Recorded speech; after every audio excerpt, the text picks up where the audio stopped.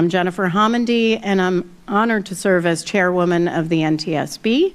With me today are my board colleagues, Member Michael Graham, Member Tom Chapman, and Member Todd Inman. Today's meeting is open to the public in accordance with the Government in Sunshine Act. Before we get started, Chris Blumberg is going to provide a safety briefing. Chris.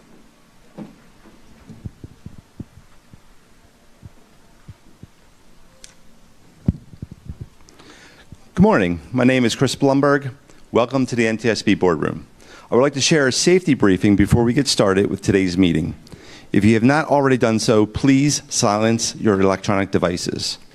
Restrooms are in the lobby to the left as you exit the boardroom. In the event of an emergency, our on-site Federal Protective Service security officers have been designated to perform the following emergency response roles. They will call 911 and meet emergency personnel to guide them to the location of the emergency. They will retrieve and operate fire extinguishers. Our fire extinguishers in this facility are located near all exits. 2 behind the dais down the stairs, 2 at the back of the boardroom where you entered, and 1 by the security area in the lobby. Finally, in the event of a medical emergency, security officers will retrieve and operate our on-site defibrillator, perform CPR, and provide other life-saving first aid until responders arrive. The defibrillator is just outside the doors in front of me, outside the lobby, and our first aid kit is in conference room A, the closest room to the security area in the lobby. If there is a need to evacuate for any reason, please follow NTSB staff to the exit route, which is either to the rear of the auditorium or back through the lobby. Please walk, don't run. You'll be directed to the rally point once you exit the building. Please remain there and do not return until instructed to do so. The accessible emergency exit is through the lobby and left through the garage. NTSB staff will direct anyone needing assistance. Lastly, I'd like to remind everyone that each of us has a vital role to play in any emergency. If you see something concerning or suspicious, notify one of our NTSB staff or security right away. Thank you. Thank you very much, Chris. On January 5th, 2024, at about 5:13 p.m. Pacific Standard Time, Alaska Airlines Flight 1282, a Boeing 737-9 airplane, experienced an in-flight separation of the left mid-exit door plug and rapid depressurization during climb after takeoff from the Portland International Airport. 1 flight attendant and 7 passengers received minor injuries. The captain, the first officer, 3 flight attendants, and 164 passengers were uninjured, and the airplane sustained substantial damage. I know I speak for the entire agency when I say how tremendously grateful we are that no one lost their life or was seriously injured in this accident. At the same time, I cannot overstate the seriousness of this event, which jeopardized the lives of all 177 souls on board and perhaps countless others on the ground. I was the board member on scene for this accident. I walked through the aircraft with our investigators and saw the damage up close. And I spoke with a few of the flight attendants in the aftermath of what was clearly a terrifying event. Frankly, it's nothing short of a miracle that no one died or sustained serious physical injuries. But as with any tragedy we investigate, there are injuries we can't see. Injuries that can have a profound impact on people's lives and livelihoods. There's no doubt that Alaska Airlines as a whole, from its top executives to its safety leadership and those on the front line, the flight attendants who I spoke with on my flight home, were shaken, devastated. Alaska Airlines was the first airline to implement a safety management system, so it's not surprising they have a strong safety record. I want to commend the entire Alaska Airlines team for working with us throughout this investigation, particularly Max Tidwell and his safety team. For those in the room, Elias Contanas from our Transportation Disaster Assistance Division right here is here and will be here throughout the entire board meeting to provide support to anyone who may need it. I firmly believe there's one reason Flight 1282 averted catastrophe, and one reason only: the crew. The actions of the captain, the first officer, 4 flight attendants, and air traffic controllers on duty that day were nothing short of heroic. While climbing through about 14,830 feet, the cabin pressure dropped and the cabin altitude warning activated, followed 1 second later by the master caution alert. According to the captain, he heard a loud bang, his ears popped, his head was pushed forward, and his headset was pushed nearly off. The first officer's ears popped, and simultaneously the flight deck door blew open, and her headset blew off. The captain and first officer immediately retrieved their emergency oxygen masks and put them on as they were trained to do. The first officer could see in her peripheral view through the open flight deck door that the cabin oxygen masks had dropped. She later saw the hand of a flight attendant shut the flight deck door. From that flight attendant, the flight door flung open and hit me and hit the bathroom, and I flew. All I could think about was trying to close the door. I wasn't buckled in, but I had them around my arm, so I was at least attached to the airplane. And I remember trying to close it, and my upper back hurt so bad with all my might trying to close that flight deck door, I even used my feet. I was trying to kick it closed, and it would not close. Back on the flight deck, the captain asked the first officer to declare an emergency with air traffic control and request a lower altitude. According to the first officer, she used the audio control panel to select the overhead speaker, turned up the volume, and contacted air traffic control to declare an emergency.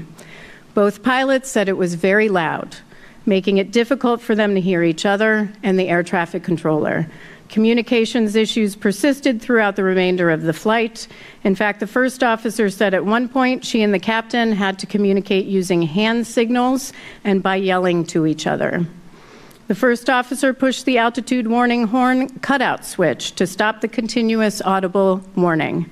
She reached to the top of the glare shield panel to retrieve the quick reference checklist from its holder, but it wasn't there. She later found it behind her seat. The captain grabbed the quick reference handbook, and the first officer used it to start going through their emergency procedures. At some point, the captain said he heard the flight attendants over the cabin interphone talking about a hole in the cabin, and he tried to communicate with them multiple times to no avail. He wasn't sure whether they were okay and whether they could even hear them. Meanwhile, the flight attendants were trying to communicate with the pilots, but the noise was so loud in the cabin that they didn't know whether the pilots answered or if they were even okay. The pilots had no idea what was happening in the cabin, and the flight attendants had no idea what was happening on the flight deck. To quote the captain, it was an explosive experience. The first officer said it was chaos. Back in the cabin, the flight attendant saw 5 empty seats next to a gaping hole in row 26 and believed multiple passengers had been lost. From an interview, I look down the aisle and I see the mom of the child by the window. The mom was on the floor just screaming like agony, and she was shaking. I was holding her. I said, "What's going on? What's happening?" And she just says, "I was holding my son, and I think my son blew out." That's when I lift up my head and I saw the hole, and I just started shaking. It wasn't until the crew deplaned that they learned they didn't lose a single passenger, that all crew members were accounted for. Throughout this meeting, you'll hear more about what it was like on board Flight 1282 that day. I think what's most inspiring to me, and I would imagine this entire board, is amidst absolute chaos, and I imagine fear, the crew members were laser focused on the safety of their passengers. Using supplemental oxygen, the flight attendants ran up and down the aisle to check on passengers, never forgetting the most vulnerable on board, 3 lap children and 4 unaccompanied minors, one of whom was just 6 years old. He had turned 6 just about a week before, and it was his first time flying. I hope everyone in this room or watching online takes away a newfound appreciation and respect for the men and women who protect us in the air and on the ground. Above all, these highly trained professionals are there for our safety. Safety. That's the promise the Flight 1282 crew delivered on. Despite the harrowing circumstances, every single crew member performed their safety duties with the highest degree of professionalism and competence, remaining calm in the most turbulent of times. They are why all 177 souls on board Alaska Airlines Flight 1282 deplaned safely at the gate. And I want to take a moment on behalf of the entire agency to commend the entire crew. This doesn't just happen. Every single crew member we interviewed credited their training. We at the NTSB examine training in every accident we investigate, in every transportation mode. Why? Because it can and often does make the difference between life and death. When every second counts, as it did on Flight 1282, training to the point of muscle memory is paramount. In this case, the crew knew precisely what to do. They acted without hesitation, and it saved lives. And yet the crew shouldn't have had to be heroes, because this accident never should have happened. Since this accident occurred, there's been a lot of focus on human error, on the actions of one or two individual Boeing employees. Let me be clear. An accident like this does not happen because of an individual or even a group of individuals. Aviation is much more resilient than that. An accident like this only happens when there are multiple system failures. This is from the draft NTSB report we'll soon discuss. Within a robust system, the introduction of a single error is almost never the only cause of an accident. Rather, several barriers of defense must fail for the error to lead to an accident. Several barriers of defense must fail for the error to lead to an accident. The truth is, there was a long chain of events that led to the door plug departure.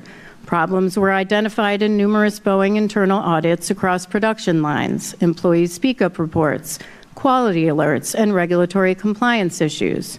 In other words, the safety deficiencies that led to this accident should have been evident to Boeing and to the FAA. This time, it was missing bolts securing the door plug, but the same safety deficiencies that led to this accident could just as easily have led to other manufacturing quality escapes and perhaps other accidents, which leads me to the ultimate purpose of our investigation: to inform safety recommendations that, once implemented, will help Boeing close the systemic gaps that led to this accident, will help strengthen each barrier of defense against quality escapes, so that every airplane leaving a Boeing factory is safe to transport the most precious thing imaginable, human life. Our job is to make recommendations to prevent accidents like this from recurring. Following the accident, Boeing rolled out its safety and quality plan, which has the same goal. Will Boeing's plan, in fact, prevent accidents like this from reoccurring? Are there still gaps? We discussed some of those gaps at the hearing last August, including the need for continued development of Boeing's safety management system and improved safety culture, which they themselves recognize and have done a lot of work on. How do Boeing and FAA know the key performance indicators to measure the health of Boeing's production lines are the right ones for safety? Before the accident, multiple tiers of Boeing leadership routinely assessed quality control metrics, such as nonconformances, quality escapes, and regulatory compliance issues. What has changed? Are the processes they developed since the accident going to prevent, or at a minimum, detect the next manufacturing issue before the airplane leaves the factory, before there's an accident? I do want to commend and thank Kelly Ortberg for his safety leadership. He has made himself the accountable safety executive, and he has done a lot of work at Boeing since this accident. We've had several great discussions focused on safety since he came on board. He has a lot of work cut out for him, a lot of challenges to address, and that is going to take time. I visited Boeing and Spirit Aerosystems, my colleagues did as well, just a few weeks ago, to see some of the changes they've made since this accident occurred. I'm thankful for their progress, but you'll hear today that more can and should be done. When it comes to safety, the NTSB sets a high bar. We've been unequivocal when it comes to demanding excellence in transportation safety and demanding excellence from Boeing. lives depend on it. Boeing is a cornerstone of American aviation. It is a pillar of American manufacturing, supporting more than 170,000 direct jobs and an estimated 1.6 million indirect jobs around the globe. I believe Boeing, Spirit, and the FAA will take the lessons learned from this accident to heart and again become a world leader on aviation safety. Please know that I, all the board members, the entire team at NTSB are here as a resource, not to help you meet the high expectations that we all have for you, but to actually exceed them. With that said, this isn't all on Boeing or Spirit. I have lots of questions about where FAA was during all of this. The FAA is the absolute last barrier of defense when it comes to ensuring aviation safety, protecting the more than 1 billion passengers and crew members who fly on U.S. and foreign airlines annually. Appropriate oversight of those they are charged with regulating is critical, and I'm hopeful that with new leadership at DOT and at FAA, that will occur. I believe firmly that change brings about new opportunities for much-needed reform and a renewed commitment to safety, something we've seen from Secretary Duffy since day one. Let's now turn to today's meeting. I want to recognize our Managing Director, Dana Schultz, who will introduce the NTSB team participating in today's meeting. Good morning, Ms. Schultz. Thank you, and good morning, Chairwoman Hamady and members of the board. My only administrative announcement this morning is for meeting participants to silence their electronic devices at this time. I'll now introduce staff for today's meeting. Unless otherwise noted, staff are from the Office of Aviation Safety. In the front row to my right, Tim LeBaron, Director, Office of Aviation Safety, Doug Brazy, Investigator in Charge, Pacholo Cruz, Manufacturing Records, Nils Johnson, Manufacturing Records, and Dr. Sabrina Woods, Human Performance. In the second row, directly behind me from left to right, Jen Adler, Director, Office of Safety Recommendations and Communications, Tom McMurray, General Counsel, Mike Badinsky, Acting Director, Office of Research and Engineering, Kathy Strong, Report Writer, Captain Starr Blum, Operational Factors, and Clint Crookshanks, Structures. And in the third row, behind me from left to right, Jonathan Hsu, Flight Data Recorder and Visuals from the Office of Research and Engineering, Kyle Garner, Cockpit Voice Recorder, Flight Data Recorder and Timer, Office of Research and Engineering, Dr. Matthew Fox, Materials, also from the Office of Research and Engineering, Ms. Emily Gibson for Cabin Safety, Adam Hurray for Systems, and Mr. Nathan Hoyt, Safety Recommendations in the Office of Safety Recommendations and Communications. The presentations will begin with an investigation overview by the investigator in charge, Doug Brazy. Doug? Thank you, Dana. Good morning, everyone. As the chairwoman mentioned, on January 5, 2024, Alaska Airlines Flight 1282 departed Portland International Airport, Portland, Oregon, destined for Ontario, California. At 5:13 p.m., about 6 minutes after takeoff, the left mid-exit door, or MED plug, opened and departed the airplane, which resulted in a rapid depressurization. While climbing through 14,830 feet, the captain recalled there was a loud bang, and the flight deck door was blown open due to the depressurization which had initiated in the cabin.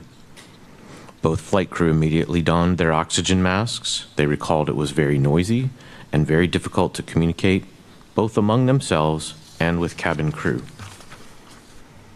They immediately contacted air traffic control and began executing emergency procedures. Meanwhile, in the cabin, the emergency oxygen masks deployed, the cabin crew performed their safety functions and other duties, which included closing the flight deck door, donning oxygen masks so that they could assist passengers, attempting to communicate with the flight crew, but it was so loud they could not hear a response. Assessing the condition in the cabin, issuing instructions, and performing appropriate individual checks on passengers such as the unaccompanied minors. They also prepared the cabin for the emergency landing. The airplane returned to Portland and landed safely about 14 minutes after the MED plug separated. The crew taxied to the gate where aircraft rescue and firefighting personnel and equipment were waiting. A hole in the fuselage was located near rows 25 and 26 where the MED plug had been. The left MED plug was later recovered from a neighborhood backyard. The MED plug is a customer option used in place of an emergency exit for seating configurations that do not require additional exits. It weighs less than an exit door, is less complex, and requires less maintenance. It does not have any handles, and it is not opened or closed during flight operations, nor is it normally opened during the remainder of production. However, the left MED plug on this airplane was opened during the final assembly in Renton to allow access to an area that needed rework to rivets located in the fuselage. Although photographs and witness marks showed that the MED plug's 4 retaining bolts had been previously installed, when the airplane left the Renton facility, those bolts were missing. This slide shows the MED plug and some of its associated hardware. The left image shows a view of the interior side, and the right image shows the exterior side. Next, I'd like to show a video of an exemplar MED plug as it is being installed. It shows a technician as he is tightening 3 of the 4 MED plug bolts.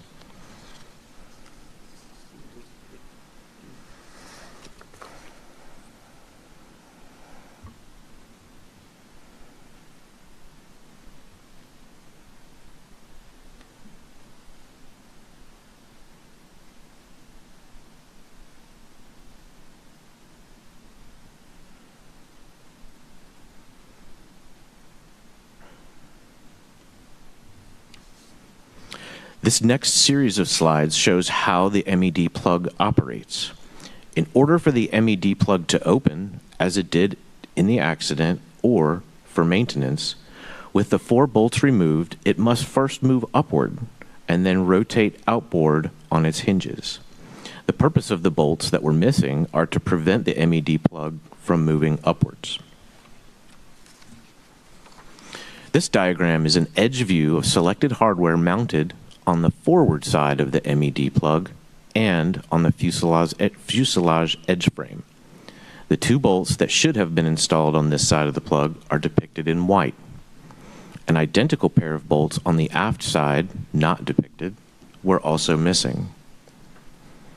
Stop fittings, when engaged, prevent the MED plug from moving outward. Each one has a part mounted on the MED plug and 1 part mounted on the fuselage frame. There are 6 stop fittings on each side of the plug. With the bolts out of place, the MED plug is free to shift upward. If it moves up far enough, the stop fittings disengage. With the stop fittings disengaged, the MED plug is free to rotate outboard on its hinges. Let's go through that sequence one more time. On the left side, the plug is in a closed position. In the center image, it has shifted upward. And in the right image, it has rotated outboard along its hinges. You will hear more information about the MED plug in Mr. Cruz's and Mr. Crookshanks' presentations. The investigation found that these items were not a factor in the accident. All crew members were current and qualified. There were no scheduled or unscheduled maintenance activities with regard to the MED plug since Alaska Airlines took delivery of the airplane. No issues were found with the pre-flight inspection walk-around procedures. And the cabin pressurization system, including its auto-fail indications that occurred on previous flights, did not contribute to the accident and was not symptomatic of a problem with the MED plug. The investigation found several safety issues, including Boeing's documentation, specifically the lack of critical removal documentation or records for the non-routine MED plug work performed during production. A key Boeing business process instructions for parts removals was overly complex and had a history of compliance issues, including unauthorized removal of items. Inadequate training of personnel and ineffective change management strategies in response to a decrease in workforce experience. Incomplete closure of the MED plug without the 4 bolts. Boeing's ineffective corrective actions in response to the history of compliance issues and the FAA's ineffective oversight. Inadequate quality escape mitigation efforts, which focused on components or product conformance, should also have strategies to address the actions of people performing tasks and mitigate potential human errors. In addition to those manufacturing-related safety issues, we also found a need for review of portable oxygen bottle use design standards, flight deck door operation description in flight crew manuals, additional flight crew training with differing oxygen systems. We are also concerned about procedures and technology to preserve cockpit voice recorder audio, and the potential injury for lap-held children during a rapid depressurization. I will discuss some of these issues now. The remainder will be covered by my colleagues in their presentations. The MED plug had shifted upward over time during previous flight cycles, as evidenced by a series of parallel dust and dirt witness marks along the section of its seal contact area on the fuselage. This displacement was too small to be seen by the flight crew from the ground during pre-flight walk-around inspections. The MED plug is not visible from inside the cabin except for its window. It's hidden behind interior panels. 2 of the 4 portable oxygen bottles were used in flight. One flight attendant was unable to open the packaging without improvising a tool, her identification badge, to puncture it. This flight attendant also had trouble uncoiling the tube and donning the mask, choosing instead to hold the mask over her mouth rather than secure it. Although this particular mask, a plastic bag with exhalation holes, a metal nose strap, and an elastic head strap, met FAA design standards, the difficulties the flight attendant encountered using them suggest that the standards, the mask design, or both do not adequately consider the ease of use.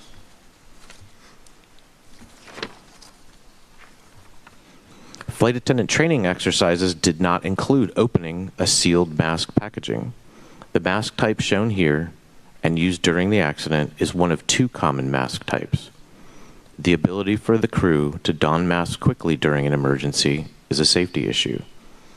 Staff has proposed one recommendation in this area. The potential risk to lap-held children during a rapid depressurization, severe turbulence, or loss of control is a safety issue. The NTSB has a long-standing history of interest in the safety of lap-held children on board airplanes. For more than 3 decades, we have recommended that the FAA require the use of a child restraint system appropriate to the child's size and weight. However, in response to these recommendations, the FAA has consistently declined to mandate child restraint systems usage for children under the age of 2. Staff has proposed to reiterate recommendations in this area.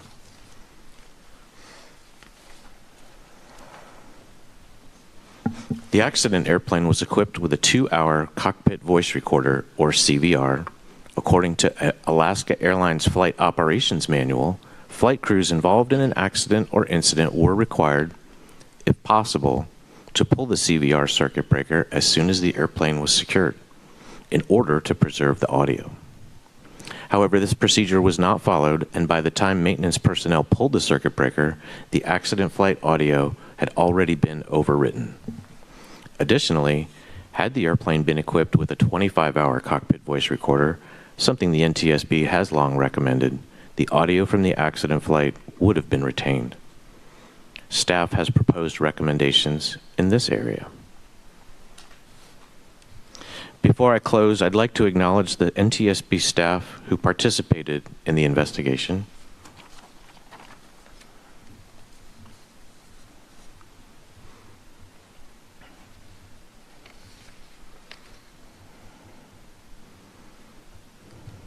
and also the parties to the investigation.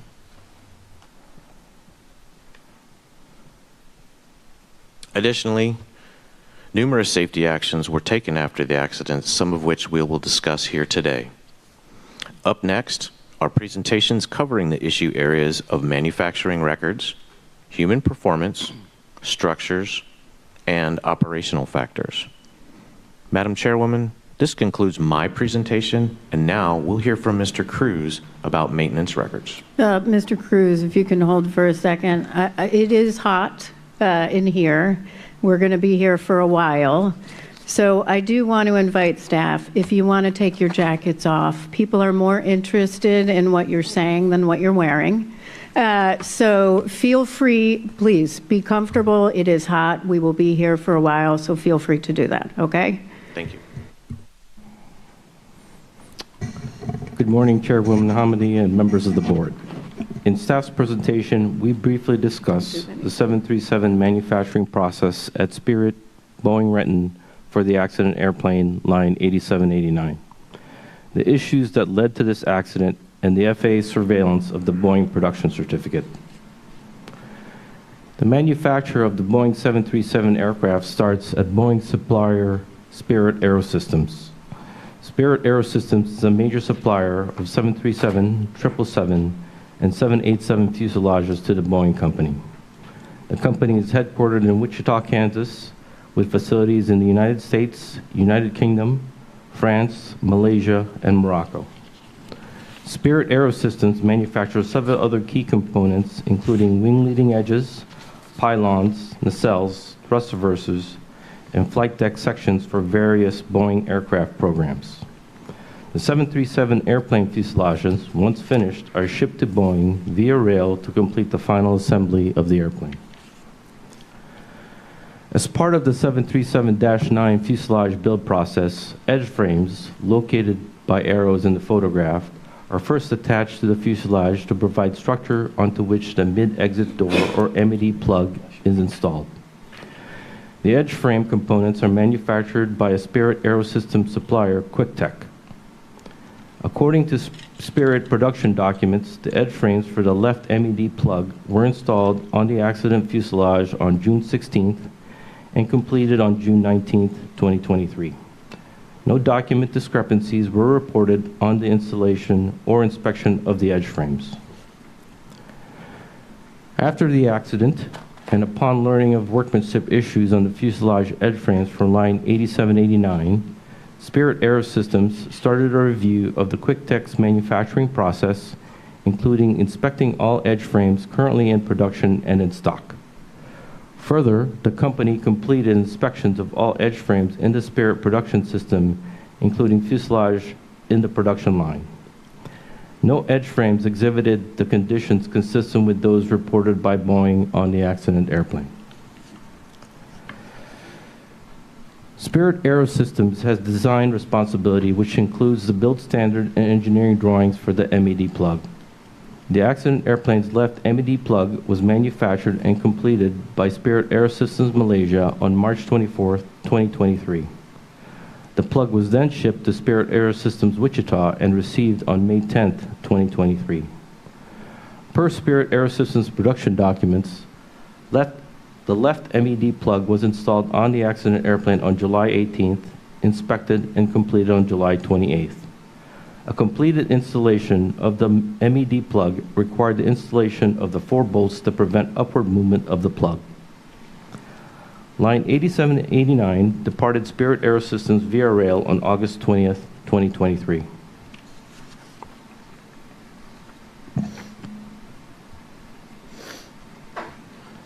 In the Boeing 737-9 manufacturing build process, there are 10 factory positions referred to as flow days.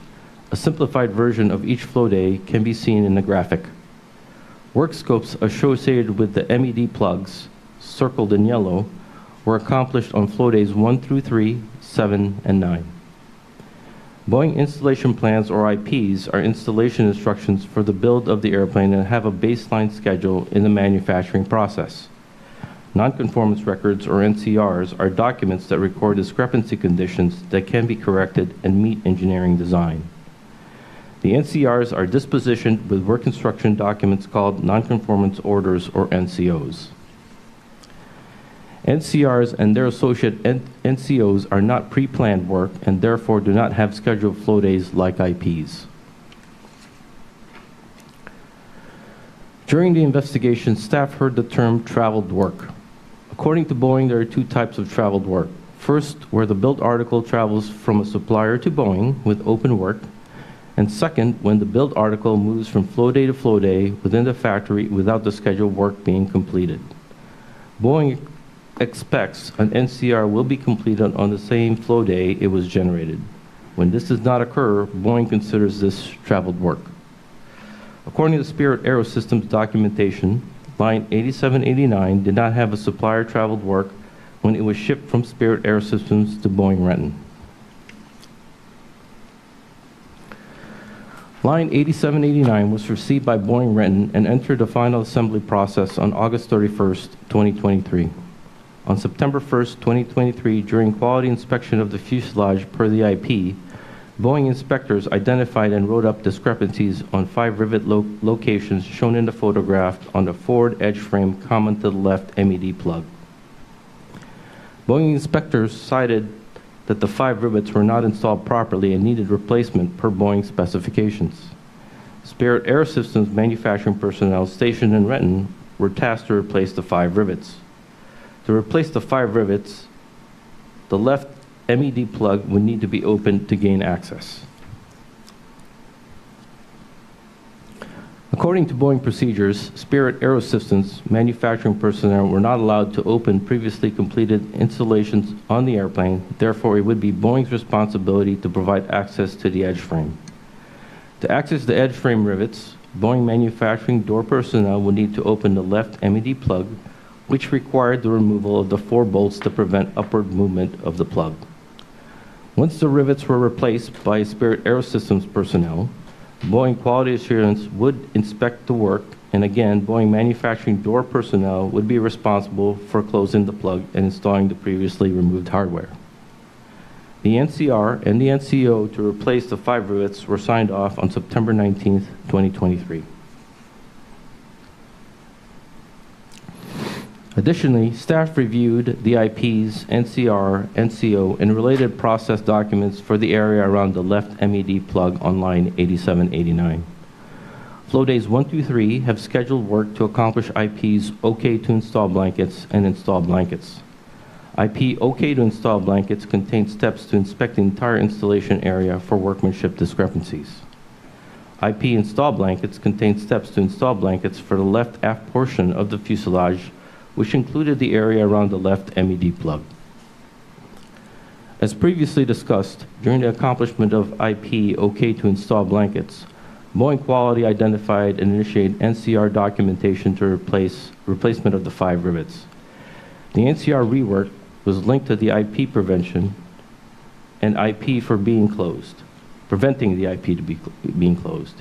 Each operation step in this IP should have been short-stamped.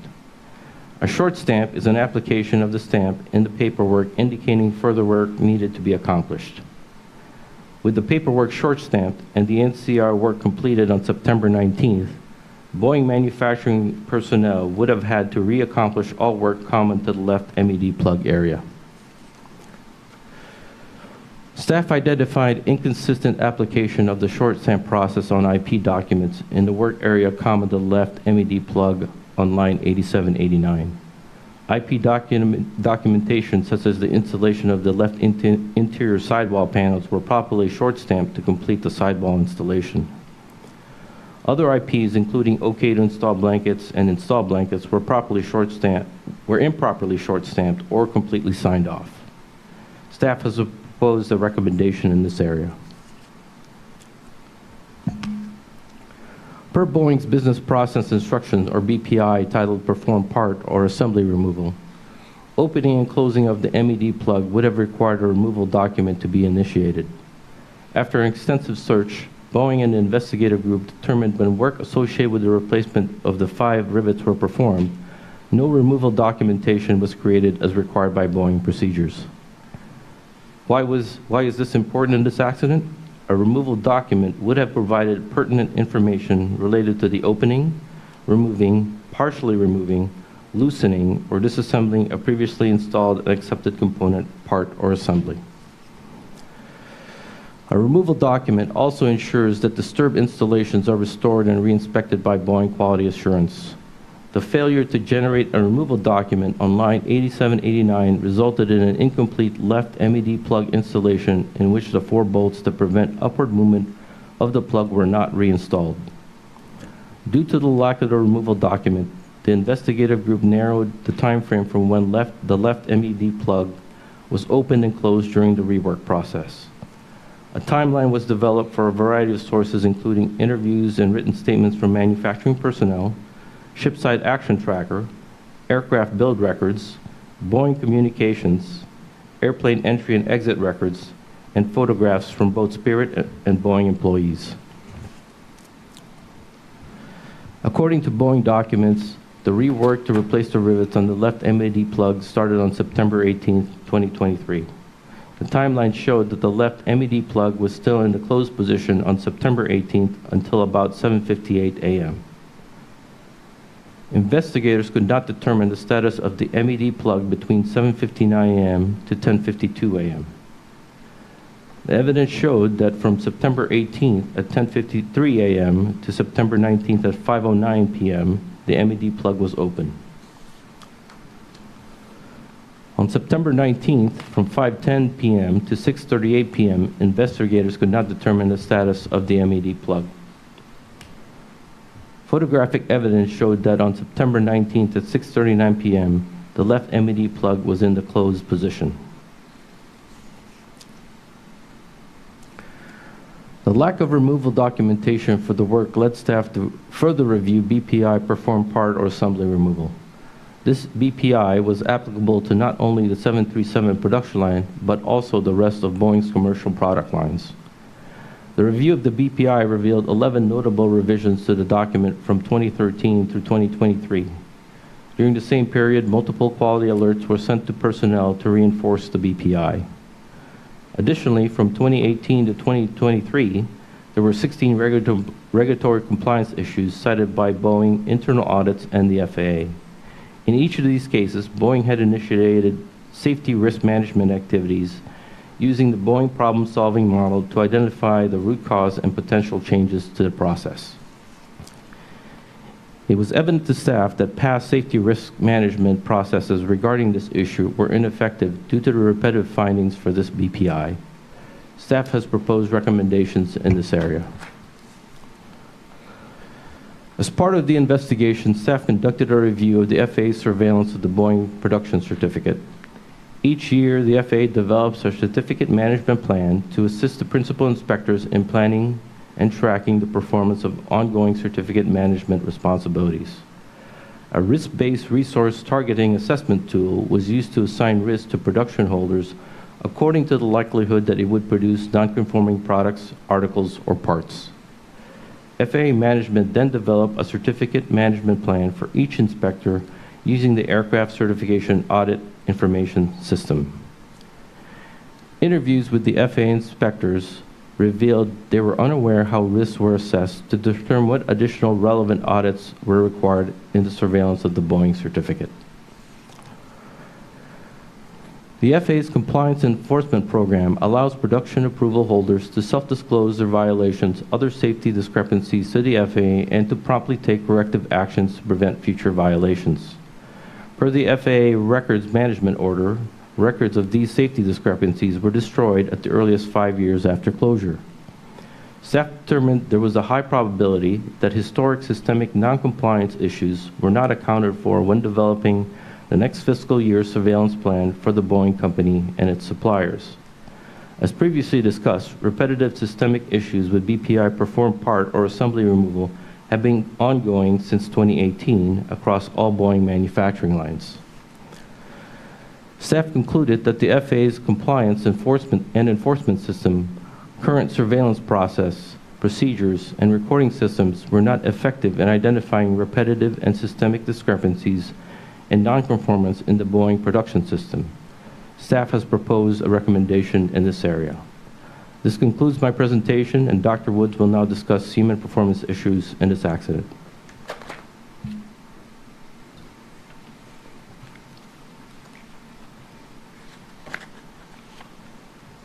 Good morning, Chairwoman Hamady and members of the board.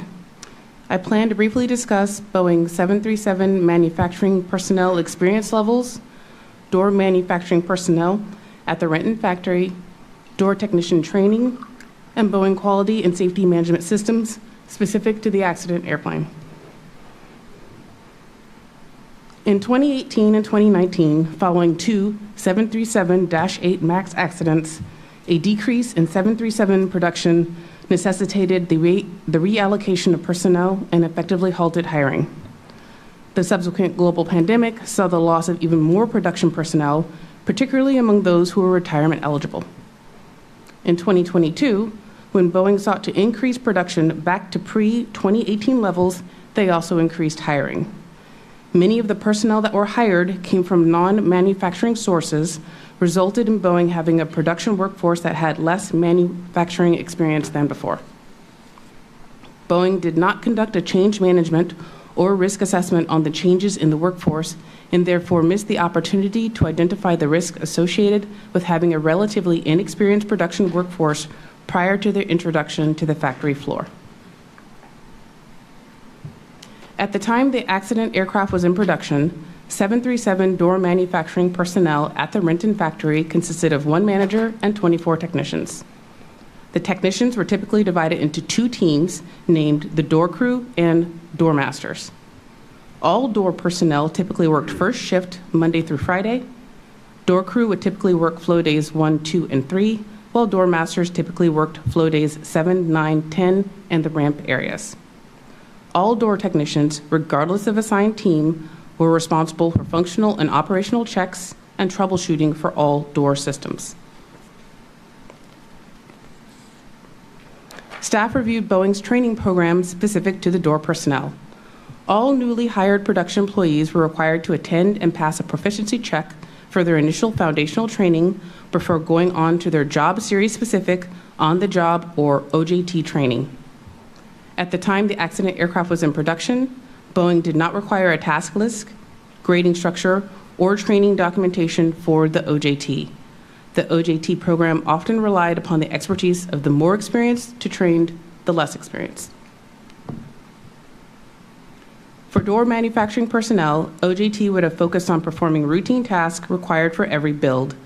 Non-routine tasks, such as the removal of an MED plug, did not offer many opportunities for training due to the task's rare occurrence.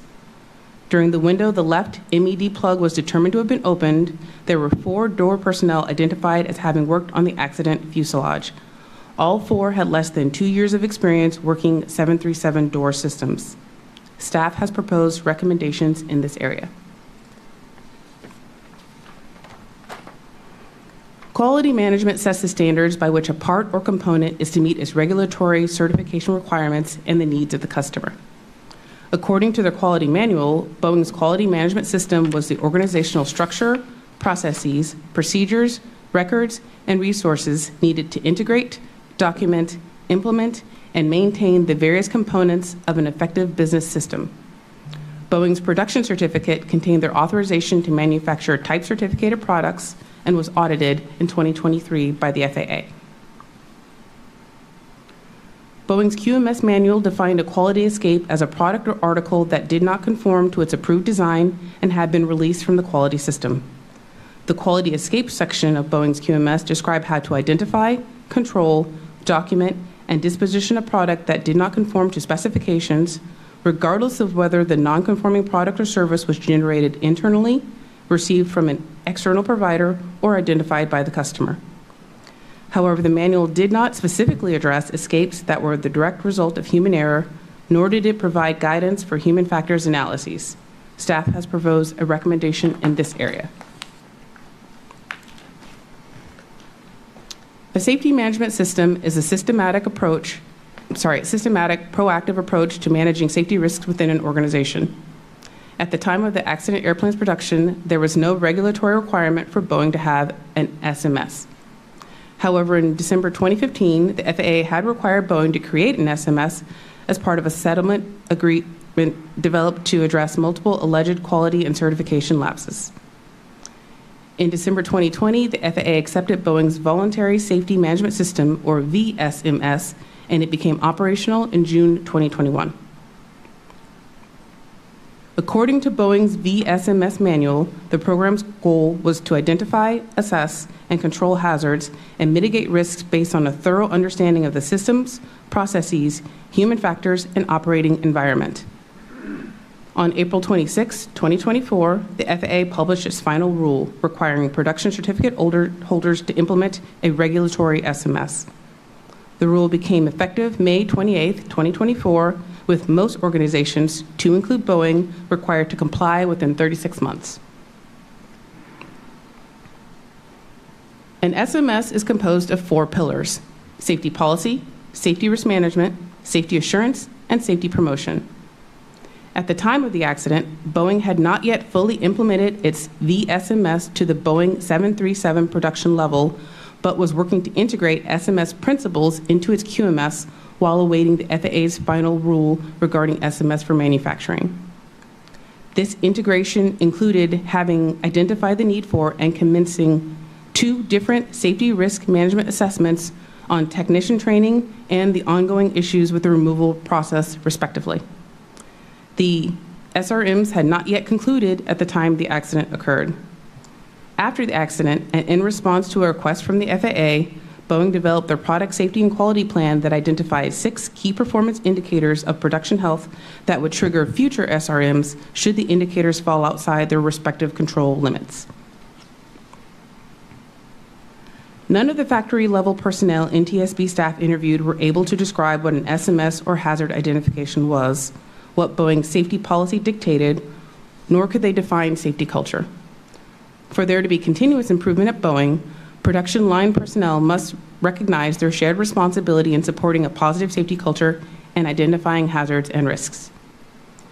Feedback about safety culture elements was a mix of positive attributes, such as technicians saying they were comfortable taking issues to their managers and were never being pressured to do something they did not know how to do, and negative attributes, such as concerns over being labeled a troublemaker or being reprised against for bringing up problems.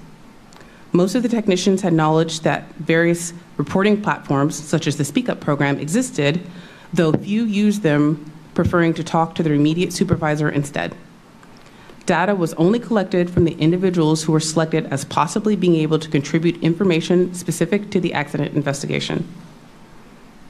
The NTSB originally decided to initiate the development of a survey to perform a more robust safety culture assessment. However, 737 production was effectively halted due to a work stoppage in late September 2024.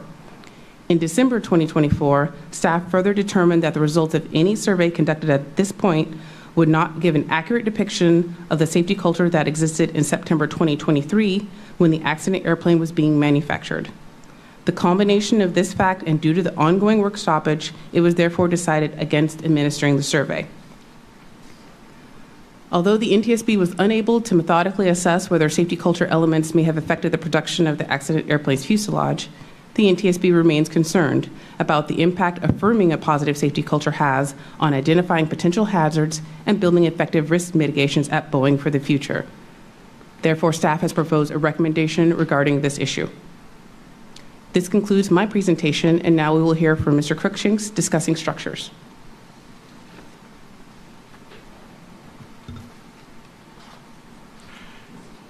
Good morning, Chairwoman Hamady and members of the board.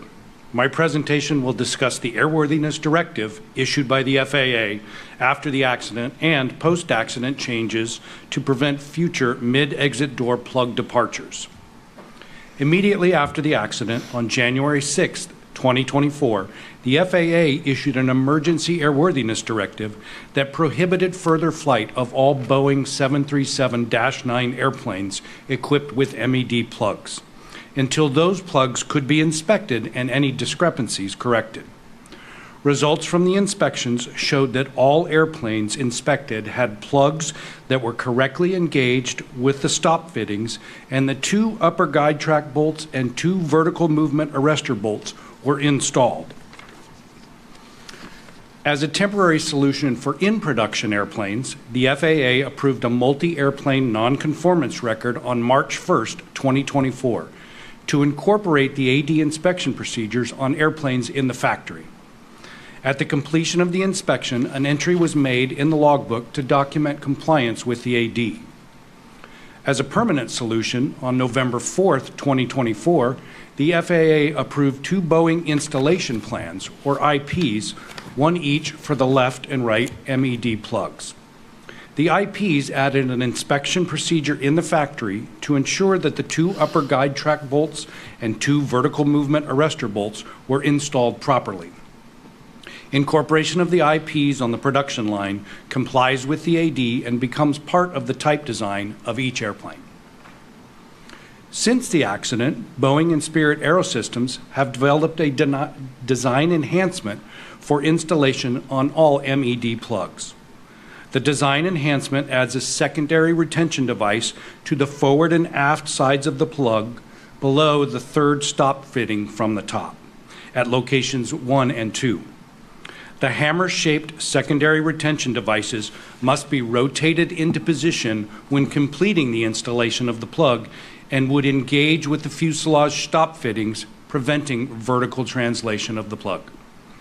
The design of the retention devices would prevent installation of the cabin sidewall panels unless the devices were properly engaged. Additionally, lanyards would be installed on the 2 upper guide track bolts at locations 3 and 4 and the 2 vertical movement arrestor bolts at locations 5 and 6 to permanently secure the bolts to the plug. The bolts with lanyards will provide a visual indication that they are not installed. As of June 2025, the engineering for the design enhancement has been completed, and Boeing and Spirit are continuing certification planning and compliance work that includes notification to the FAA. Once the enhancement is certified, Boeing has stated that they will be installed on all new production airplanes in the factory, and a service bulletin will be issued to retrofit the fleet. Staff have proposed recommendations in this area. This concludes my presentation. Next, Captain Blum will discuss operational factors. Does anyone need a break after presentation? Good morning, Chairwoman Hamidi and members of the board. My presentation will discuss aspects of operational factors that affected this accident, including flight crew performance, differences in the audio control panel, flight crew training, and Alaska Airlines post-accident safety changes. The crew verified the pressurization was normal while climbing through 10,000 feet. While passing through about 14,800 feet, the left MED plug departed the airplane and the cabin depressurized. The crew described it as an explosive and chaotic experience, stating it was very loud and difficult to hear each other or air traffic control, ATC. The crew promptly proceeded with the memory items on the cabin altitude warning or rapid depressurization checklist, which were donning their oxygen masks and establishing communications with air traffic control. They turned up the volume for the overhead cockpit speakers to hear each other and ATC. The first officer reached for the quick reference checklist, which was not in its holder, so the captain placed the quick reference handbook on the glare shield panel for the first officer, who continued the checklist. The captain began a descent while the first officer ran the checklist and communicated with ATC. The crew heard the interphone chime, and the captain tried to communicate via the cabin interphone with the flight attendants. He reported hearing the flight attendants talking about a hole in the cabin. He attempted to communicate multiple times, but was unsure if they could hear him. One of the flight attendants reported he heard a pilot state the flight was returning to Portland. Around 10,000 feet, the crew took off their oxygen masks and put their headsets back on. They reported a squeal in their headsets, making it impossible to communicate to each other or ATC. The crew took off their headsets and redonned the oxygen masks throughout the approach and landing. The flight crew's response to the emergency was timely, and they landed the airplane uneventfully and safely. Pilots receive hands-on emergency equipment training for the 737-9, 8, and NGs during continuing qualification simulator events every other year. This picture shows the two types of oxygen stowage boxes and oxygen masks in the mock-up trainer located in the simulator facility. The top oxygen stowage mask box, circled in blue, is the one present on the 737-9. In the 737-9, when a pilot pulls the mask out of the stowage box, the oxygen mask microphone is enabled automatically. To reestablish communications with the headset after taking the oxygen mask off, the right door on the stowage box must be closed to stop the flow of oxygen, and the test reset switch, circled in yellow, must be pressed to disable the mask microphone and enables the headset boom microphone. In the Boeing 737NG, there is a mask boom switch, circled in yellow, on the audio control panel to enable either the oxygen mask microphone or the headset microphone. This switch is not present on the 737-9 audio control panel shown on the left. The crew did not shut the right door or depress the test reset switch after removing their oxygen masks. The crew said they instinctively reached for the mask boom switch. Both pilots had more flight time in the NG than the 737-9. Both crew members had one rapid depressurization training event in the simulator during initial training, which was 17 years prior for the captain and 3 years prior for the first officer. When the 737-9 was first delivered to Alaska Airlines, each pilot completed a computer-based training module on oxygen mask systems and communication differences from the NG. As mentioned earlier, pilots receive hands-on emergency training every other year during the continuing qualification simulator evaluation. The captain had the hands-on training 9 months prior, and the first officer 11 months prior to the accident. Staff has proposed one recommendation in this area. Since the accident, Alaska Airlines has made several safety changes. They have updated language concerning oxygen masks and communications in their manuals. They have updated language in their manuals and checklists to remind crews, the flight operations duty officer, dispatch, and maintenance and engineering to pull the CVR and FDR circuit breakers. They have also made several training enhancements to include improved computer-based training slides, a video reenacting a rapid depressurization. They issued a bulletin to all instructors, making communications an emphasis item during training and checking events, and a 2025 simulator training event for all pilots that includes a rapid depressurization requiring reestablishing communications.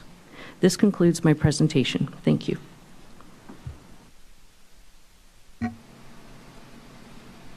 All right. You're good? Madam Chairwoman, that concludes staff's presentations, and we are now ready to answer your questions. Thank you. Thank you so much, Mr. Brazy, Mr. Cruz, Dr. Woods, Mr. Crookshanks, and Captain Blum, certainly for those excellent presentations, and thank you to the entire staff for your work. We are going to turn to board member questions. Before I do that, after this first round of questions, we're going to take a brief break. We'll come back for the other rounds of questions. Just for the audience, at some point later, we'll have just to set expectations, we will have a lunch break if we continue, and then we'll have more breaks as needed. Staff should feel free to text if you need a break that is not already anticipated.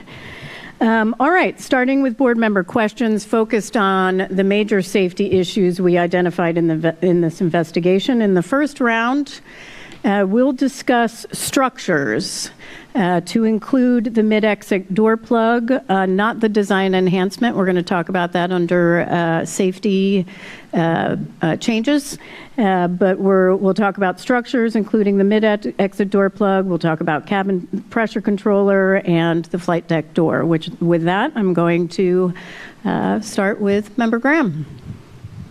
Thank you, Chair. I want to commend the staff for the great work on the investigation and the draft report. Let's start with the movement of the plug prior to the accident flight. Can you explain how the team determined how much the plug was moving and everything it used to determine that it was moving? Mr. Fox will answer that question. Yeah, we did made a careful assessment as we were examining the components. Initially on the airplane itself, we were looking at the stop fittings and looking at damage patterns on those stop fittings that indicated that the plug had moved upward and was translating outboard. And then once we found the plug, we found corresponding damage on the plug itself that made it up to that damage that we saw on the frame. So that told us how the plug was moving up and moving outboard. And then we also, as we were examining the plug, we found some indications of linear features. Yeah, if we can pull up the backup slide, the earlier one. Yeah, the first one. That's the one. So at the top end of the plug, where the seal contacts the plug, you can see those multiple lines of that going across the surface there. That's an indication that the plug was moving up over time. That's a combination of dirt and petroleum jelly that's used as a lubricant on the seal. And so as the plug was moving up, it'd leave a little trace of dirt at the upper edge of the seal at each of those positions as it was translating upward. So that's our indication that it was happening a little bit over time. Great, thank you for that. Was there anything we got off the quick access recorder that helped with this? We asked, excuse me, we asked Boeing to take a look at the 9 flights that were on the QAR, and they performed a dynamic loads analysis on the plug structure. We weren't really able to determine. We found a couple of flights where it may have moved, but there wasn't a real good indication of that movement over time, only because we had 9 flights. Great, thank you for that. That's great work. Let's talk about the bolts on the plug. It was determined that even one bolt properly installed would have prevented the mid-flight separation of the plug. Is that correct? Yeah, again, Boeing, we asked them to do an engineering evaluation of the design of the plug, and that evaluation determined that one of the vertical movement arrestor bolts on the lower part of the plug, one of them would hold it in position, or both of the upper guide track bolts would hold it in position. Okay, so why was it designed for 4 bolts then? Redundancy. Redundancy, correct. That's why we have a great safety record in aviation, because of redundancy and training. At the time of the accident, or after the accident, did we determine, the AD went out, were all the other 737s that were inspected, did they all have the bolts in place correctly? The AD showed that every airplane had the bolts installed. Some of them had an incorrect number of washers. Some of them had an incorrect torque on some of the bolts, but the bolts were installed on every other airplane. They're all installed. Do we know how many aircraft that was? Roughly? I don't recall off the top of my head. I can find that. Okay.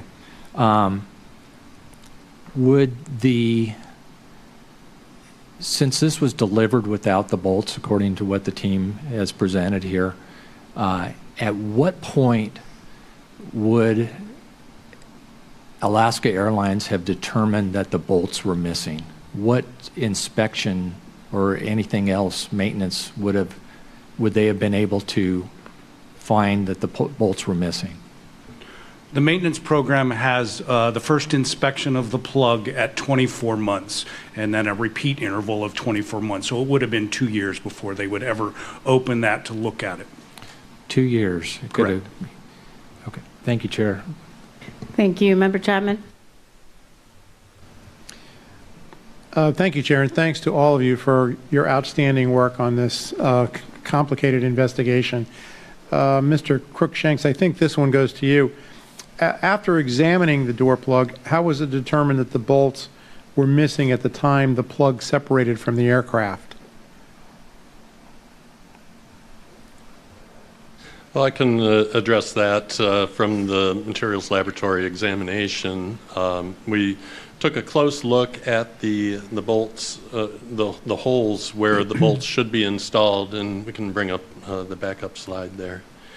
And initially on some of the bolts we saw, or around the bolt holes, we saw some indications of oily deposits on the surface mixed with dirt.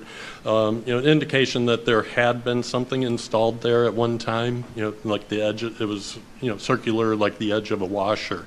However, it washed right off once we applied an ethanol clean to it, and then once they were clean, the holes were pristine. There was no indication of any kind of bearing contact damage that would say that a bolt was there and broke as a result of the process. There was also no sign of any wear or indication that a bolt had been working loose over time. That was another thing that we looked for. And in the end, we had this, and maybe the next slide as well, where we have the upper guide track bolt hole, and you can see the hole's intact. There's no way a bolt could have been installed in there unless it broke or was never installed. And the condition, we looked closely under the microscopes just to make sure. We also did materials analysis to check for any kind of transfer marks or anything, material transfer to the remaining components, and there was no evidence of contact with those bolts. Thank you. That's helpful. Sort of looking at the same question, but from the opposite side, how was it determined that the bolts had in fact been installed at one point? So we had a couple things. The first thing was that there were some faint material, I would say like a greasy material that matched the outline of the washers that we'd expect to be there, and we saw that initially. And then we have the photographic evidence that once the part arrived at Renton facility, we have photos showing that, and in those photos you can see that the hardware was installed at that point. Thank you. And we were told here just in response to Member Graham's questions that fewer than 4 bolts would have been sufficient to hold the plug in place, correct? In fact, yes. Possibly as little as 1 bolt would have been enough. Correct. And without the bolts in place, what kept the door plug in place and prevented it from separating from the fuselage sooner? Maybe I'll let Mr. Crookshanks talk about that. So the plug was engaged with 12 stop fittings around the periphery, and while the airplane was pressurized, it was being pushed out against those stop fittings, so it wasn't able to move it when it was pressurized. For the parts of the flight that were unpressurized, it was simply the friction between the stop pads and the stop fittings. And those fittings essentially fit over each other like this, and what was happening is it was gradually moving up, and eventually it wouldn't hold it any further. Is that correct? That is correct. Yeah, we saw the evidence of that in the materials lab exam and those seal marks, and we know that it moved incrementally up over time until it got to an instability point and was able to pop out of the fuselage. Great, thank you. Chair, I have one additional question in this area. I'll save that for the next round. Great. Member Inman. Great. If we could ask the operator to bring back up slide 41 of the staff presentation. Now everybody's reaching for it. Wanted to know which one it was. This is the timeline of the MED plug.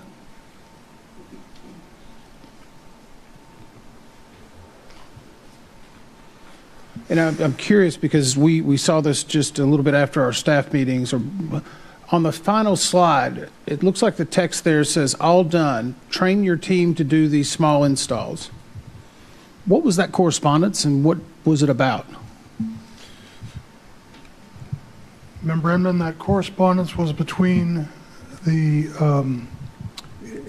insulation manager and the interiors manager, and the interiors manager, after the plug was confirmed closed, had asked the installation manager to have some of his folks travel down to flow day 10 from flow day 1 to restore the insulation back over the MED plug. And so that correspondence was only, so what were they asking to train their team about? Installing just a few pieces of insulation rather than pulling people off of flow day 1 who were installing the insulation throughout the entire airplane. They didn't want to have those people stop to walk down to flow day 10 to put three or four pieces of insulation in place. He was just saying, train your people to do it, so I don't have to interrupt my folks. Is this anything typical we found that they're teaching? I guess I'm kind of concerned. In a text message, one team is telling another team to train their people to do something. That doesn't sound like a documented process. It is not. Okay, thanks. I'm going to go on to just about door plugs in general, and I know we touched on this a little bit during the hearing. You know, we found through this investigation that most of the Boeing personnel were unfamiliar with the process of removing and installing a MED plug. Why are we putting MED plugs into airplane fuselages?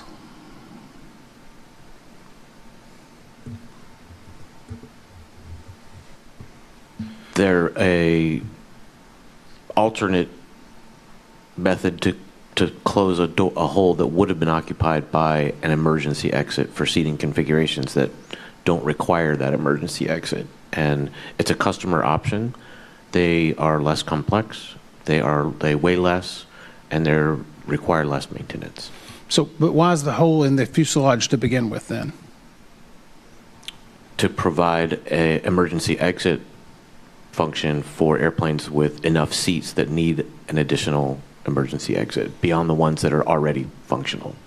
So is it right to assume that they're manufacturing the fuselage so that they can use a more standardized fuselage and just sell it to different customers based upon what they want?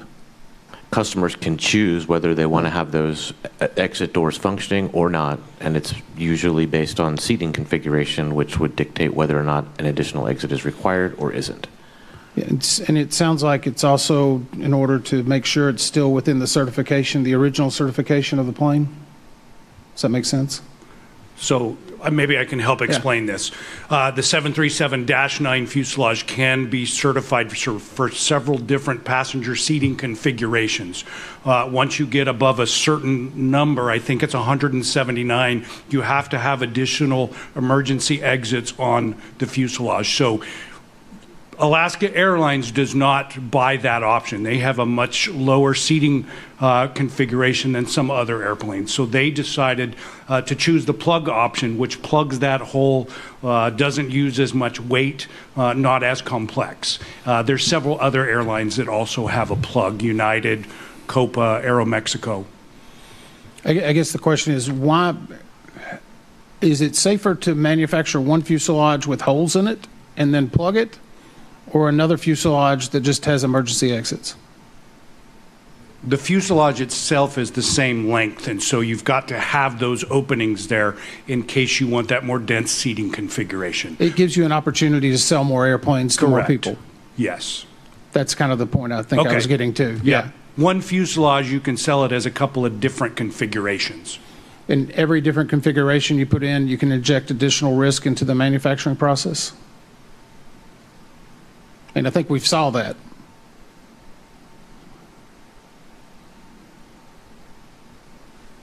I don't know that we have an exact answer to that question. It's okay, Doug. You don't have to. I think I'm out of time for this round. Thank you. Mr. Crookshanks, the investigation found the airplane had experienced how many flights at the time of the accident where you determined where the door plug was expelled? The aircraft had accrued 154 flights when the door plug popped out. Okay, thank you. Mr. Fox, you talked about your analysis, but not a lot of people in the public have visibility to equipment and what we do in the lab. So I was hoping you could take a little bit of time to talk about your very in-depth process. I think there is often afterwards a expectation that you'll know in 5 minutes whether there were, bolts there or not, but it is a very meticulous process, and I want to make sure people appreciate that. So if you could really talk about the expertise of our Office of Research and Engineering, what you have in the lab, along with, I can't leave out Mr. Crookshanks and Leonie here, who isn't with us today. She's out of, not in D.C. today. But if you can talk about that, I think that would be helpful, including our equipment and needs. Sure, I can talk to that. It's definitely a process, and the more experience we have, and having experienced people involved in the process definitely helps to identify key features and things of interest. Initially, the visual examination's really an important step in the process, and having an experienced set of eyes, looking for anomalies, things that are different, or looking at those witness marks and things where items are maybe contacting in areas they shouldn't be, and identifying where those are and getting those all documented. Then we move on to the photography documentation there. And then we start looking at things at higher magnification. Initially, with on scene, we're using loop microscopes or magnifiers and things of that nature. Once we get it back into the lab, we have better equipment for doing microscopes and getting optical magnification that way. Then when we need to go to the next level, we're looking at our scanning electron microscope, where we can get magnifications up to 1 million times magnification if we need it. We can also use that same equipment to analyze the composition of the materials, and if we see material transfer, we're looking at closely at those surfaces to give indications of what different materials might have moved against each other, give additional clues to how things came apart. And then we have also equipment for developing 3D models, and we employed that when looking at the hinges. We noticed that the lower hinges were bent, and we used the 3D scanner to scan that and measure that bend angle in those hinges. And that all came together to show that yes, this is all damage consistent with the door plug moving up and outboard in the course of the separation and decompression event. Great, thank you. And I'm going to come back to you in another question, another round, but Mr. Crookshanks, how was it discovered that Boeing's written system description was wrong on the design production instructions for operators? I believe NTSB staff found the systems description manual had a typo in it. It was calling for pushing the plug up versus down, and we brought that to the attention of Boeing, and they made a pretty good change quickly to the AMM, and then later that went down into the systems description. Great. And how about the MOM, the multi-operator message that was in development? I know that there were a number of versions. Did you review the MOM that Boeing sent out? Were there issues? We did review that, yes. That was an iterative process there right after the accident between the FAA and Boeing, because the FAA had issued the airworthiness directive. Boeing was writing the instructions and working with the FAA to make sure that their instructions would comply with the intent of the AD. And through our party process, we were part of that as well. So all of us were looking at the MOM. Great. Thank you very much. Member Graham. Thank you, Chair. Besides the damage to the MED plug frame and the plug itself, was there any other external damage to the aircraft? There was a scuff in the paint after the door, and there was a marking on the leading edge of the left horizontal stabilizer where it looked like a piece of paper or a piece of documentation had struck it. It did not dent it, it just made an impression, an ink impression on it. So we were fortunate the plug didn't strike the left horizontal stab or some part of the tail section? Correct. Correct, thanks.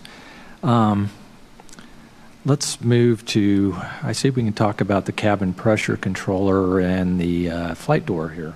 So the flight deck door, let's move to that here for a second. When did Boeing go to the flight deck door as a pressure relief device? The first time was about 2002. There are other models.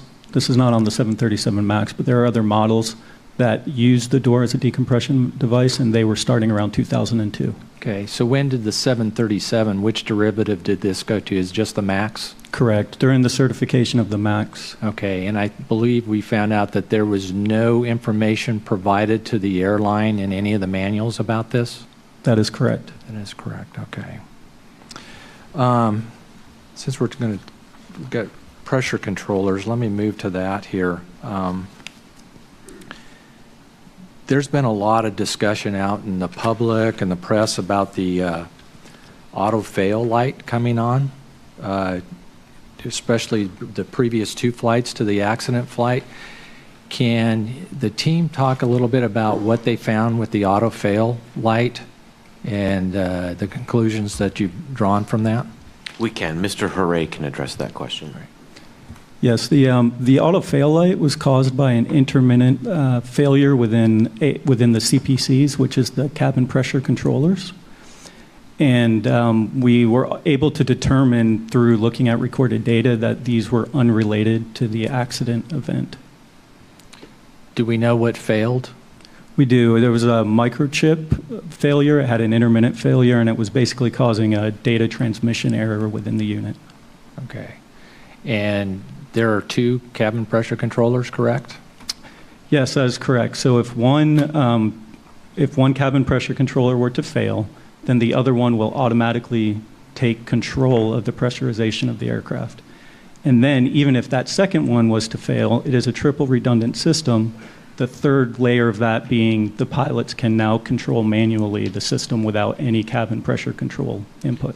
And these controllers alternate each flight, who's in control and who's in the backup, is that correct? That is correct. And this, I would assume, is a very common design now for most Part 25 certified aircraft? It is. Well, it's on all MAXs. I believe the same system is on the NGs. It's the same controllers are used on other it was versions on of the 737. business aircraft that I flew also on newer ones like that. Okay, thank you for that. That's all I have in this section. Member Chapman. Thank you, Chair. Just a couple of clarifying questions in this area. Turning back to the customer choice of a full exit door versus a door plug, that sort of customer choice is not unusual in terms of a big, complicated aircraft like this. I think there are numerous, probably physical choices that are made, but also choices made with respect to avionics and that sort of thing, correct? Yes, there are several options that the airline can choose for their particular airplane. And with aircraft, as with a family automobile, it's common, I'm certain, for a standardized frame, essentially, to be capable of being modified for various configurations, and that's what we're looking at here. We have a hole in the standardized fuselage that is closed in a couple of different ways depending on what the customer choice is. That is correct. Thanks. This question, I think, is a little unfair, probably beyond the scope of the investigation, but if there happens to be an answer, it would be helpful. This has to do with the flight deck door, using it as a pressure relief mechanism. I believe you indicated that was around 2002 that was introduced in Boeing. That's correct. On the first Boeing aircraft, but the 737 was during certification of the MAX. Okay. So this would have been in the wake, this would have been subsequent to the September 11th attacks. And of course, we devoted a lot of resources into hardening the cockpit doors after those attacks. Am I correct in assuming that that would have been coordinated in some fashion with TSA or DHS to ensure that they essentially had signed off on that sort of a design? That's correct. The doors meet all of the current security standards that are required by the door. Great. That's helpful. Chair, that's all I have in this area. Thank you. Member Inman.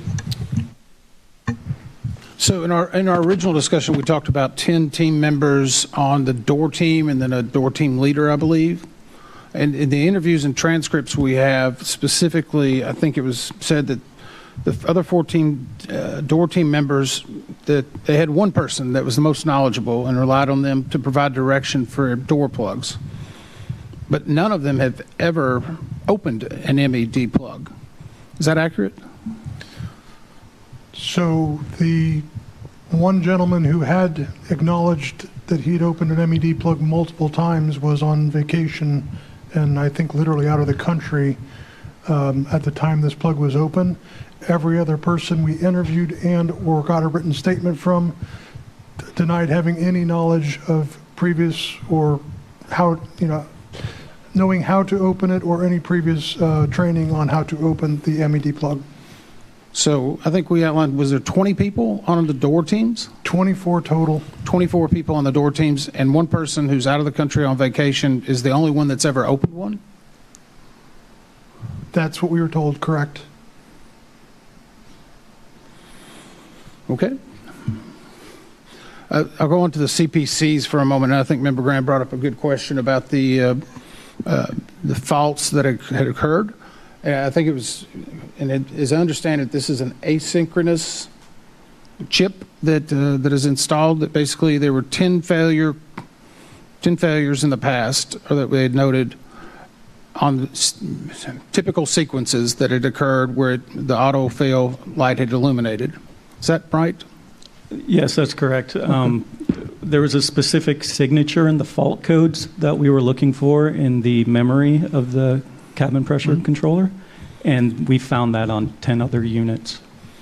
So in the footnote, it was kind of interesting because it was buried into a footnote, but we found that on those 10, but that was out of 585 CPCs that had been repaired within 2 years? Yeah, I think it was within 3 years, which I think worked out to be about 200 a year. But to put that in context, there's over 10,000 of those units that are in service. So in that sense, it's a fairly small percentage. But it's still 580 or 500 over 3 years that are needing to be repaired. Is that I know it's not within the scope of the investigation, but is that systemic for? I know it's a small percentage, but it seems like anyone that would fail would be a problem. So, I mean, components fail, right? And that's part of it. And so what we look for is a system that can accept a failure of a unit. And in this case, because it is a triple redundant system, we can accept failures of one component of a CPC. It can fail. The other one automatically takes control. And there's, no issue to the crew. It's honestly probably more of a maintenance concern than it is of a safety concern. But in this case, the maintenance had not been able to be done for that aircraft in question? No, the maintenance was done. And in fact, every time there was a auto-fail light, the system had taken off with the system being operational. You cannot take off if the system is not operational. You would have to MEL that system. MEL being? You would defer it per the minimum equipment list, which is what MEL stands for. And so if the CPC fails and is not activating, it can't take off? Actually, you can. The FAA will allow it to take off with one CPC that's not working because you can you can defer it per the aircraft's minimum equipment list. But with both failing, you could not take off? I'm not sure. I'd have to look. I mean, you can still control the pressurization system because you can do it manually. I don't know if the FAA allows you to do that, though. Okay, that's all I have in this round right now. Thank you very much. After the accident, there were a lot of questions about work performed at Spirit on the airplane related to the installation of the Wi-Fi system. Was the door plug open during that type of work? While the airplane was at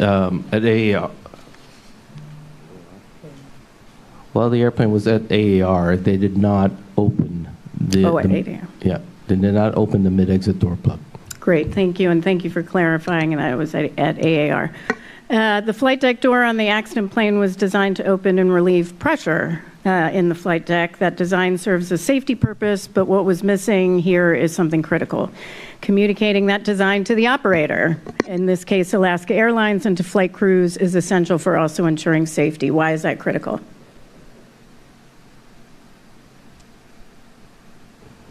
It's critical because pilots should know the systems of their airplane and what to expect. Yeah, and Alaska Airlines did confirm to us that they were unaware. Were the flight crews aware? No, they were not. That's important Yes, it is. for both cabin crew and the flight deck crew. Yes, it is. In this case, one flight attendant was injured when it flew open. Did Boeing give a reason for why they did not provide information on the design of the door to the operators and crew? In a response, they said that the FCOM was based on the 737NG, and when they created the MAX FCOM, they neglected to add the new procedure, or the system function. The crew procedures remained the same, but they did not update the system description. Right, and they also cited at one point security reasons, and then we had a conversation, or at least I had a conversation with TSA that was not confirmed by TSA. This is not the first time Boeing has made design changes without ensuring the operator and flight crews fully understand those changes, to evaluating potential flight crew responses in the design certification process and evaluating what could happen if a door blows open and putting in place measures to mitigate any potential hazards. Can you give us a brief overview of Boeing's procedures for when they make a design change to an aircraft within their fleet, understanding this was changed earlier, that needs to be brought to the attention of operators and their flight crews? Yeah, typically when a change is made, Boeing has many different manuals that they can update depending on what that change is to communicate that change to the operator. In this case, with the door, they should have updated the FCOM, which is the Flight Crew Operations Manual. And do you know if Boeing evaluated the effects of changing how the door plug, the flight deck door performed in this particular model or the previous model in the certification or production before the change was actually put in place? So they did some testing. They did laboratory testing, more on the side of functionality of the door to make sure that the door lock mechanism was working properly. But that's the only testing we're aware of. So no full-scale tests or worst-case scenario and how a flight crew would respond or a cabin crew would respond type testing? I'm unaware of any testing like that. Okay, great. Did Boeing, and they did not ensure the manuals or other materials were updated, but now those are updated, correct? Correct. Okay, and one last question for Mr. Fox. On June 18th, an article ran on NTSB's intranet, which I thought was excellent, Colleen, entitled Under the Hood Series, How Do We Find Things?, which states, every successful search begins with coordination, bringing together the right data, tools, and experts to act quickly while the trail is still fresh. I do want to thank Colleen for her work in writing the article and her work and the help from the Office of Research and Engineering. Not a lot of people understand how we find things very quickly.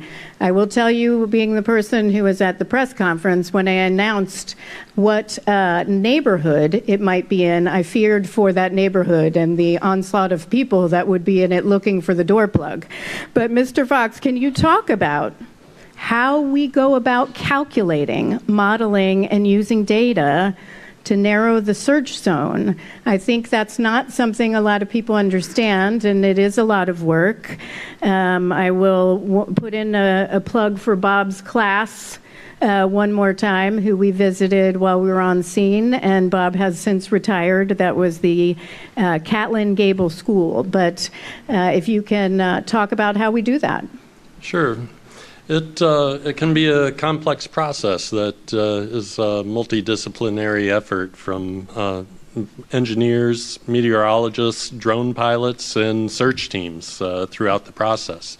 When something happens in the air, parts can be scattered across miles, and so we need to be able to focus our search and identify areas where items of interest are most likely to be found.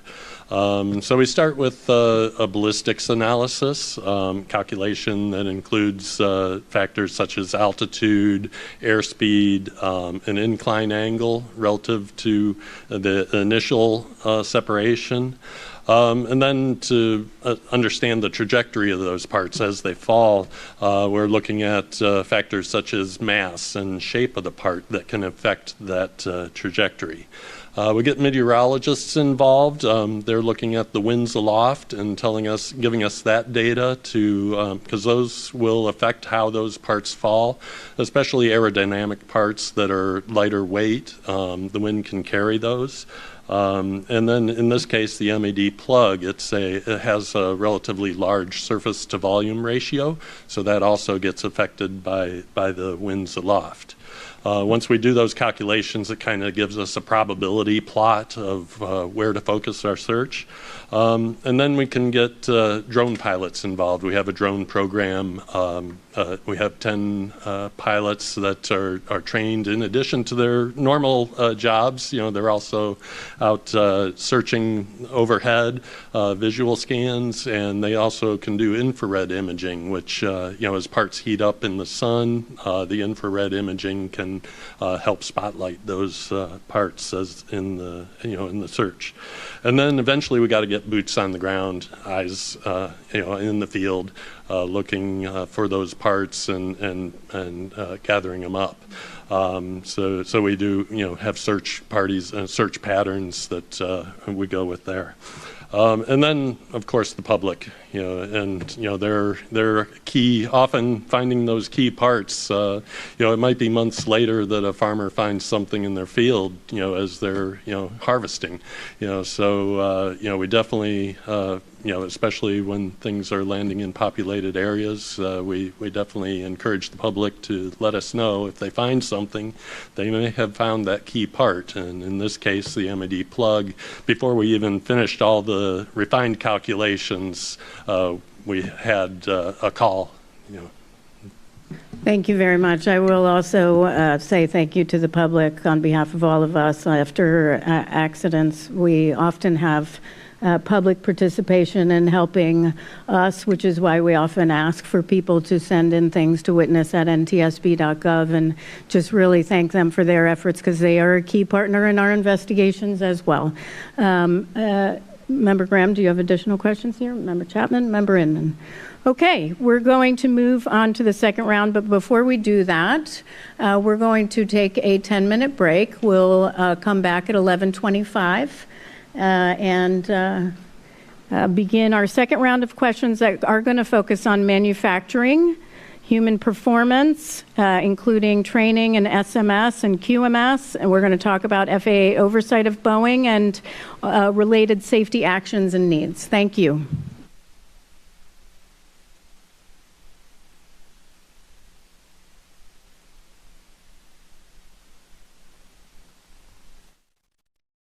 And begin the second round of questions, and we're going to cover in this section. And just so you know why we do put these in sections is to actually enable the public to follow along with the discussion, because there is a lot. When we do an investigation, and we want to make sure that the public can follow along in certain sections. So this second round will cover manufacturing, human performance, FAA oversight of Boeing and related safety actions and needs, which will include discussion of the design enhancement to the mid-exit door plug. We're going to start with Member Graham. Thank you, Chair. I'd like the team to explain a little bit the structure of how the FAA Certificate Management Office conducts oversight of Boeing, as in things like where are they located, what does their oversight entail, and how many inspectors were assigned to Renton at the time of the accident?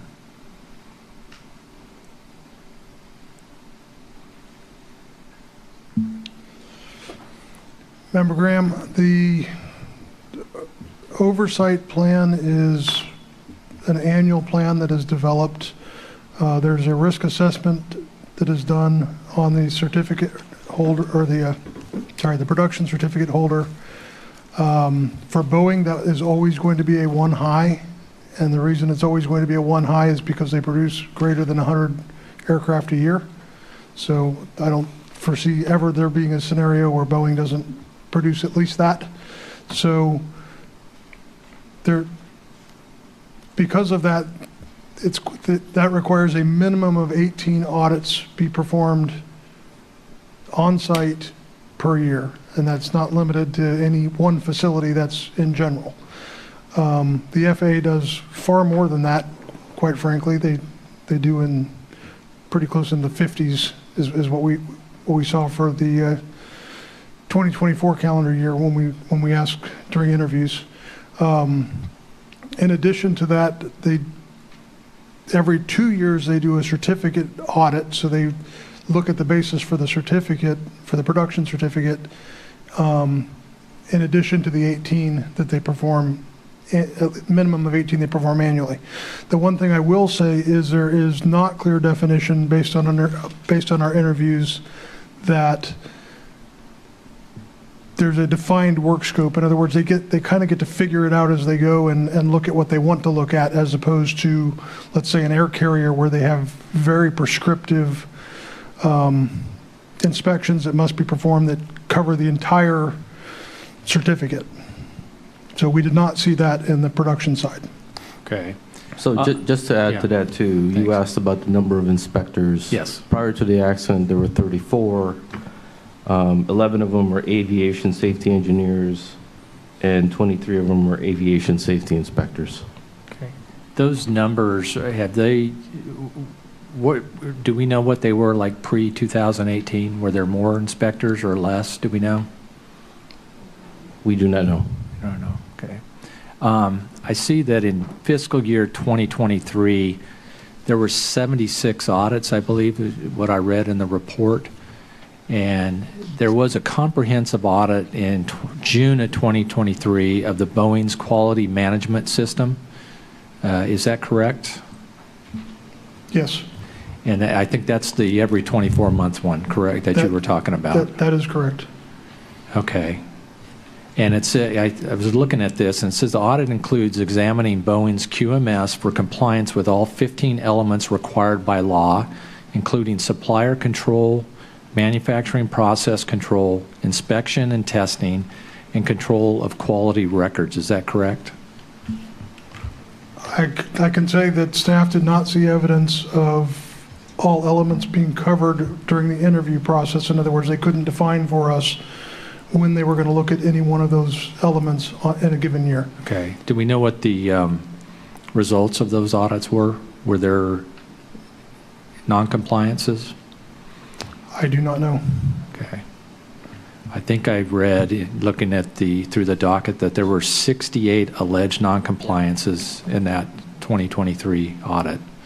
And one of them was FAA identified training deficiencies as an area of concern, particularly with workers not knowing how to find the manufacturing documents needed to complete certain tasks.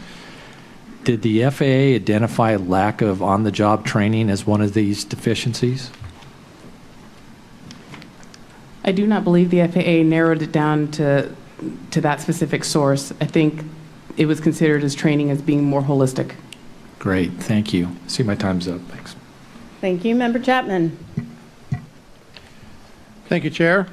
Dr. Woods, I think this is a question for you, but certainly I'll welcome input from anyone who'd care to weigh in. The draft report we're considering today includes a recommendation which would call on Boeing to develop a process that, and I'm essentially quoting here, identify escapes that result from human error, assess those escapes using a system specifically designed to identify factors that contribute to such errors, and implement effective mitigation strategies.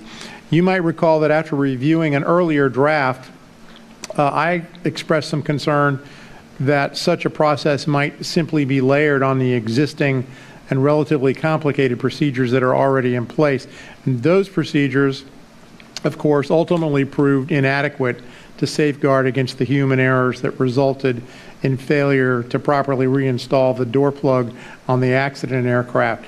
In response to my concerns, you helpfully explained that the process envisioned by this recommendation is seen as something of a bridge between the current state of affairs at Boeing and full implementation of Boeing's relatively immature safety management system. Would you please talk about the relationship as you see it between Boeing's existing quality management and safety management systems and how they would relate to the proposed new system to identify escapes that result from human error? Absolutely. So first we need to define what a QMS is, a quality management system, and that is ensuring that the thing that you are producing meets its certification and design standards set by the regulator, and that it also meets essentially what the customer wants. A safety management system is the function under which the hazards in completing that QMS work are identified and risk mitigation process is in effect. What we see with Boeing is that the QMS has been around for a long time. That is well established and that is very robust. However, on the safety risk management and the safety management system side, where that hazard identification has, as you pointed out, it's still a very immature product. And while we were there, we found that even within the upper tiers of Boeing, it was still very siloed. They were their own individual categories. In order for it to be an effective system, they have to be bridged. That should be a symbiotic relationship with, again, quality, ensuring that the quality, the consistency, the certification standards are being met, and the safety management system is in effect with everybody down to the production level being able to identify the hazards that are going on from day to day while creating and meeting essentially design certification standards. As they continue on their implementation process, there has to be greater understanding throughout all the levels of Boeing, and at the time of the investigation, we just weren't seeing that. Therefore, staff has made recommendations in that area. And do we feel confident that this new system that we're recommending, this sort of bridge system, that it won't detrimentally increase the level of procedural complexity? No, not necessarily. I mean, the process in and of themselves are fairly straightforward and can be simplified. I think that right now there might be a lack of understanding in how to capture those processes and how to implement them and how to train and inform your people as to what they are. So for that, absolutely, there could be some growing pains that needs to be worked through, and that definitely helps with, for instance, oversight to come in and do that course correction when it's needed. But the processes behind safety management systems are actually fairly simple, to the point where, you know, even a one-person operator Part 91 operation can have an SMS of 1. It's designed for that. Thank you. Boeing's safety management system, I believe, correct me if I'm wrong, implementation began in 2021. Is that right? They went operational in 2021. Operational in 2021. And so at the time this aircraft was manufactured in September of 2023, the SMS at Boeing had been in operation about 2 years. Correct. And that's why we feel that it, at least, certainly at that point in time, and maybe still, a relatively immature safety management system, particularly for such a large organization. Correct, and it's not just because only 2 years had lapsed. It's also because there was still they were still waiting on the guidance from the regulator as to what is this SMS supposed to look like? Under what am I going to be, what are the standards I'm going to have to adhere to? That did not come into effect again until April of 2024, where they then had that guidance. Great, thank you, Chair. Appreciate it. Thank you. Member Inman. I think, just to clarify, at certain points in our report, it talks about a VSMS, voluntary. What's the difference in a VSMS and an SMS system? An SMS system is regulatory. Oversight is provided by the FAA. For instance, in our air carrier Part 121, their SMSs are regulatory. They are mandated to have one, and the system is constantly checked. A voluntary SMS has all the same components, has a lot of the same structure as an SMS. However, the company or organization who has chosen to accept does not regulatory have to do so. But how did this come about for their voluntary safety management system that we were discussing? Was it from a 2015 settlement with the regulator? So in 2015, there was a settlement that mandated that Boeing create an SMS system. However, again, there is no function for a regulatory SMS system. At that time, Boeing started their journey. Much later, in the AXA Act after 2020, then it was, the rule actually went to the FAA mandating the fact that they had to develop a mandatory SMS rule for Part 21 production and some others to fall under. Okay, and I guess I'm going back to, in 2015, 10 years ago, this was an issue. Obviously enough to where there was a settlement agreement between the FAA and Boeing. But it was still in its infancy 8 years later? Yes. How long does it take to grow up? Well, sometimes I think history forgets itself because, for instance, with commercial aviation, the Part 121, they went through these same growing pains in developing SMS. It wasn't something that was developed overnight. There were a lot of systems of trial and error to put what they felt they needed in place. The reason is because it didn't exist before that. So they had to make the determinations. They had to get the regulators' help. There was, again, a lot of trial and error to determine what this should look like. How do we do hazard identification? How do we build risk mitigation? How do we even do quality assurance and determine what it is we need to check after the fact? When it came time to look at the production side of things, there was a lot of things that they adopted from the Part 121 SMS structure in terms of, for instance, the 4 pillars, kind of the framework of what it should look like. But hazard identification, it's a very different environment to which those two, commercial aviation and production, work in. That had not been provided to them. So they also had to grow up systems of trials and errors to determine what does this look like? What should we be looking for? How do we conduct risk assessment? Also with very different people than you might find in a commercial aviation environment. Part of that is on the regulator. The regulator has to provide that structure, has to provide those rules as to what a company should adhere to. And that did not come along until 2024. So while you can work towards a product, I liken it to like building a house. You're trying to build a house and you don't get the blueprints until about 9 years later. Is that not a little bit concerning? I mean, whenever we talk about trials and error in the production of aircraft that are being used to take people on public transport, I don't know that that's really a great excuse. I'm not blaming you for it, but it's obviously embedded of this system itself. But trials and error, and 9 years later, they still don't have the blueprint for how to manufacture an airplane. America invented aviation, and we're still figuring out how to try to make it safe. I think there's a misperception in what I said, member, and the trials and errors are on building the processes and understanding what the structure of your system should look like, not necessarily on the manufacturing side. The trial and error is in who do we have to have in place? Who are we supposed to train? At what level should they reach? Who should know about what? That sort of thing. That structure is where the systems of trials and errors took place, both in the air carrier side and in the production side. Okay. I may go back to that in the next round that we go around, but I guess just for quickness, to the last question from this round, why are quality assurance inspectors not signing off on the totality of a project? It sounds like when this MED was taken out, should it have been looked at from a quality assurance perspective?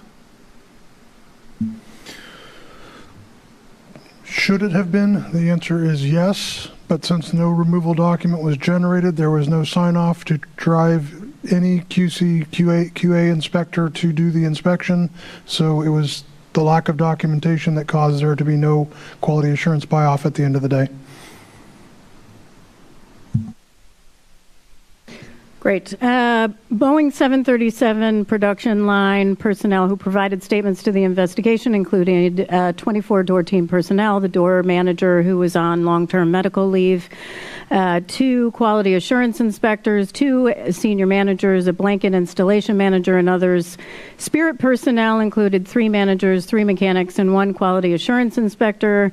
Those who also participated in interviews, a total of 17, included 5 door team members, a quality insurance inspector, 3 interior seat installers, a functional test team lead, a shipside operational inspection specialist. I could go on, but there were a number of statements and interviews, and I know we dug deep, but do we know who opened the door plug today?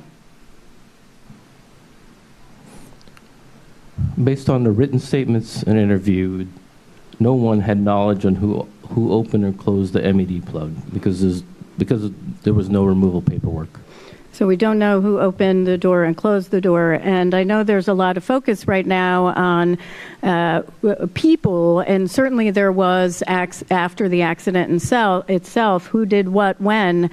But our aim was to figure out what, not the people, what was most important in the investigation.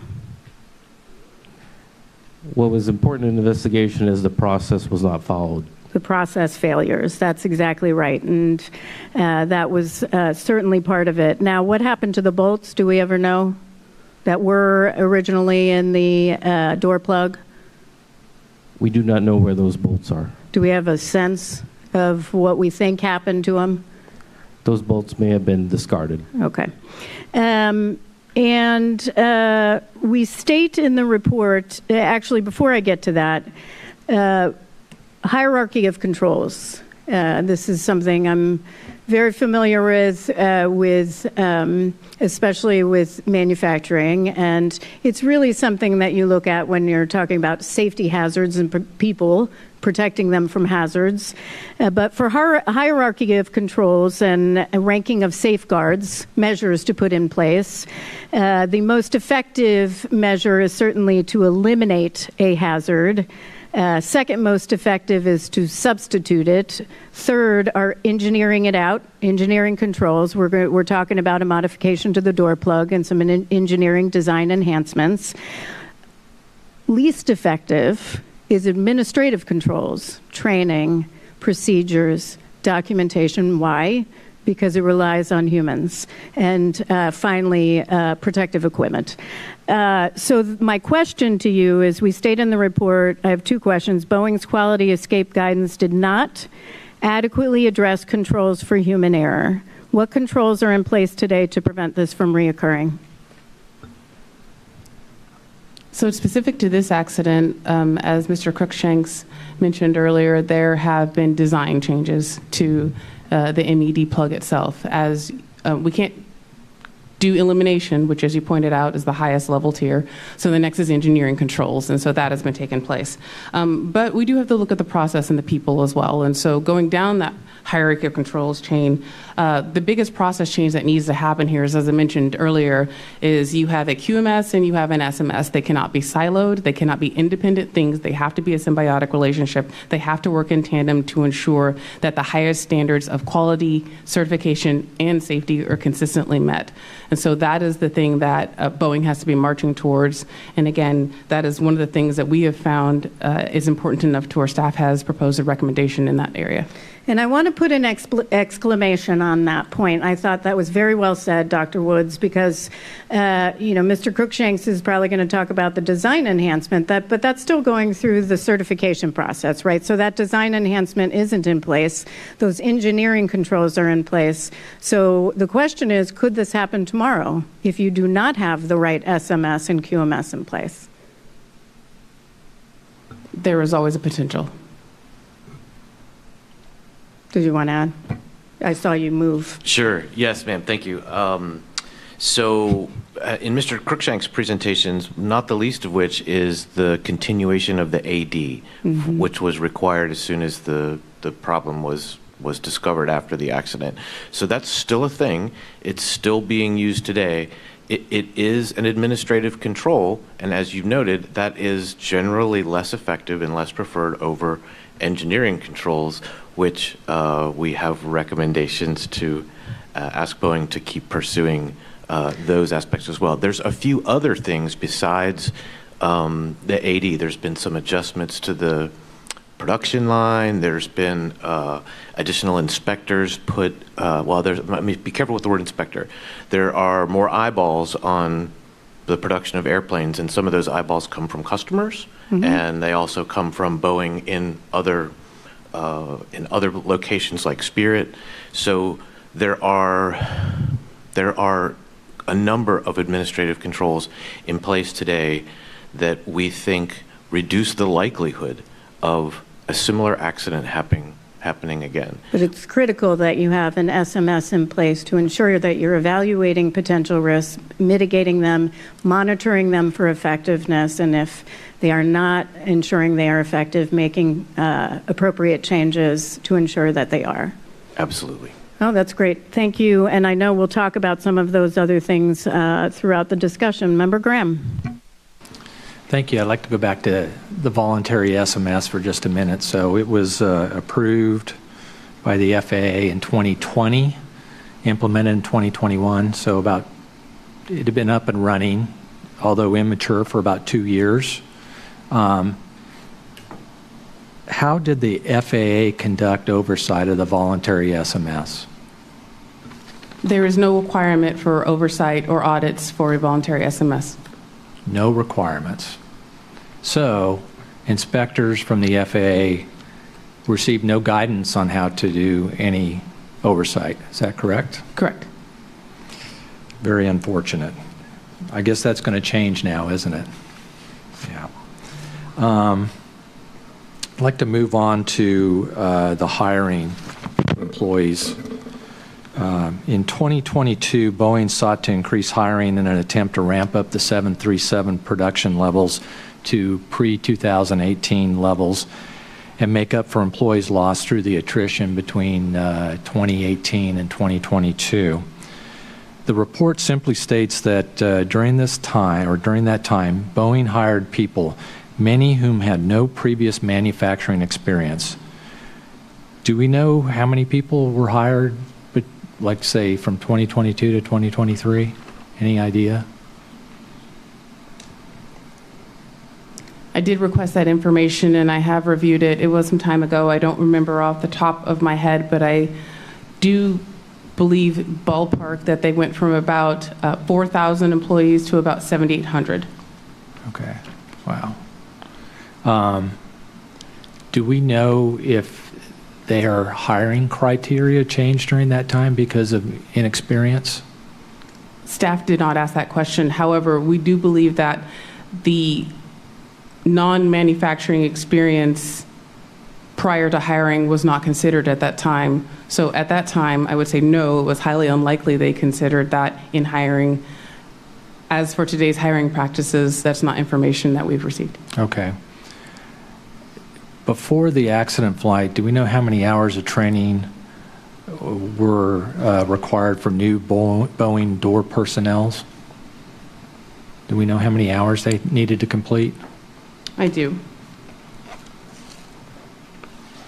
So again, all employees, regardless of their job series, had to go through foundational training prior to the accident, about 168 hours worth of foundational training, and that would cover things like hazardous materials identification, the basic things that you need to be a technician on the production floor. Specific to the door crew themselves, the training was a matter of on the job. So there was no dedicated set of hours or prescription or grading system that was involved in the OJT. As essentially you were released to the floor and experience, you have your routine task, and experienced technician then teaches the less experienced technicians how to do the job. And would that be for doing the writing removals also? Correct. So there was no structured training other than on-the-job training for recording removals? Not prior to the accident, no. Yikes. Okay. Now, as we mentioned before, there had been some issues identified with the removal process. There had been an SRM that was currently work. So there had been training sessions that had occurred over the last 11 some odd years to where issues with the removal process have been identified, and there have been quality alerts, things of that sort. So there had been training opportunities to which people had to review the training and then sign off on it in some format. So there had been structures like that, but that is reactive to an issue having been identified. So has that all been changed now? It has. Removal training has been incorporated into foundational training now. Okay, great. I see my time is about up. Thank you. Great. Member Chapman. Thank you, Chair. I believe this has been discussed already, and I apologize, but can you remind us where FAA is in the process of requiring safety management systems for all aircraft manufacturers? I don't think I understand the question. There's a rule now mandated by congressional act requiring safety management systems for all aircraft manufacturers. Where is FAA in that process now? When was the rule? Has the rule been made final? The rule was final as of May of last year. And when do manufacturers have to comply or be in compliance? Within 36 months. 36 months, okay. Now, at the time our team of investigators interviewed FAA inspectors in connection with this investigation, the inspectors had not yet attended SMS training and were not yet aware of what the requirements for oversight of safety management systems would be. I think that's correct. Where does FAA stand now? Do we have any sense of that? So several of the inspectors that we had talked to at the time that we were conducting the investigation have either been or have scheduled dates for attending the SMS course that they have set for them. They've also done a lot of extra hiring, though, for all ASIs. I do not have the information of the new hires. However, I think that the plan is generally those that were there first, they get through the program first. They do have a requirement, though, that upon hiring that they have to attend the training within 2 years. But it does sound like FAA's got the training in place. They're starting to get folks into the pipeline, get them prepared for this so that they'll be ready to go when the time comes. Correct. So this is always a concern, of course. With enhanced oversight responsibilities, does FAA have the personnel and the resources necessary to conduct proper oversight of Boeing, specifically Boeing's safety management system?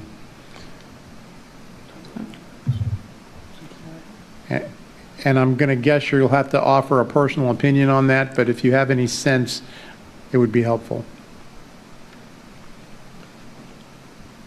So the FAA has basically, after the accident, they've hired there was a 62% increase in the hiring of aviation safety inspectors. So it went from, before the accident, there were 34, and now after there's 55, they have more plans to hire additional people with regards to the oversight of the Boeing certificate. And those are inspectors specifically for the purpose of inspecting at Boeing? Correct.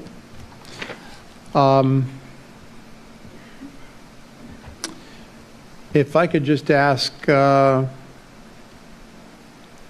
Woods, this may be you as well, I can't recall.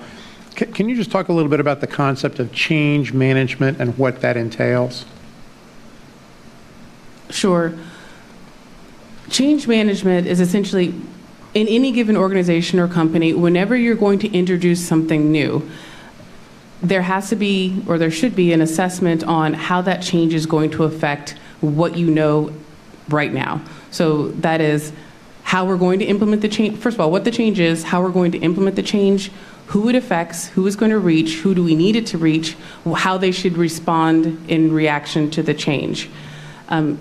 There's it's pretty systematic, but it's also pretty flexible in terms of whatever it is you're introducing, you want to consider the effect of that. And we know that there have certainly been some changes in Boeing's workforce over the last several years, and there are a number of factors that have impacted the experience levels of Boeing employees. How would a change management assessment inform the company with respect to employees' potential additional training needs? It would have identified the fact that the people that are currently on the production floor do not have the same level of experiences and backgrounds as they did 5 years prior. And what does that change mean to the overall outcome? Again, in a QMS-oriented, you want to meet your design and certification standards. So while the new people could maybe still meet the certification standards, what didn't occur was what unintentional hazards have been introduced as a result of there being less experienced manufacturing personnel. Thank you. Thank you, Chair. I have additional questions in this area. I'll hold them for the next round. Thank you, Member Inman. So I'm going to go back to the actual removal of the door plug itself. And I think during his interview, one of the Boeing functional test technician leads recalled moving a maintenance stand which had the MED plug on it. This is in roughly pages 83 and 84 of the report. And that he took that and put it back in, leaving the gap between the frame. That is correct. Since we have so many different multiple personnel that are touching it, are there controls in place to stop an employee from performing a task that they're not trained on or are out of scope?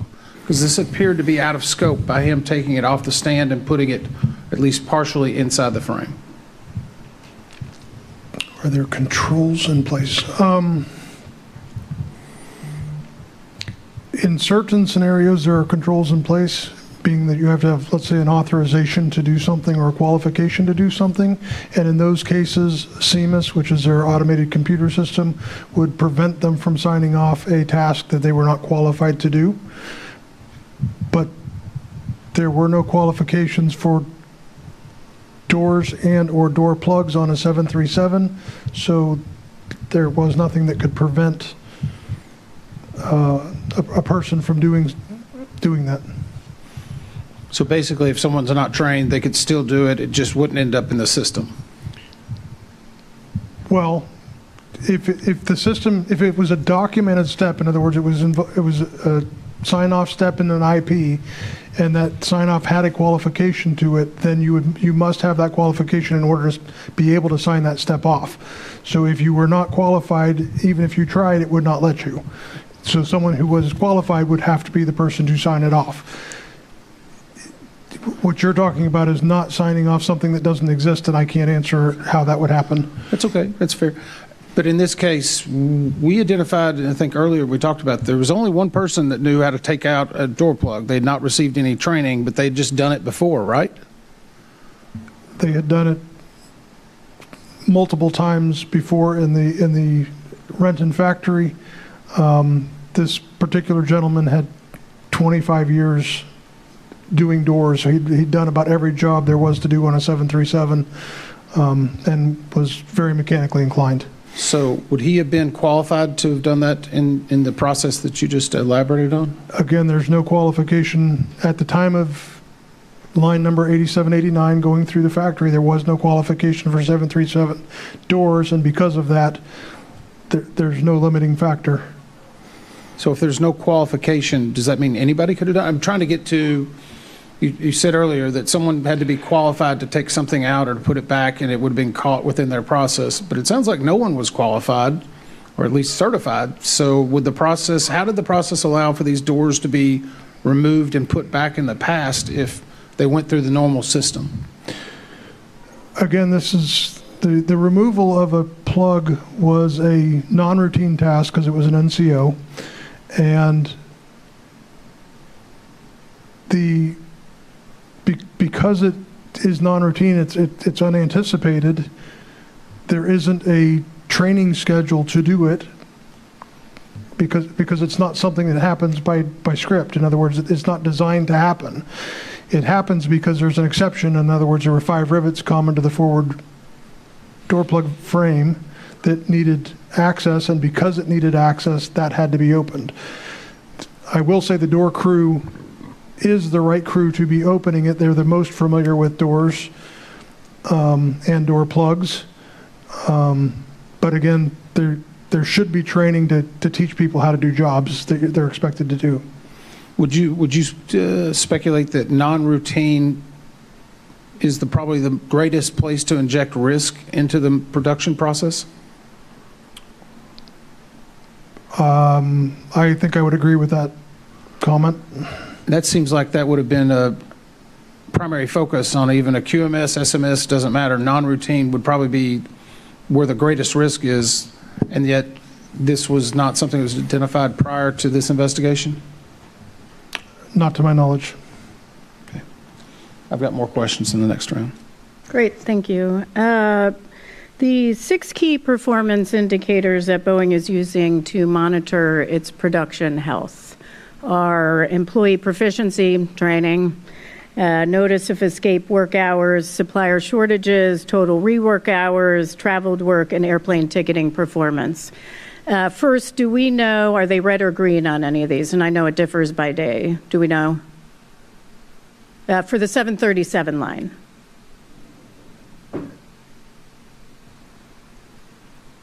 Give me a minute. I think we might have some information. Hold on, I got to look something up. Okay, well then we'll come back to you on that. How do those key performance indicators, Dr. Woods, differ from what they were prior to this accident? So the performance indicators themselves don't actually differ. They're just part of a larger body of indicators that they previously looked at. Prior to the accident occurring, there's probably somewhere upwards of 100 different indicators for different things that were constantly brought to people's attention. After the accident occurred, and in response to the FAA request to essentially build a plan for making sure this sort of thing doesn't happen again, they identified 6 indicators that Boeing, in conjunction with the FAA, felt was a holistic timestamp, if you will, of everything having to do with the humans. So with that training, as you mentioned, was the first, to how they're performing on the production, how their suppliers performing, and then the ultimate goal, which is ticketing, which is getting that aircraft out to the customer. So that was what they essentially narrowed down their hundreds of KPIs to just those 6 to as a special interest item, if you will. Yeah, and you brought this up at the hearing, and I thought it was an excellent question because they are essentially the same. There might be several more components. So what I'm wondering is how does Boeing and FAA know that they're looking at the right data? What's changed? What's the process change in how they look at that data, how they talk to each other in reviewing that data? So we asked similar questions to a lot of the executive levels, and one exec in particular I think had an outstanding answer, which I think is very valid, is that you don't necessarily know, but you have to start somewhere. And the first thing is again, that holistic approach. We're looking at the humans, we're looking at the production, we're looking at the end goal, which is, again, ticketing at the end. So with that, now what are we looking at what are our control limits? And that information is constantly being fed up. KPIs, this process is not meant to be stagnant. It's constantly evolving, it's constantly moving forward. And there may be some time down the road where they discover that, hey, maybe this is not the thing, or maybe something finally gets in control. That means that we just ignore it. Maybe now it's time to bring another indicator that would help further process even more in and start looking at that one and going after it aggressively. So I think the takeaway here is that they had to start somewhere. This is a good approach as far as tapping all the different things that we want them to look at in terms of both quality and safety, and then also that it doesn't remain stagnant. They have to keep maturing the product. They have to keep maturing the SMS. And so then later on down the road, again, maybe there will be a different trigger altogether that they'll look at. Yeah, so I think that's an important point, that it not remain stagnant, which is why I asked the question, because we state in the report at the time of the accident, airplane was in production at Boeing's Renton facility. Boeing required no task list, grading structure, or training documentation for the on-the-job training performed by Boeing 737 door team members. Boeing relied on the expertise of more experienced personnel who had also not received formal training. Is that right? Yeah, so we're talking about now they're getting removal training as part of the process. What I'm really concerned about is that they're so focused on door plugs and removals of parts or certain areas that there might be missing something else in the manufacturing process that they're not seeing right now. Hopefully that would get done in their QMS and SMS, and they're looking at the key performance indicators, but that is my concern, that they look broader. You're welcome to comment on that. We are also concerned about that. NTSB staff is concerned about that, and therefore one of the proposed recommendations in regards to training is not just delimited to a door crew, for instance. It's something that we would like them to take a look at for all the job series and creating a structured program that is identifiable, gradable, scalable, archivable, so that some of those aspects, as you said, what else might be out there in the production, they can also be addressed through that format, not just through the SMS. Excellent. Thank you. And Doug, I can come back to you on the next round as well if you don't have that. No problem. Member Graham. Thank you, Chair. I want to go back to the beginning when the accident fuselage showed up at Renton. What's one of the first things that was done with that fuselage? What did Boeing do with that? One of the first things that's done is they do basically a receiving inspection coming off of the train to look for damage. But prior to the okay to install blankets, or while accomplishing the okay to install blankets, they are looking for workmanship defects, anything damaged, torn, open holes, things that don't look right. And this was actually the point in the inspection where they found the 5 discrepant rivets common to the forward frame. Okay, so they didn't find it on their initial inspection. The MED plug was in. I assume they maybe looked at the bolts, maybe not, but they didn't look at the rivets in the frame at that point. Is that correct, or well, nobody noticed it? The MED plug is actually installed at Spirit. Correct. Prior to departure, and so it was not picked up. There were no discrepancies noted departing Spirit. And it was picked up during a okay to install blankets IP during flow day 1, basically. Flow day 1. So somewhere between, yeah, flow day 1. And that rivet work, how far did that travel down the line to what flow day did it finally get repaired? It was corrected on the 19th. Well, they drilled them out on the 18th, and they were reinstalled on the 19th of September, which was flow day 10. Flow day 10 or flow day 9? Flow day 10. Flow day 10. It went down the whole line. Correct. Is it different now? Would that be different now with what Boeing has implemented? Boeing has put in place a ready-to-move process that is to evaluate the risk of sending something forward that has open work still left on it. So in other words, they have to have a plan to correct that open work. I think they thought they had a plan when 87, 89 was going through, but obviously that didn't work. So how can I answer your, what further question do you have? Yeah, I was out there at Boeing, I looked, and they have a process in place of whether they're going to hold up the aircraft move down the flow or not for certain things, and there has to be a good reason why they're going to move it, and then a actual stopping point where that fuselage will not move any farther, that aircraft will not move any farther unless these certain requirements are completed. So they have put processes in place in this case. Correct. So I have a couple more, but I'll come back at the next round. Okay.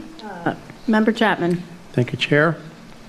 I want to be sure I understand what should have happened after it was determined that rivet rework in proximity of the door plug was required.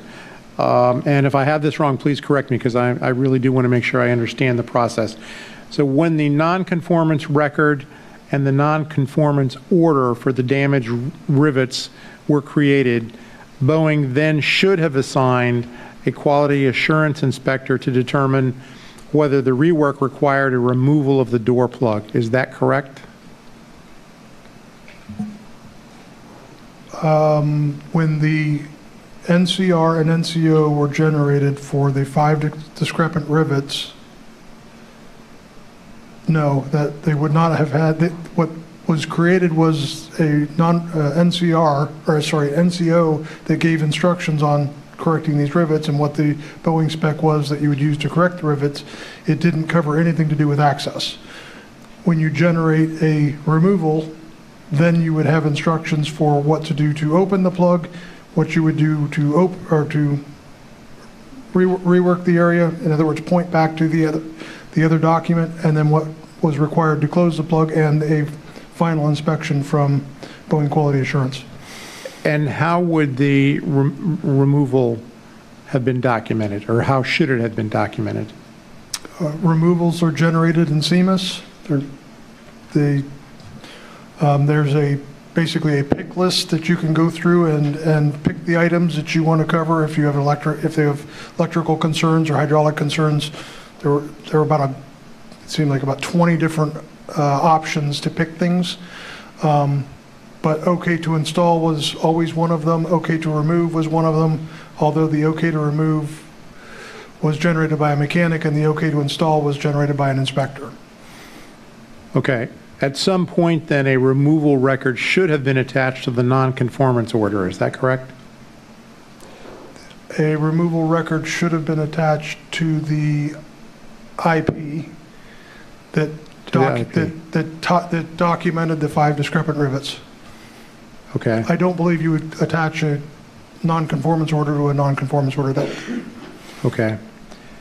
I think fundamentally what I want to get at here is, what has Boeing done to update its processes since all of this occurred to ensure that if a door plug is opened or removed for any reason during manufacturing, that the appropriate removal paperwork is generated and retained?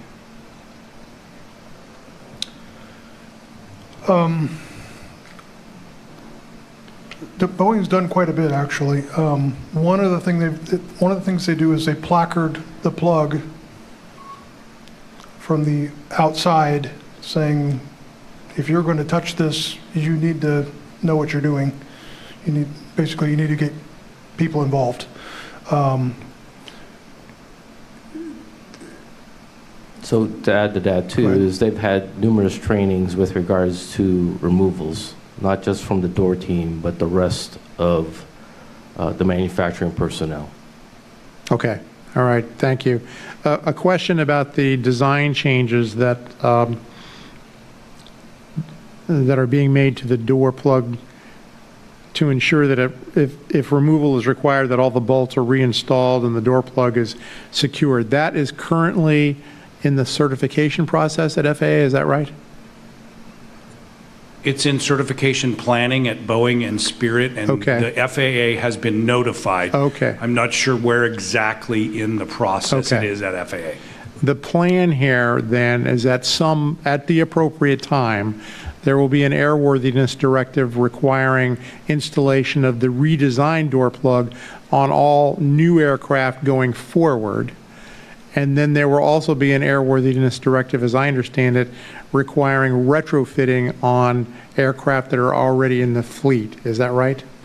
There will be manufacturing instructions to install it in the factory. Okay. And then we are asking for the FAA to issue an AD against the existing airplanes in the fleet. And do we have any sense whether FAA is open to that?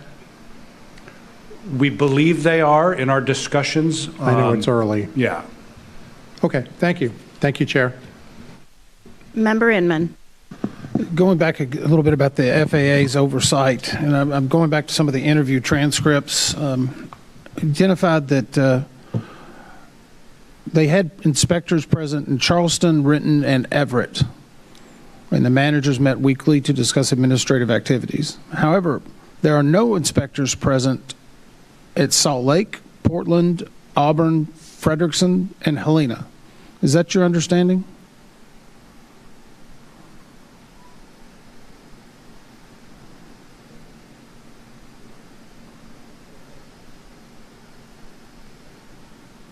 It is under our understanding that they had inspectors at Renton. We did not have discussions with the FAA about the other sites that they had. Okay, this came out of I think the principal inspector's interview transcripts, but it was a little concerning to see that they did not have them at so many different locations. It's because they only receive a few audits per year compared to, say, Renton, Everett, and Charleston. I'm going to go actually to Brian Knopp, who testified during our hearing, and he mentioned that he resides in Lakewood, California. He's the FAA's manager of System Operation and Oversight Branch that handles Boeing, GE, Pratt & Whitney for their production on ODA and SMS. Do you all recall his testimony? Yes. I'm curious because we're now under, the president's had this new initiative about return to work and return to locations and remote work. And I know it's affected every agency and we've been adapting to it as well.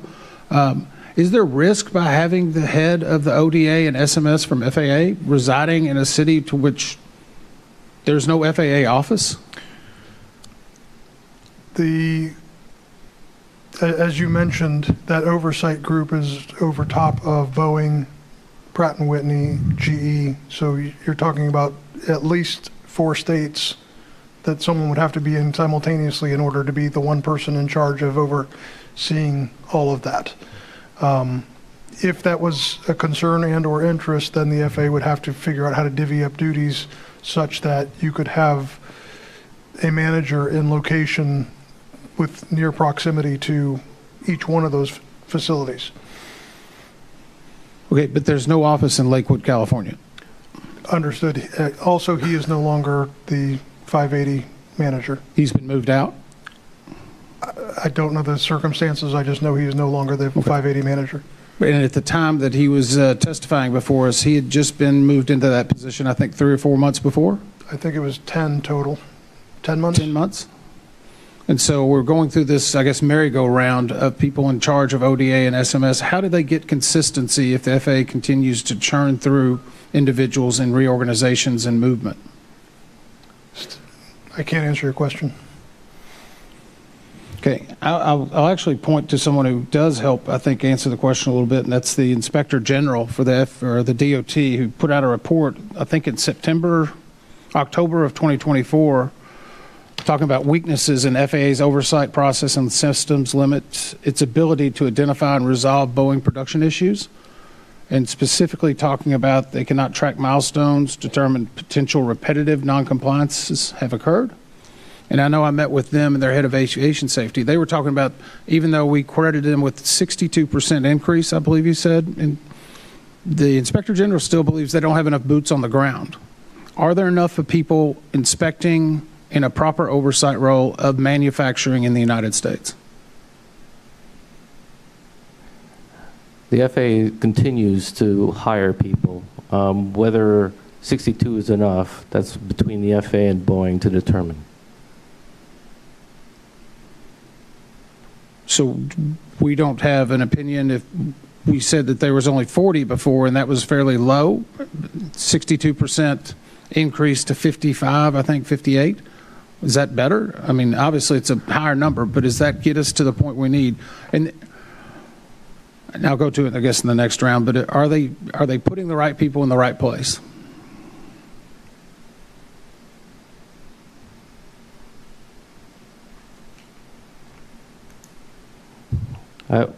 Yeah, we don't have the answer to that. Whether I'm assuming that they're hiring the right people to do the job that they need to do.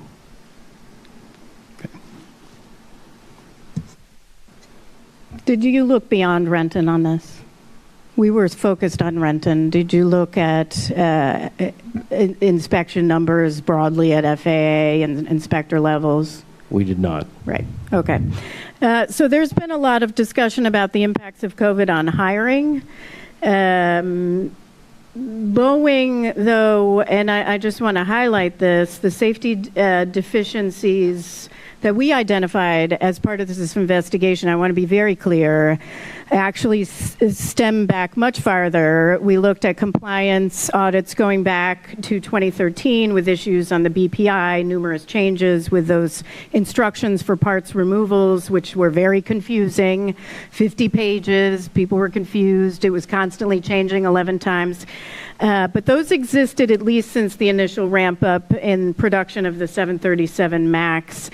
And I just want to emphasize that change management is important. It is a critical process. We do it all the time. I can tell you, Dana, Darlene, Brian, I routinely every day are looking at change management for every process we're changing. And the same was emphasized in testimony when I talked about some of the changes occurring at DCA Tower after the January 29th event. You have to do change management to determine what effects or unintentional change effects come about from a decision that you made. What intentional, unintentional things were created to evaluate risk.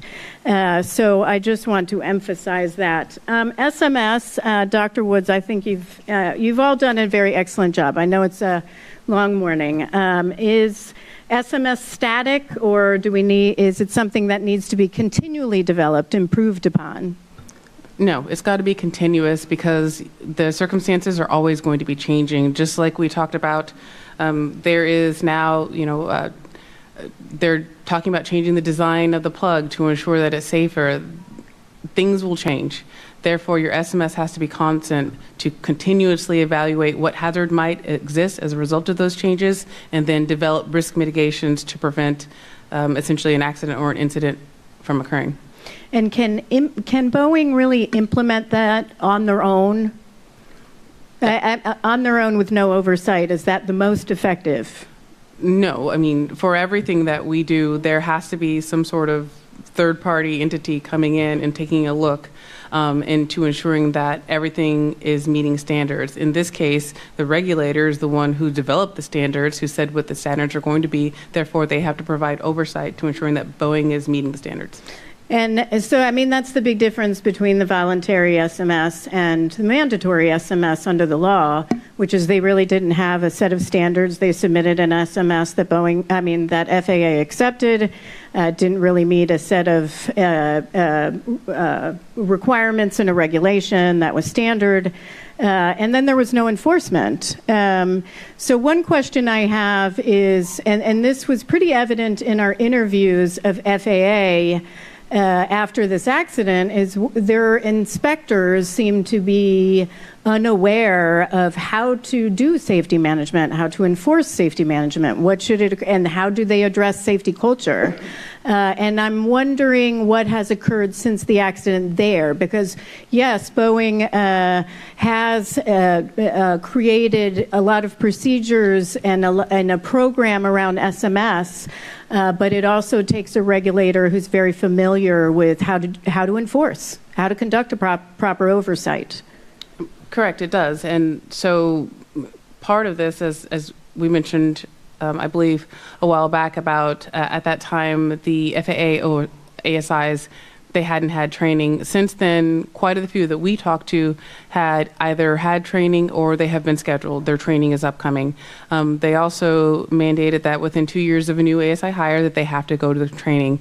So I also mentioned earlier that this is the part of that growing pain that I was talking about. This didn't exist in a production environment before, so everybody's going to have to learn and come on board and understand what their role is that they have to play, and the FAA is a significant part of that. And what is FAA's role on Spirit? Assuming Spirit is separate, obviously there's some discussions about them coming into Boeing, but what is the role there? I know that Spirit is also implementing an SMS. The new rule does not extend to suppliers. Okay. Thank you very much. Member Graham. Thank you, Chair. As part of the post-accident investigation, Boeing was required to provide a detailed update to the FAA on actions they had taken in the wake of the accident. These included strengthening voluntary safety management systems, simplifying their internal processes and procedures, clarifying work instructions, enhancing supplier oversight, increasing internal audits, improving installation plans, and enhancing employee training. To date, and going throughout the investigation, how many of these items has Boeing addressed?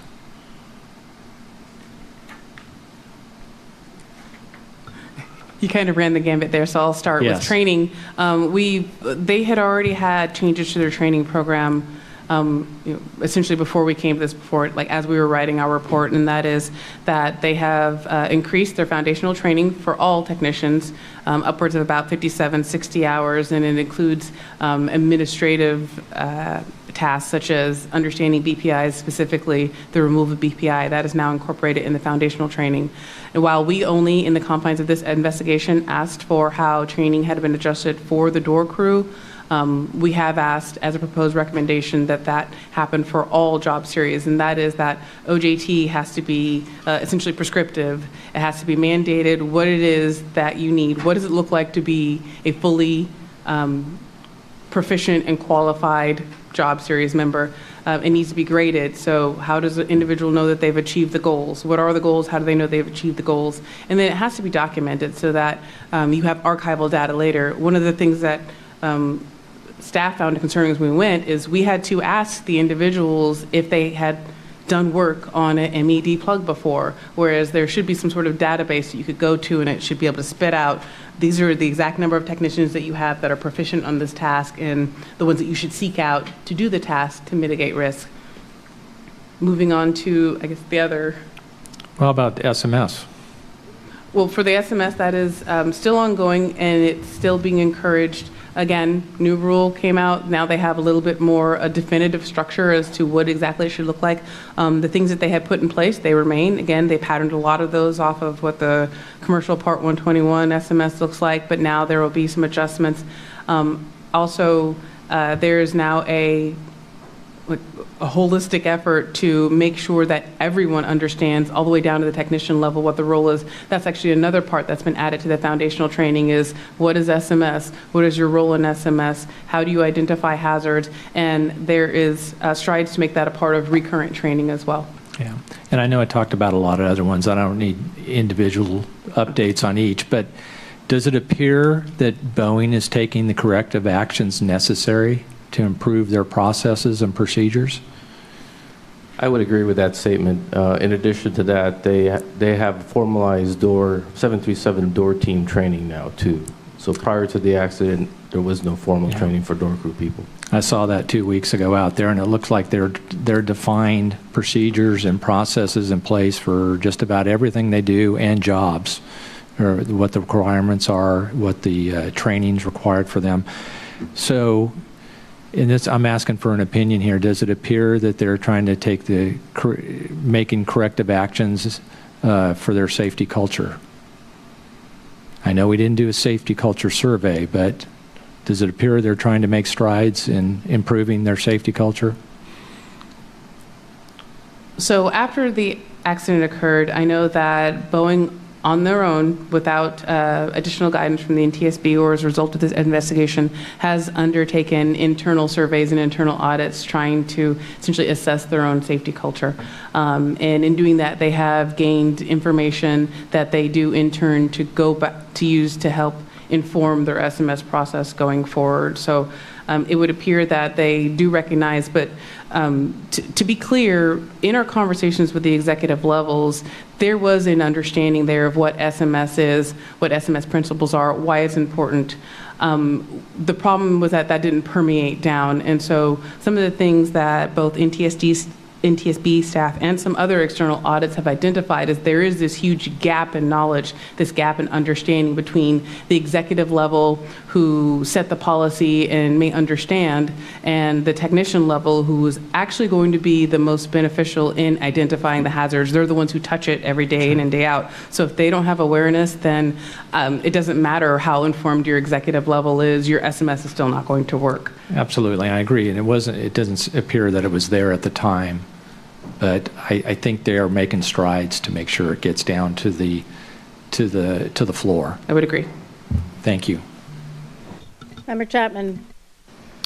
No further questions in this area for me. Thank you, Chair. Member Inman. So I'm going to go back to, I guess, 10 years ago. It's actually 2013. A KO, it appears, adopted SMS as a suggestion. It was ratified in 2007, or proposed in 2007, ratified in 2013. And we're 12 years later, and we're still trying to figure out how to get SMS integrated?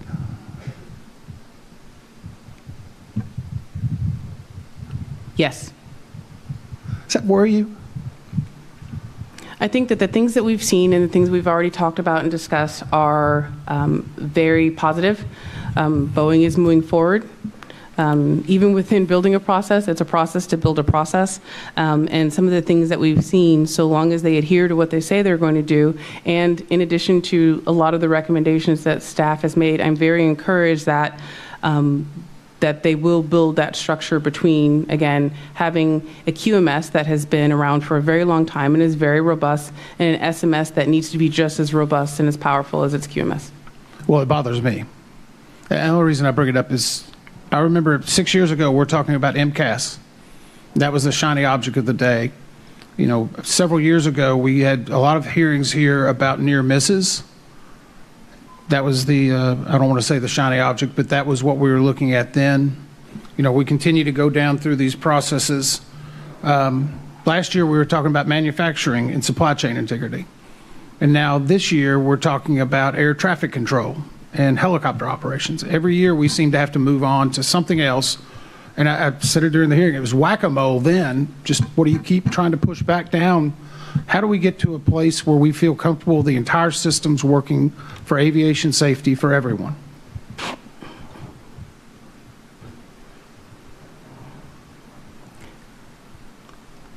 This might be an unpopular opinion, but I personally do not feel that you can ever 100% get to zero.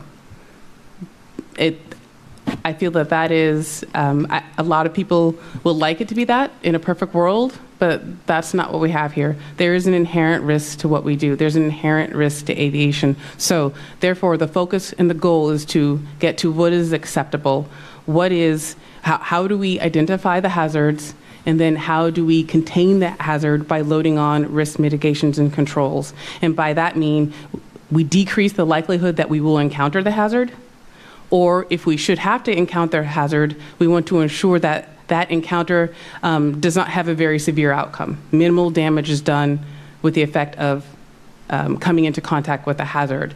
That's the goal. We're no longer flying bi-wing wooden planes.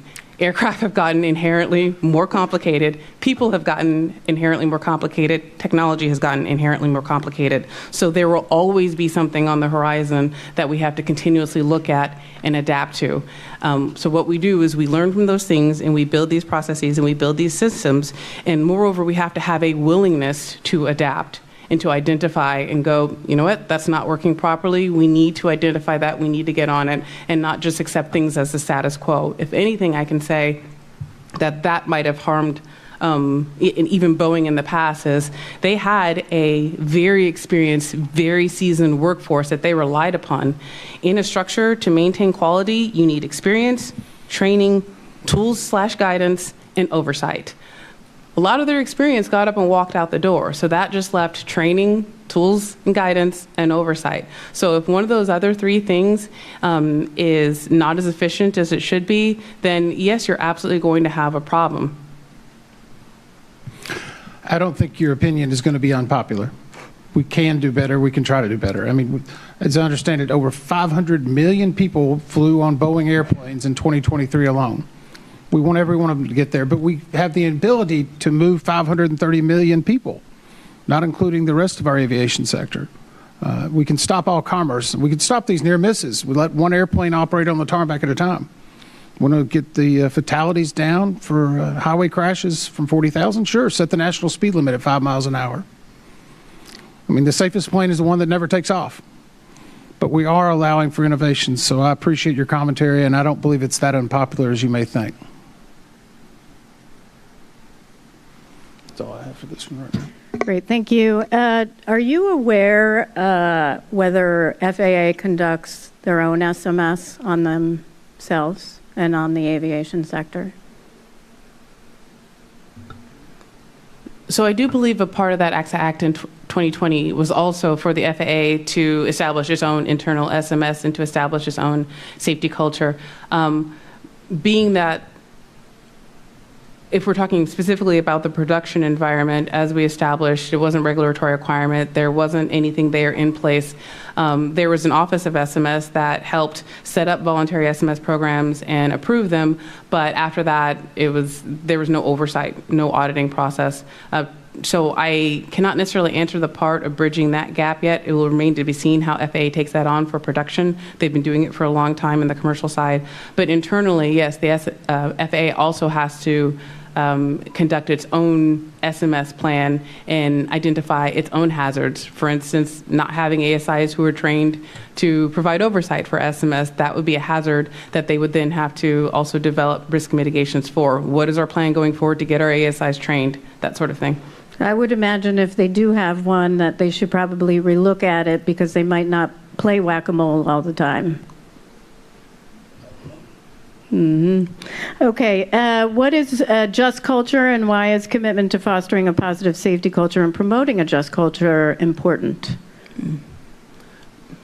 So within any organization, agency, company, a just culture is where the people, the employees, are comfortable and there is trust there that they can acknowledge when a hazard exists and without fear of reprisal or feel of being labeled, for instance, a troublemaker for identifying that, hey, something isn't going wrong. It's also a culture to where if a person makes a mistake, they can own up and say, hey, I think I messed this up. I made this mistake.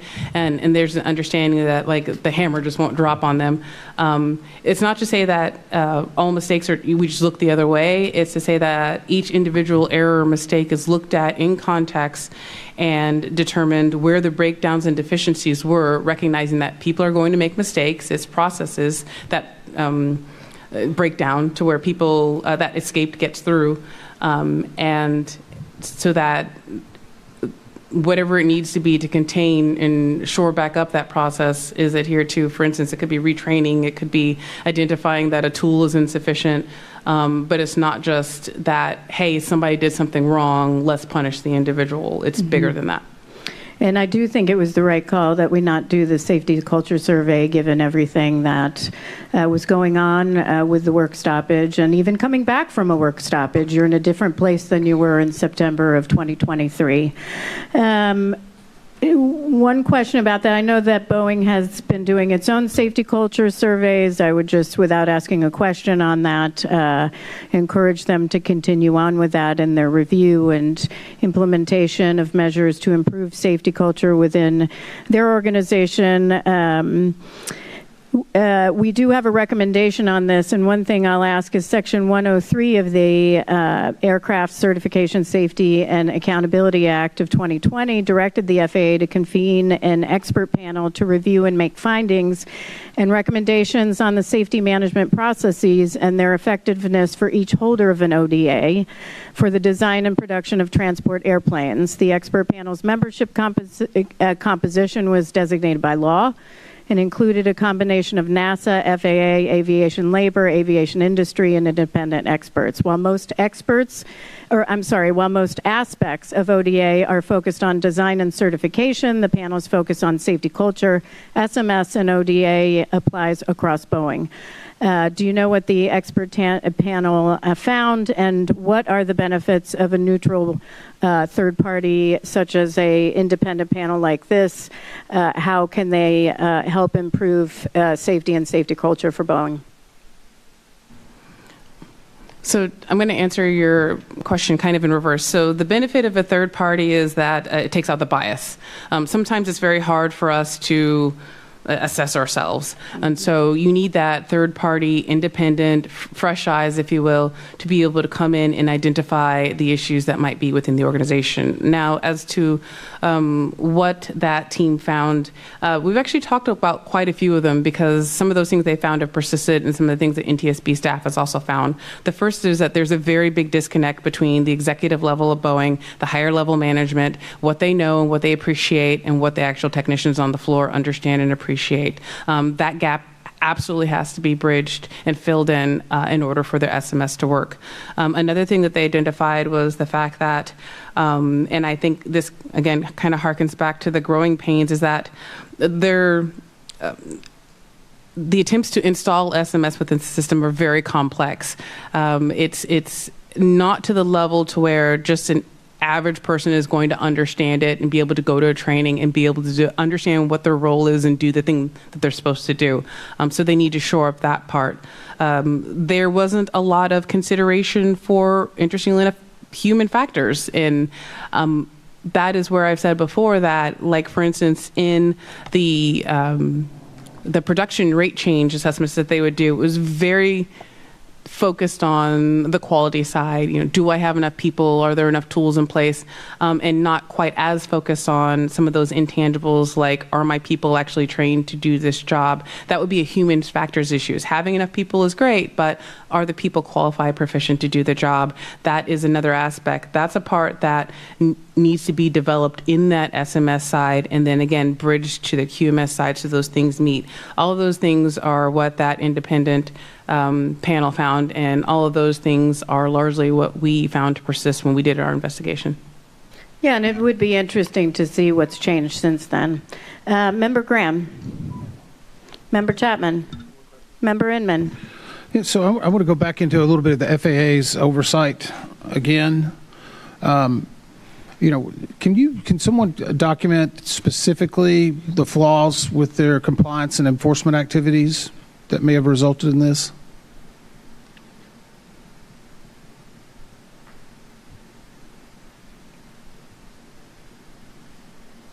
So based on staff's investigation, there were a lot of issues with regards to the removals and what they found during the removals. Again, they only had 5 years with regards to keeping all those records. The compliance are basically regulatory violations that they were supposed to keep. So based off of that, they were unable, the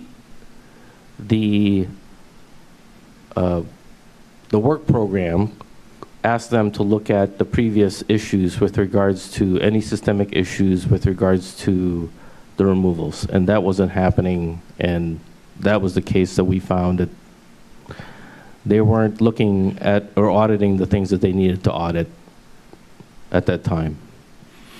But it goes back, I mean, I think we actually talk about it in the report, that in 10 years previously that the Boeing's BPIs had a history of compliance issues. I mean, despite there being that going on, why did it continue for 10 years? It's because that they don't have the system wasn't in place for them to be able to look at all that information back then, to be able to drive the audits at that time.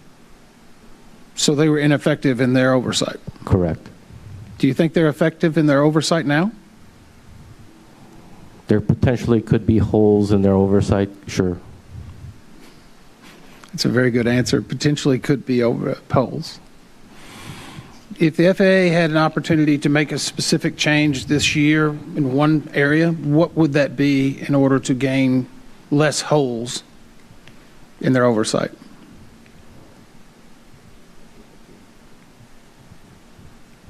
Their risk-based assessment tool needs to be a lot better. So you think that there's a fault in the risk-based assessment? I think that's what the IG found as well, correct? Correct. So it's us and the IG are both recommending this. Correct. Okay. Let's talk for a moment about the ship-side action tracker, the SAT. FAA's frontline managers stated in their interviews that parts removal out of sequence are chronic within Boeing's production system. So how does the SAT actually play within the assembly of an aircraft? How does the SAT pick up on chronic issues to be able to identify them? The SAT does not. The SAT is think of it as a trouble ticket system. So when you contact IT and say, my computer doesn't work, they create a ticket. It's specific. That log is specific to what your problem is. That's the same thing a SAT does. So a SAT, in this case, was there's 5 discrepant rivets that we need to get resolved because it's holding up production or the completion of production. So it was there to track progress and status, and it was updated at the end of every shift. So it went along from flow day 1 through flow day 6, I believe, when the initial attempt to sign off the rivets occurred, and when Boeing quality refused to buy off the rivets, and when they said they had signed off that they had been replaced and they actually had been painted over because he thought he addressed them satisfactorily, that the failure of that buyback is exactly what that process should do. It rejected work that was not satisfactory to the QA inspector. So that one worked, but then it continued on after that from flow day 6 all the way to flow day 10 when it's getting ready to roll out the door and people are saying this is still open, we need help, we need help, we need to get this thing done. So that's what the SAT record showed. But it sounds to me like SAT is a way to get airplanes out the door so they can be sold. No, I think SAT is a way to track a single problem from beginning to end so that you have a conclusion. It's not a documentation of the system. In other words, it's not a manufacturing record, but it is a document that tracks what occurred shift to shift. Okay. Mike had mentioned the move ready process. I also saw that when I was there, where, you know, you get to, at each flow day, they have a banner where they go through certain questions of, did this get completed, did this get completed, did this get completed, and then at the end of the day, the managers and the rank and file get together, the mechanics, and talk about were all those procedures, was everything done? They won't go through those questions, and then they determine, is this ready to go to the next flow day? They had mentioned that this would be caught in flow day 3. We know this went through to flow day 10. Do you believe that, or do you have some concerns it might go beyond that, or it might not catch it? I just want to. We did not study the move ready process because that was implemented actually after the investigation. What I will say is, I think it's a good start, but once again, failure to document something is very hard to detect. Mm-hmm. So if you don't have it documented that it wasn't done, I don't know that process catches it. Right, which is why you need a design change. So, Mr. Crookshanks, you're up. Boeing intends to pursue a design enhancement for the MED plug door. Can you talk about how that came about? What will the design enhancement do, and where is it in the certification process? So the design enhancement adds 2 pieces of structure to the plug that will prevent it from moving if they're installed correctly, or if they're they're in position, and further, you won't be able to put the sidewall panels onto the airplane without having those installed. And additionally, they're going to put lanyards on the bolts so that they'll hang there and be visible to a mechanic that had taken the bolts out. As far as where it is in the process, the engineering's been done.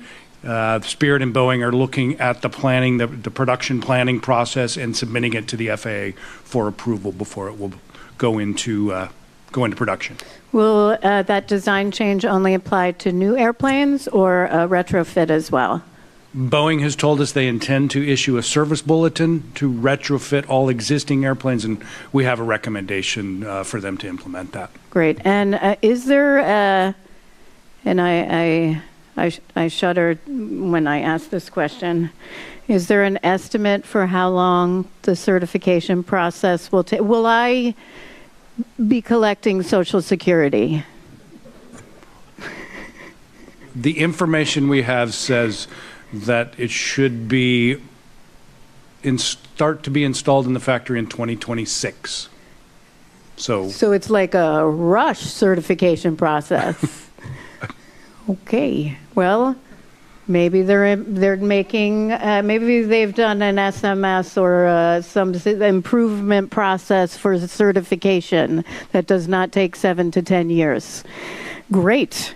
So in the meantime, they have these other procedures in place, which is a good start, right? FAA, I do want to go back to them on inspections. What type of inspections and specifically what I'm asking is not necessarily quality system audit, principal inspector audit, supplier control audit. Most people don't even know what that means. I'm not sure I do. I'm kidding. I do. But are these before this accident? Because I haven't really gotten a good answer, not from us, from FAA. Were inspections announced or unannounced? Or both? The answer we got during our interviews, they were always announced because they set up with their colleagues at Boeing, time, place, location to meet, and they almost always shared what they were going to look at and where they wanted to look at it. Since then, during the hearing, they said that they will share, they will notify them they want to do an audit, but they're not going to share always what they want to look at or where they want to look at it, so you can't prepare for the test. Seems like an excellent idea. I mean, I do understand the need to have some announced audits, but unannounced can also give you a better sense of what's really going on a day-to-day basis. Okay, Member Graham. Member Chapman. Member Inman. I'm going to actually take a moment, I guess, to put a positive spin on something. And I think we often are caught up in tragedies. I know from the DCA midair, what happened in India, we talk about these tragedies, and rarely does everyone ever focus on tragedies that don't happen. So could someone from the team tell me, was this plane certified for ETOPS?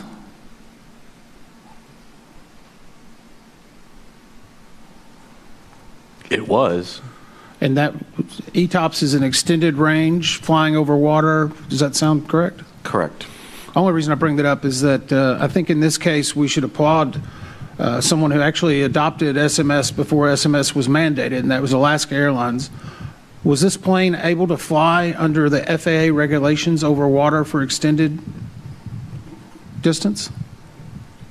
At the time of the accident, it was not, and I'd like Mr. Hooray to... Well, wait a second. My question was, under the FAA regulations, were they allowed to fly this?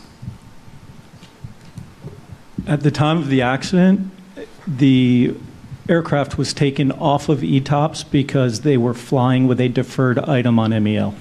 The question is, under the ETOPS program, were they allowed to fly under the FAA reg? Not at the time of the accident, because there was an MEL. They had a deferred item for an MEL, which required them to take the aircraft off of ETOPS for that flight. It was a separate item from, from anything that we've been talking about so far. It was a fuel They had a fuel pump that was on MEL.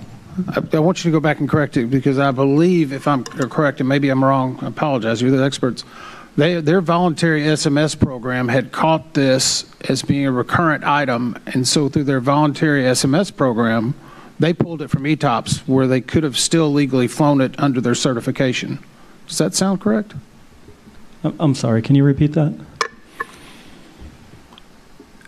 Under the Alaska Airlines SMS program, they had voluntarily taken this plane off because they saw a recurrent issue, but under the FAA certification for ETOPS, they could have flown. That is correct. So there were two separate ETOPS going. I mean, there were two separate restrictions for ETOPS going on at the same time. One, the FAA would not allow them to fly. One, the FAA would have allowed them to fly, but the airline had taken it upon themselves to do that before they would let it fly again. So in other words, if they had corrected the issue with the fuel pump that was on MEL, they still would have voluntarily been restricted from flying. I'm just trying to compliment. A voluntary SMS system that goes above a regulatory authority is a good one. Is that correct? Yeah, agreed. Okay. All we had to do was get to yes on that. Sorry. If I can interject, though, Yeah. Alaska Airlines program is a regulatory SMS. It's not a voluntary SMS. I completely understand, but they actually adopted the SMS before it was regulated. It's more mature, if that's a good way of putting it. It is. Okay. But all Part 121 operators had to adopt full regulatory SMS, I think, in 2012? Question mark. It's okay. I just want to call out, there's operators out there that are flying, and I know others that are trying to go beyond the mandated level of safety, and for that we should applaud those, because this could have been a much bigger incident had we seen a door plug over a water or extended range. Luckily it was in Portland and was able to return very quickly. The circumstances we talk about would have been very much different had not the system worked in certain places. Can we get yes to that from anybody? I concur. Thank you. I guess I want to also, one quick thing about this removal, and this has to do with rig documents. Whenever you're talking about rig documents, this is how certain members of the team learned how to take the door plug out? I guess is that correct? A rig document is an IP that checks the door plug for dimensional flushness. So no, it's not a teaching tool. It's a instruction to measure the door plug to make sure it's got proper gaps centered and it is not out in the wind stream. It's underfared for fuel efficiency. But it's the team lead, as I understood it, learned how to do this because he had not been trained from reading the rig documents. The rig documents.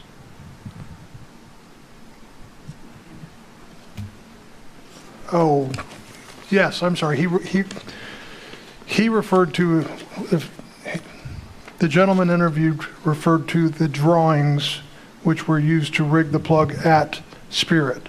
So as I mentioned earlier, he had very good mechanical aptitude, and he took a manufacturing drawing that had rig tolerances to it and figured out how to take it out and put it back in. He taught himself. Out of time. Okay. I want to go back to FAA real quick. Retention of records, because we have a recommendation on this, or that includes this. Retention of records documenting noncompliance, as well as having a system that tracks noncompliances, can help certainly proactively identify safety risks. FAA only maintained records at the time of this accident for a period of 5 years. Why is it important for historical compliance enforcement and audit records older than 5 years to be retained and access granted to FAA managers and inspectors? Why is it important to have more than 5 years? So that inspectors can use that information and use it systematically for next fiscal year's plan for that particular for Boeing. Yeah, 5 years is a pretty short time period. Do we have a recommendation on how long they should keep those records? We did not prescribe how long they should keep those records. Okay. And what is risk-based resource targeting?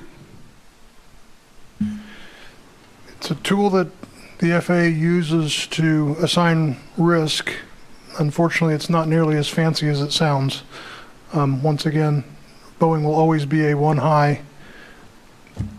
And what it should be doing is looking at where Boeing's having problems and cause more frequent inspections to occur or audits to occur in those areas where they're actually having problems, and reduce the number of audits in areas where they're not having problems, to be a true risk-based tool.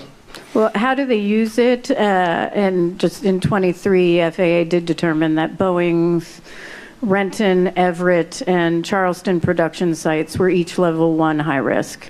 So how do they use that targeting for risk-based analysis? Again, I believe it's a misnomer. By definition, any manufacturer that produces at least 100 aircraft is a one high. So there's no way of getting to an answer not one high. Got it. Okay.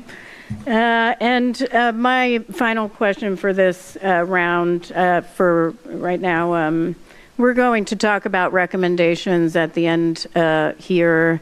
We do have several other rounds of other questions, but are the recommendations in the report applicable to only Boeing 737 production line, Doug? Mr. Brazy? No, ma'am, they are not. Many of them are platform agnostic, I guess. They apply to the whole company and not just the 737 line in Renton. So 767, 777, 787, all the production lines? Correct. Okay, thank you. Member Graham. Member Chapman. Member Inman. I've got a few I'll just throw into the catch-all in light of hopefully getting a lunch break in a little bit. Okay, we're going to get a lunch break right now. That was a big hint. I like it. All right, we're going to take an hour. Is that all right? For lunch, we will reconvene at 2:00. Thank you so much, and thank you to the staff for the work so far. All right, we're going to get started again with round 3. Round 3 is going to focus on operations, cabin safety, and related safety actions and needs. We're going to start with Member Graham. Thank you, Chair. I'd like to talk about the oxygen mask in the cockpit, like we talked about at the break. So would you mind talking a little bit about how the oxygen mask and the speaker system works with headsets and everything like that, so everybody understands that?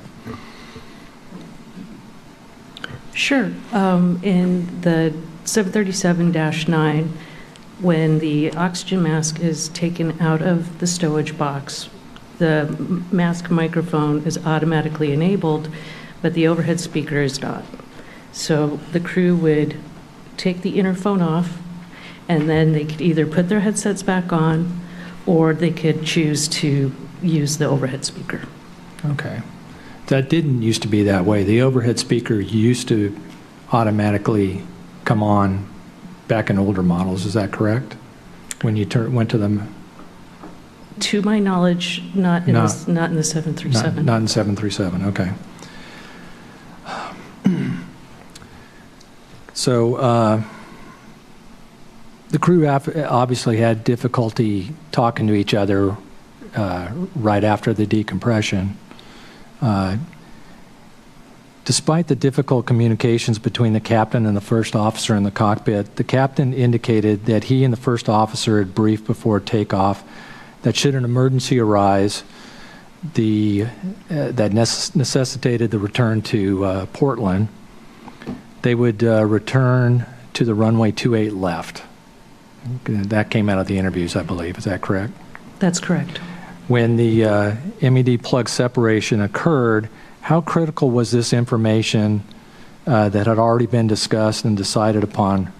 How was that for the response that they had? Did that help them since they were having problems communicating? Absolutely.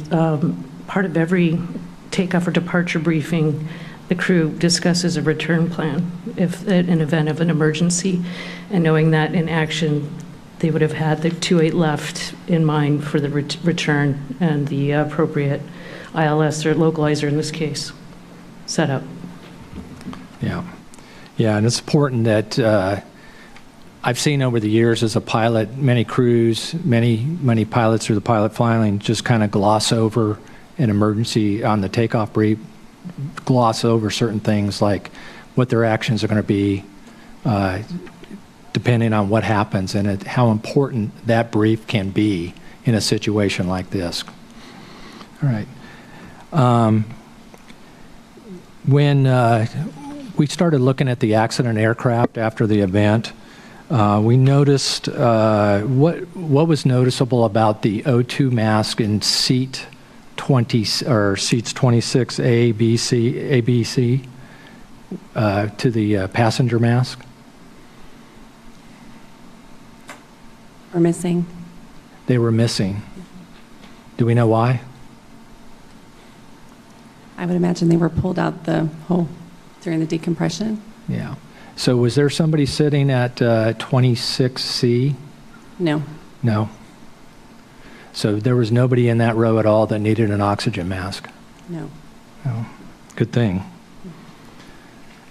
Do we know what altitude the cabin reached in the whole process? What was the highest cabin altitude? That had to be computed from FDR data. It wasn't actually recorded, and the computed values were about 100 feet under less than airplane altitude. So the plug departed the airplane at 14,830 feet pressure altitude, and the calculated cabin altitude was about 100 feet under that. Okay. And that was kind of consistent throughout the data. There was a 100-foot discrepancy while on the ground before the accident and after, so that may be a delta. The point being is that the cabin altitude and the airplane altitude were very close, if not identical. Yeah, that makes sense with a plug missing. The plane's not designed to have that big of a hole, is that correct? All right, I see my time's up. Thank you. Thank you. Member Chapman. Thank you, Chair. There were 3 lap children on the accident flight. How close were those lap children and their caregivers to row 26 where the door plug blew out?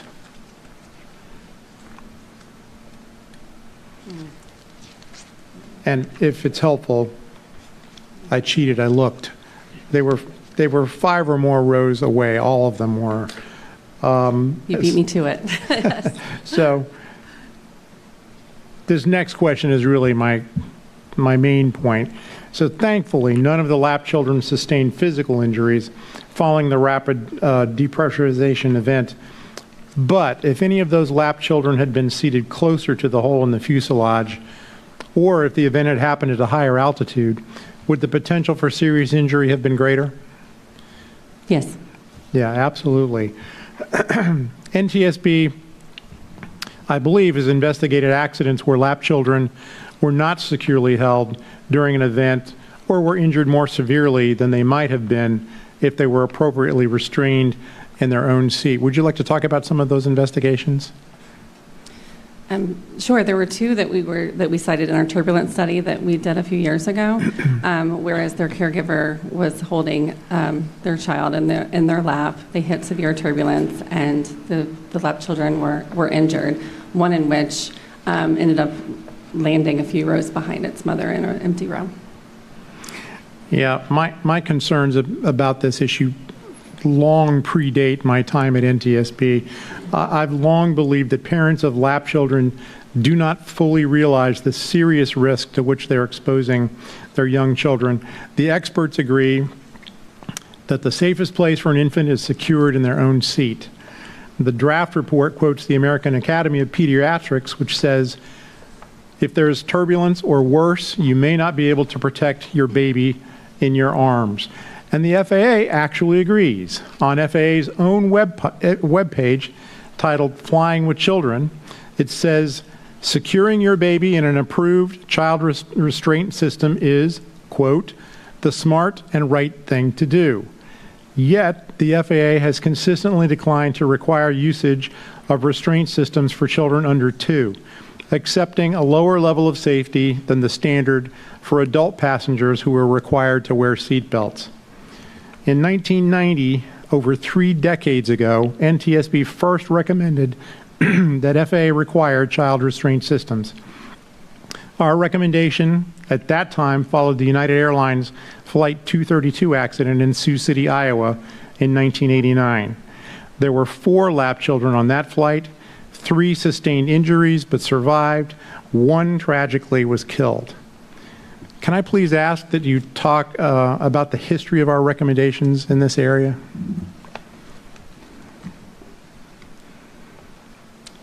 And I don't need specific chapter and verse, but if you could just give a little bit of an overview of where NTSB has been on this issue over the decades. Yeah, the NTSB has made multiple recommendations on having to do with child restraint systems, and the FAA has done some work with regard to standards for seats, but as you pointed out, they have not required them on airplanes. So. Yeah, FAA has consistently fallen back on voluntary usage of child restraint systems, despite what I think is a very obvious risk to young children. I've never understood FAA's position on this, but they're consistent on it at least. When did we finally close the most recent version of our often reiterated recommendation calling on FAA to require child restraint systems? Do you recall? I do not know offhand, but I can definitely let you know. If you could check that. We don't, I want to say it was somewhere in the range of 2013. And we've had to, and we'll talk about this a little bit later, we've had to resort to other approaches on this because we just have not been able to persuade FAA that this is an area where they should take action. Chair, I have additional questions in this area, but I will hold those for later. Thanks. Thank you. Member Inman. And so I think part of this is also going to be operations, and I'm actually going to go to the oxygen as well in a little bit. But after the accident, Boeing conducted a comprehensive review of its supply chain and production system, for which they added conformance inspections to, I think it was 9 critical build points. How were they identified, and what happens if a product fails one of those inspections?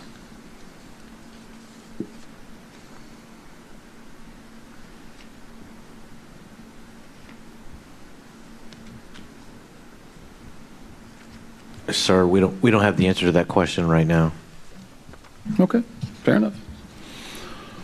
So I had a similar question during the investigative hearing, and it's astonishing to me that we brought this up, and I think it's important because it's a big discrepancy. On the depressurization certification, the calculated hole size for a 737-9 is 820 square inches. Does that seem accurate? That is correct. However, this plane, the fuselage created by that MED, was 1,682 square inches, double the amount? Yes, about double. So if we know an inherent risk is there for a double that size, why is the FAA not updating that standard? The standard is at a different pressure. So the certification standard is a hole size of 820 square inches with a differential pressure of 8.35 psi. Boeing does add some conservatism to their analysis and uses a cabin altitude at sea level, so you have more mass of air that has to escape that hole. In our event, we had double the hole size, but our differential pressure was only 5.73 psi. Why would it be different than what it was tested at? The certification hole size is testing to make sure that you don't endanger the airplane or break some part of the airplane that would make a much worse accident. So I guess in your opinion, do you think the current standard is accurate at 862 square inches? Yes, for what the FAA is certifying, the structure of the airplane, it is correct. No, I guess I'm curious, is the FAA need to look at that standard a little bit further? In what regard, sir? The fact that it was double the size that actually came out. I know standard pressure differential was probably the big difference there. Yeah, and we didn't break anything. We didn't have any adverse effects to the airplane. The door plug fell out. Right. Is that not an adverse impact to the aircraft? It didn't cause loss of the airplane. It's not a catastrophic effect. I would beg to differ with the people who were on that plane, but I understand where you're coming from. Sorry. So we're seeing a lot of, especially, and I'll go back to like after MCAS, and we actually just put out an urgent recommendation on LEAP engines regarding smoke in the cockpit. I know we weren't in the scope of some of that, but we know that they were designed and engineered to open these cockpit doors in the event of a depressurization event. All these were things that were not briefed to the pilots beforehand, correct? That is correct. Are we seeing a systemic issue where there's changes in models and makes of airplanes that are not being briefed to the people who are going to be flying them, which puts it at greater risk? I don't have the answer to that question. Again, back to the Dash 9, Boeing said it was an oversight in the FCOM coming from the NG, but in regards to other airframes, I don't have the answer to that. Was it an oversight in regard to the LEAP engines, not letting them know that the cockpit would fill with smoke? That is my colleague's case. Okay. I don't have information on that. I just think notionally we can put together a number of different things where it may have been an oversight or potentially intentional not to tell pilots that are flying it. So I hope there's a renewed interest in being fully transparent with the people that are operating the aircraft on what changes may be between versions. I'll go on to the next one. Thank you. Again, I want to commend the cabin crew for Flight 1282 for their professionalism and courage during what was certainly a terrible event. Chaotic is what the first officer said, explosive is what the captain said in their interviews. In an emergency such as this one, the crew needed to fall back on their training and let the safety procedures they trained for take over, which is exactly what they did to a T. Every second of reaction time certainly mattered, and yet through no fault of their own, there was undeniably chaos. So what we look at now is how carriers like Alaska Airlines can create that redundancy in that system so that in times of chaos, there are first and second lines of defense that will save lives. In this case, I want to talk about the oxygen mask and the portable oxygen units. As soon as the depressurization in the cabin occurred, all 4 flight attendants followed procedure and immediately put on their overhead oxygen masks. They then began to move through the cabin. Some had portable oxygen bottles at some point to check on passengers and the unaccompanied minors on board. It was here that they encountered problems with the oxygen units. What method did each flight attendant use for an oxygen source as they moved throughout the cabin?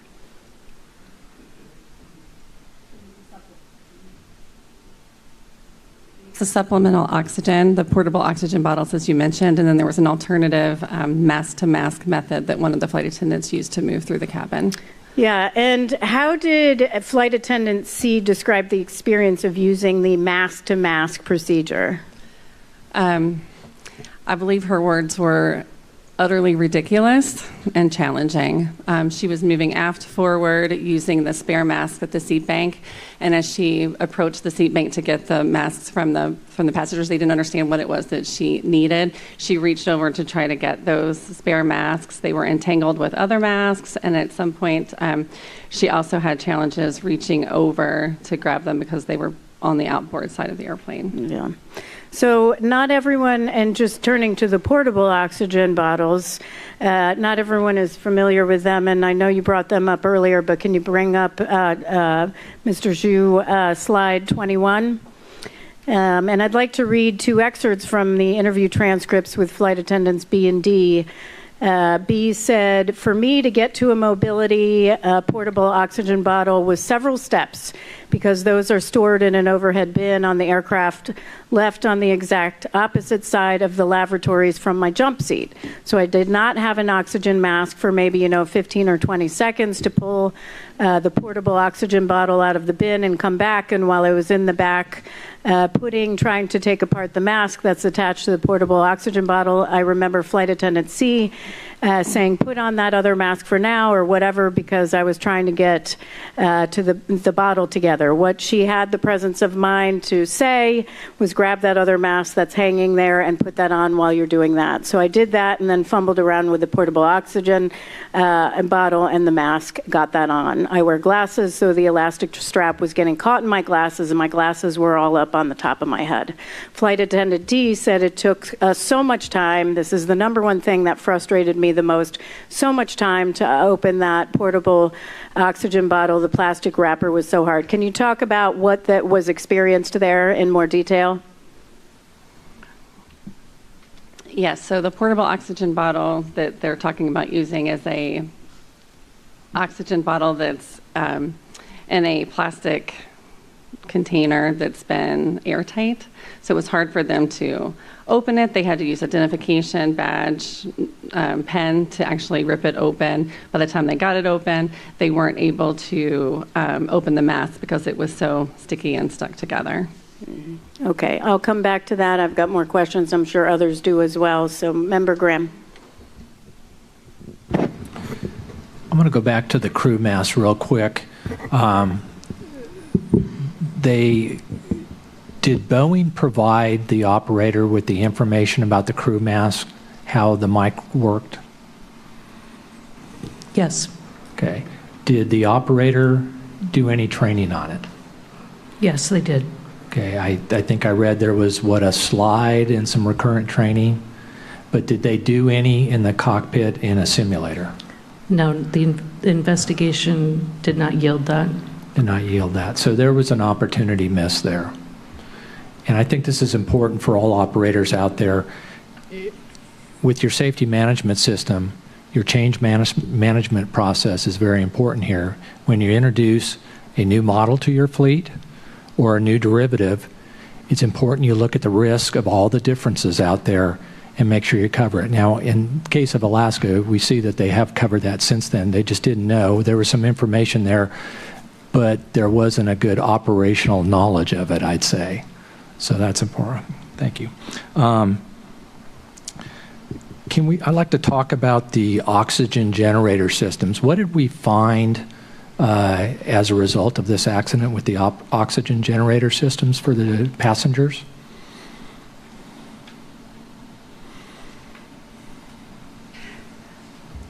So we found that the oxygen generators did move all but I think 2 rows, slightly aft a little bit, but we did find that all of the oxygen generators retainer pins did pull and the retainer strips did turn color, so all of the oxygen masks did. They all worked correctly? Yes, they did. Okay.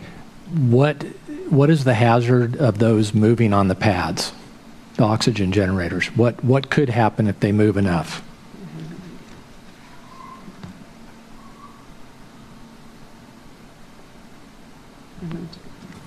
I think the risk is that they may activate by stretching the activation mechanism during that motion and then not be available in a real emergency.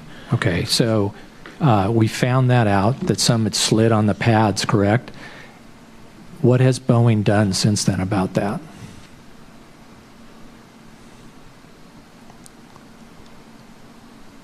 I know that they've made some change to the pads and they've updated their manuals, and they've made changes on all the other aircraft to include the pads. The new pads are keeping from moving, correct? Yes. So, I mean, I'm glad everything worked okay, and I'm glad we found something out before we needed them. Very good. Did Alaska Airlines flight attendant manual detail what to do if unaccompanied minors were on board during a rapid depressurization event? No. Didn't cover anything at all? No. Okay. How many unaccompanied minors were on board? 3? 4. Was it 4? Mm-hmm. Okay. All right. That's all I have in this section. Thank you, Chair. Thank you. Member Chapman. Thank you, Chair. I just want to pick up a little bit on Member Graham's questions about the flight crew and the oxygen masks. At what point did the flight crew decide to remove the oxygen masks and attempt to reestablish communication with their headsets? Do we know? Yes, in interviews, they stated at about 10,000 feet is when they took the oxygen masks off. And again, after not being able to communicate, they put them back on. So they would have attempted to go without at the point where essentially it was safe to operate without supplemental oxygen, correct? That's correct. Okay. And again, they were unable to reestablish communication because this aircraft had a different system on it from what they were accustomed to, from the 737NG. That is correct. Okay. And when the 737 MAX airplanes were first delivered to Alaska Airlines, did Alaska Airlines pilots, did they go through training? They did. I believe you indicated that already. They did go through a differences training. Was that difference, first of all, that differences training was relatively brief, I believe, right? I mean, it was at most a couple of hours. That's correct. The simulator training was 2 hours. And was that differences training, is that a reoccurring training or is that a one-time, if you know? This familiarization flight was in the initial training for the MAX. Okay. After that, they could do training on either the NG sim or the MAX sim. Okay, all right. So something like the difference between the oxygen masks, that's not something that they would have encountered again unless they were doing simulator training in the MAX simulator. Is that right? That is correct. Okay. Did we find in the investigation, did we find that Alaska's instructors were also unaware of the differences in procedures on the MAX model and the NG models for donning and removing oxygen masks? Yes, during the simulator evaluation that we conducted, the 3 instructors that ran the simulator for us, they also were not familiar with having to press the test to reset switch. So there's a good discussion of this in the draft report, talking about our long history of recommendations to FAA addressing quick and effective oxygen mask use, including flight crew initial and recurrent training, hands-on, and aircraft-specific training on oxygen mask use. But FAA has, in the past, declined to accept our recommendations in full. They've emphasized instead the importance of training, but they've refused to require some of the things that we've recommended. I know we have a new recommendation that we'll consider today that asks FAA to notify operators of circumstances of this accident and encourage hands-on aircraft-specific training and participation in realistic emergency scenarios training. And I think that's very important, and I think we see from the circumstances of this accident just exactly why that's important. Thanks very much, Chair. I have no more questions. Thank you. Member Inman. So I'll go back to what Member Chapman was talking about, and I always find it interesting, and I think it's helpful that if you don't know, the party submissions that we get are valuable, at least for me, and so I appreciate the time and the efforts it's put into. This is actually from the Flight Attendants Association, and they've got a picture in there. They're demonstrating how flight attendants are trained to be able to use masks. And it looks like a large collection. Where that's interesting, though, is you get onto the next page, and they actually have flight attendants that are actually illustrating what it's like on a real-life aircraft, the cup-to-cup, if you will, where it's so hard for them to be able to reach across to the outboard that some of them don't even have long enough arms to be able to get that, which is why they have to mimic for passengers to be able to do that. And so I bring that up. Is there a discrepancy between training and what real life would be in regard to using these masks?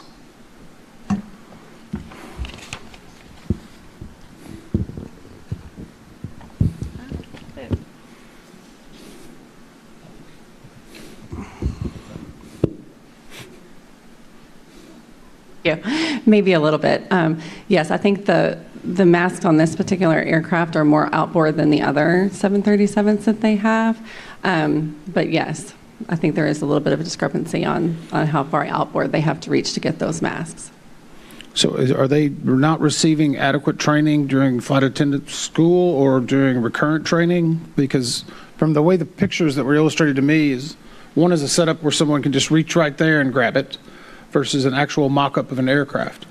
I think it's that. They're taught and they're trained, but the familiarization where they actually get out and do it is what's lacking.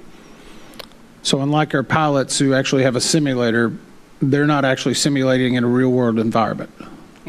And the mask-to-mask method is an alternative way to move about the cabin. Okay.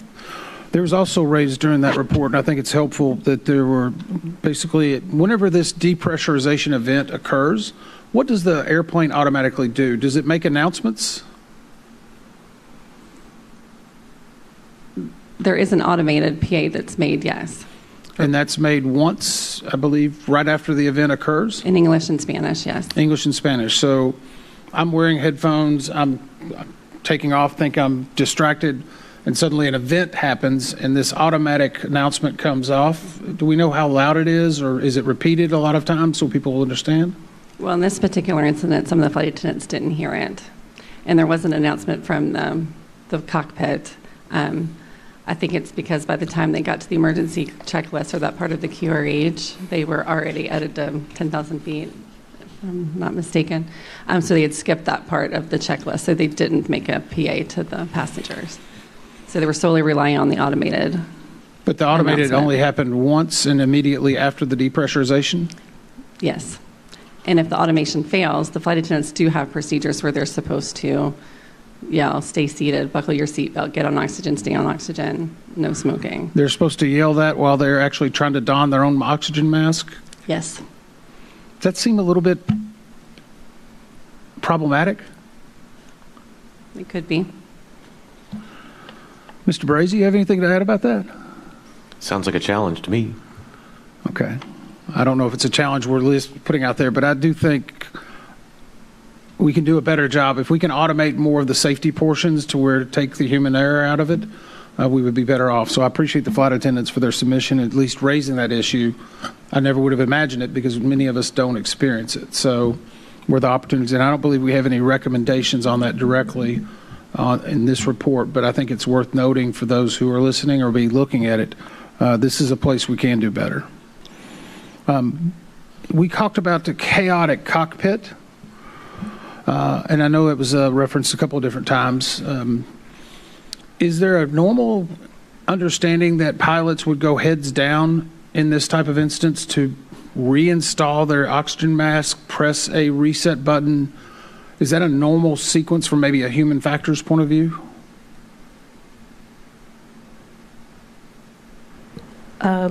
You don't have to actually place the oxygen mask back into the stowage box. You can set it aside.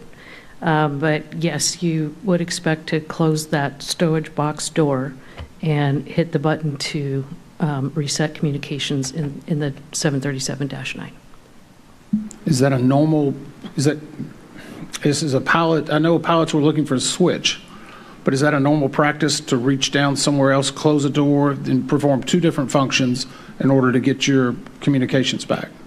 It is. The door is the same in the NG and the MAX. It's just the switch that's on the audio control panel and on the NG versus hitting the test reset switch on the 737-9. Okay. Let's see, I'm out of time. Thank you. What entity is responsible for the design standards of portable oxygen bottles on board aircraft? We just talked about in my round some difficulties with getting those. The FAA. And did these meet current FAA standards? Yes, they do. It's obvious those standards need to change. Do we have a recommendation on that? We do. And are these masks on, first of all, what did American Airlines do differently afterwards to, Alaska Airlines do differently to address this? Well, they did update their training and initial and recurrent to provide an exemplar oxygen bottle the flight attendants can see when they're going through training. But perhaps a different design is needed so that those same difficulties are not experienced in another emergency situation. Yes. And are these, is it just these types of difficulties applicable to Alaska Airlines, or could it be other airlines? It could be other airlines. Okay. Yep, that's my point. All right. Member Graham. You're talking about the passenger oxygen masks being very far outboard. On the MAX, are they farther outboard than the other 737 variants? Yes. Do we know why? No. Is it because that bin overhead has to be much bigger now? Perhaps. Probably. Mm-hmm. I guess that'd be a good question. But, everybody carries their bag now because they don't want to pay for the baggage? Mm-hmm. Okay. That's all I have in this section. Thank you. Right. Member Chapman. No further questions, Chair. Member Inman. So going back again to oxygen masks, is there an alternative to the bag that was described for the flight attendants? I know that was a problematic because it was congealed and it was hard to get around glasses. Is there an alternative for that? There is. Most airlines in the U.S. do have the plastic yellow Dixie cup mask that you would see for the passenger masks is what they use for the portable oxygen masks. So does an operator get to decide which type of safety mask they want? Yes. And you say that most of the industry has already adopted the Dixie, I guess it's a good way to describe it, Dixie cup, the little yellow cup? That's correct, yes. Why would Alaska do this differently? Why would there not be conformity whenever we know that works? I don't know. Since that, I know they've taken multiple different changes, such as training, simulator, things of that sort. Have they made this change since the accident? They have not, and that's why we made the recommendation, because based on how we know that this performed in this particular accident, I think it needs to be relooked at. Staff believes it needs to be relooked at. Is this an expensive product? Is it like $50,000 to change a little tubing in a mask to a Dixie cup? I'm unsure. Okay. It was reported that 2 of the flight attendants actually believed that they were starting to suffer hypoxia. Can you describe what hypoxia is? And I'm looking to anyone in general. Well, it's a lack of oxygen for one or more reasons. What's the effect, though? Loss of situational awareness, inability to assist other people, oxygen deprivation. And so 2 of the flight attendants at least acknowledged that they had suffered what they thought were effects of hypoxia from this, correct? They were lightheaded, yes, they referred to that. So this event occurred at 15,000 feet. Can you tell me the difference between a depressurization event at 30,000 feet to get down to 10 versus 15,000 to get down to 10? What would the time difference be from 30,000 feet to be able to do a rapid descent back to 10,000? Well, airplanes are certified that you need to be below 250, flight level 250 within 2 minutes. And you would be flying at VMO or the max operating speed, which is normally, every airplane's different. It could be 270 knots or maybe 280. In the case here, I think the crew had to think about, was there structural damage, because you might need to fly slower if that was the case. But they would have been able to, after assessing the situation, gathering all available information, making sure that it's not night and they're going to go fly right into a mountain, taking those things into effect, they would be able to get, the airplane is certified to get below 25,000 feet within 2 minutes. Below 25,000, but to get to where hypoxia is still not occurring is below 10,000. No, I'm not a doctor, but hypoxia affects different people at different altitudes. The useful time of consciousness is much higher, but that doesn't mean that somebody would get hypoxia sooner or later. Physiologically, we are all different. But at 10,000 feet, you are not required to have oxygen. So I go back to my original question. If you're going from 30,000 feet down to 10,000, how long would that take? Best case scenario. A few minutes, 3 minutes. A few minutes? Okay. And in this instance, it took a few minutes just to get from 15 or 17,000 feet down to 10? That's all the time I have right now. Thanks. Okay, I don't have any more questions in this section. Member Chapman? Sorry, Member Graham. Member Chapman? Nope. Member Inman? Catch all will be fine. Okay. I do want to just take a moment and thank Member Chapman for his strong advocacy on the child restraint issue. This really has been something you have championed, and thank you for your work on that. All right, we are going to move to the fourth round, which is on recorders, both their deactivation and 25-hour duration, starting with Member Graham. Thank you, Chair. Once again, we didn't get any recording off the CVR, did we? No, we did not. Recurring theme. I can't remember how many times in the last 5 years I've been here. Way too many. It's just kind of frustrating to see this, that how important the CVR is.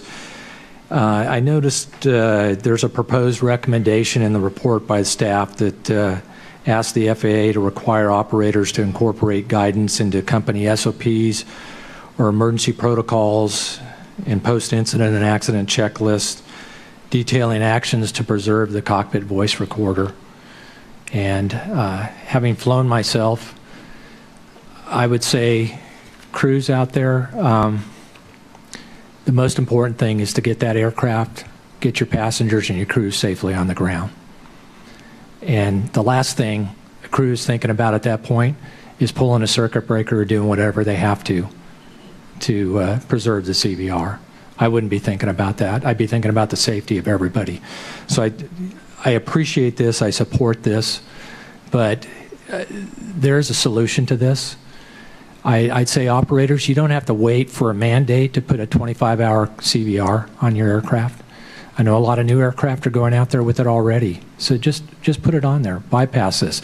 The other thing is, I know many years ago, we put out a recommendation to the FAA to put together programs where, not unlike flight data recorders with FOCA programs and ASAP, that you monitor what's going on in the CVR. You might learn something about your SOPs or sterilized cockpit from that.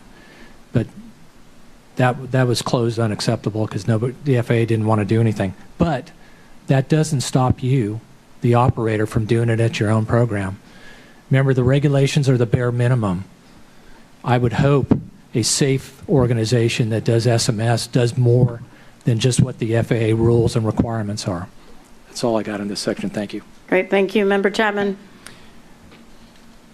Thank you, Chair. And just picking up on Member Graham's comments, the Alaska Airlines Flight Operations Manual at the time of this accident, as I understand it, required flight crews to pull the CVR circuit breaker as soon as possible after the aircraft was secured. But as Member Graham points out, that it's understandable given the dramatic circumstances. It's understandable why that might be overlooked. And again, the answer here is 25-hour CVRs. The NTSB's pushed for 25-hour CVRs since, I believe, at least 2018. We now have language in the FAA Reauthorization Act of 2024, which requires 25-hour CVRs for Part 121 aircraft. Is that requirement now in effect, or does that require an FAA regulation to implement it? What is the status of that requirement? Do we know? Yeah, that requirement is now in effect as of May 16, 2025. So all newly manufactured airplanes operating under Part 121 And then certain other operations that have more than 30 passenger seats will have 25-hour CVRs coming out of the factory. And with regard to Alaska Airlines, how many airplanes in the Alaska Airlines fleet are currently equipped with 25-hour CVRs, and do they plan to retrofit their entire fleet? Yes, so they indicated to us that they already have 6 airplanes that have 25-hour CVRs. Every new delivery after this will have them, and that they're already working on plans to retrofit their fleet to meet the mandate in the FAA reauth. And for them, the task there, they're actually dealing with 2 fleets, because it's the Alaska Airlines fleet and then the Hawaiian Airlines fleet because of the merger, correct? That's correct, yeah. Yeah, thank you. Well, this is an example, I think, of what Member Graham is referencing, which is you don't have to wait for the you don't have to wait for the mandate. I mean, you can do these things on a volunteer basis. We have the mandate now, but it's important for carriers to meet the requirements of the mandate and, frankly, beat them if possible. Thanks, Chair. Thank you. Member Inman. So I'll go back, I guess, and Member Graham and Chapman both brought it up. Can someone tell me the process of how we preserve this CVR? I know we've talked about this crew operating exceptionally chaotic, but what is the process? And we talked about the SOP. How do you actually preserve the CVR? So in the event of an incident or an accident, you need to remove power from the CVR for it to stop recording if the airplane is still powered. So the only way to do that would be to remove the CVR circuit breaker. Is that, I mean, if I go into my house and try to remove a circuit breaker, I'm probably going to either get electrocuted or yelled at by my wife. Is that a hard process to turn around and pull the circuit breaker? Is it laborious? Do you need tools? It depends on the airplane. Some of them are electronic, but it's not a difficult process, no. Is it easily accessible? Yes. So do we ask why in this instance that it was not done? I think, as some of the other members alluded to, it was a very chaotic event, and the last thing on the crew's mind afterward, after the airplane parked at the gate, was to make sure that the circuit breaker was pulled. They had other duties to perform, so that's why we proposed a recommendation in this area, to make sure that other people in the operation are aware that they need to get that circuit breaker pulled before it starts overriding itself. Okay, and in the instance of this circuit breaker issue, it's the crew's responsibility, not the maintenance or the others. And then if an incident or accident, it's still the cockpit crew? So yeah, technically in the Alaska Airlines Flight Ops Manual, it is the responsibility of the flight crew if possible, but sometimes maintenance does respond in time to be able to preserve the accident flight recording as well. Okay. So I know we talked about earlier, actually I'm just going to wait for the catch-all on the rest of mine, Chair. Okay, great. And Mr. Brazy, on this point, Alaska Airlines did ask their maintenance personnel to pull it. The aircraft stayed powered, and it was a couple hours, and it was overwritten. Correct. Yeah. Okay. So, what could the CVR have helped us with had we had a recording? So in this accident specifically, I think some staff talked about in presentation. So the flight deck environment during the depressurization, during the opening of the flight deck door, the presence or absence of any oral alerts, and also the difficulties in communication between the flight crew, air traffic control, and others. Great, thank you. Ms. Adler, when did the NTSB first recommend CVRs be capable of recording 25 hours as opposed to the current standard of 2 hours? It was 2018, Chair. And in the 7 years since we first called on the FAA to require 25-hour CVRs, how many more NTSB investigations have been hampered by overwritten CVR data? I'll confirm with my colleagues in RE, but I believe it's at least 20. At least 20. And is CVR data only important for NTSB investigators, or are they important for others, such as operators, to determine how to improve safety? Yes, I believe the operators as well. And I know that this is important for FAA now and the current leadership at DOT. They have assured me that they are focused on moving this rulemaking forward. Is there anything we can do to help them? I mean, I think In general, we have an entire team dedicated to implementing all of our recommendations here in the Office of Safety Recommendations and Communications. We'll continue to assist in any way that we possibly can, using our previous experience, this investigation, and then also using our investigations to help in other ways when legislation is necessary. We help on the Hill. And can others describe how the FAA's proposed rule compares to the rules and standards already in place in Europe or ICAO? Sure. So EASA, which is the FAA equivalent in Europe, has had a mandate for 25-hour CVRs on newly manufactured airplanes only since January 2021, and that is also similar. And how does that compare to FDR data? So FDR data is a little bit more complex on the carriage requirements, but generally speaking, for large transport category airplanes, they've been required to have 25 hours or more worth of data for quite some time. Great, thank you. Member Graham. Member Chapman. Member Inman.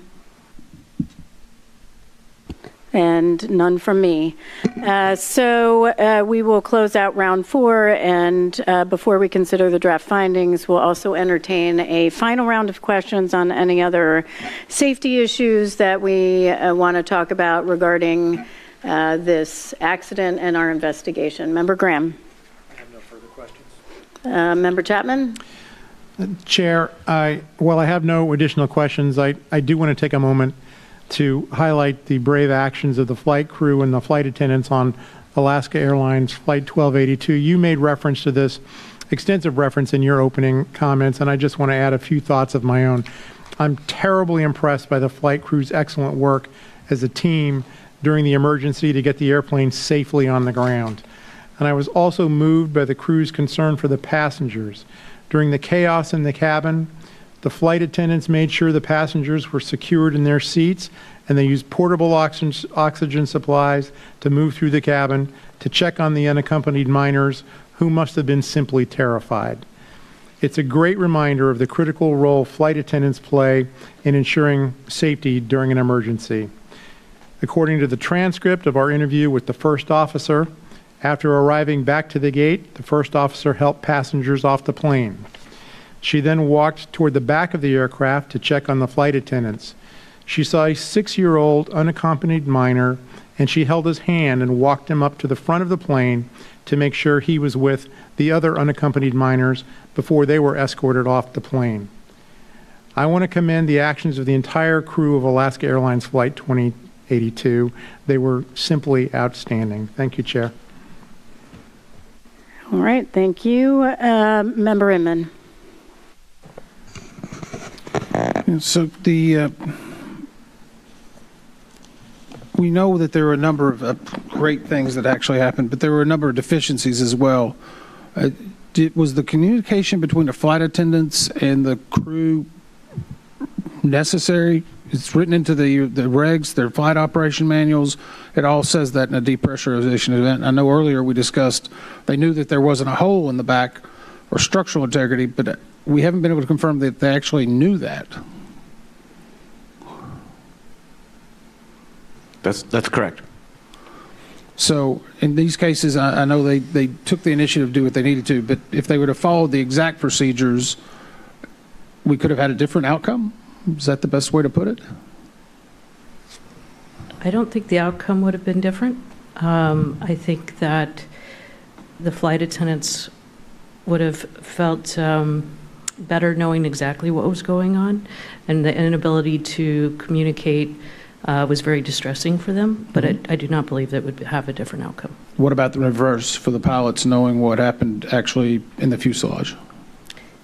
Yes, they too didn't know exactly what was going on. Again, all the captain heard was hole. They obviously knew it was a rapid depressurization, but to what extent, they did not know. If they would have known that large of a hole, do you think it would have changed their? And this is speculation, so I don't want to put you in that, but and it's easy after the fact.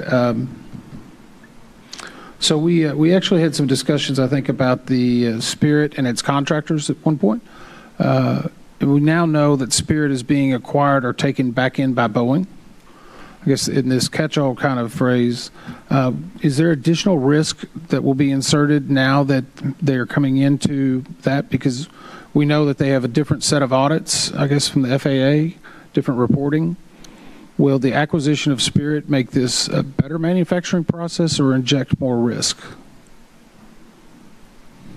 I can take that one on. I think that, again, with any major change that you make, there has to be a change management process. We've discussed that earlier, and this would be just one such change. Although, you know, they were together, and then there was a divestiture, and now there's that proposition to bring Spirit back on. One of the things that they'll have to look at is how they will incorporate and mesh together Spirit's existing practices and what Boeing has in place. Can't speak for the future. I just know that it can't be something that is disregarded. The potential for risk being introduced cannot be disregarded, and it has to be assessed. What I can say is, though, as I mentioned earlier, along with the new rule, suppliers were not part of that new rule. And so if this major supplier comes back under Boeing, then they will be under the Boeing certificate and will be subject to Boeing's now regulatory SMS. Where previously, by being a supplier, they were not subject to it, but they were not, no. Okay. I'll go back real quick. I know one of our recommendations is for an independent third-party panel to evaluate Boeing culture. Is that correct? Yes. So I'm going to reference again the Inspector General report that was done, and it appears that the FAA actually mandated that with an expert panel that looked, this is part of the Safety Accountability Act of 2020. It's talking about they had 15 findings, 31 recommendations related to Boeing's safety culture and its SMS, and the FAA's ability to oversee Boeing's SMS. Did we look at those in regard to what those recommendations and findings were before our recommendation of basically redoing this expert panel? So that's the Section 103 colloquial, that's what we've been calling that report. And we did look at, and we found that a lot of what they prescribed in that report mirrored what we also saw in our own investigation. So even though this was done in 2020, roughly, I don't know when the actual report was done, but is it a recurring issue? Are we going to have to every 5 years go back and say there needs to be an independent panel and an independent review of an SMS system? I think that there should be constant review, yes. At what interim, I think remains to be seen. I do caution against, I guess, over-surveying and over-assessing, specifically when it comes to, like, for instance, instituting a survey and taking the pulse of the people, only because if there's not demonstrative effects after the fact, if there's no proof that that information is being taken and used for change, people will be less and less likely to be candid when they go to answer the questions of a survey. Because there can always be that perception that, well, I just did this 3 years ago and I haven't seen any change, so why am I doing it again? So there's a couple more things that have to be in place there. And again, it's about holistic change. Taking the assessment of the safety culture is one part of it. A survey, for instance, is a significant data and fact-finding tool, but there are other tools as well, such as small group sessions, large group sessions. These are some of the things that we have seen Boeing do after the fact to gain more and more information, and those environments also lend themselves to different individuals will respond differently to different tools. Okay, great.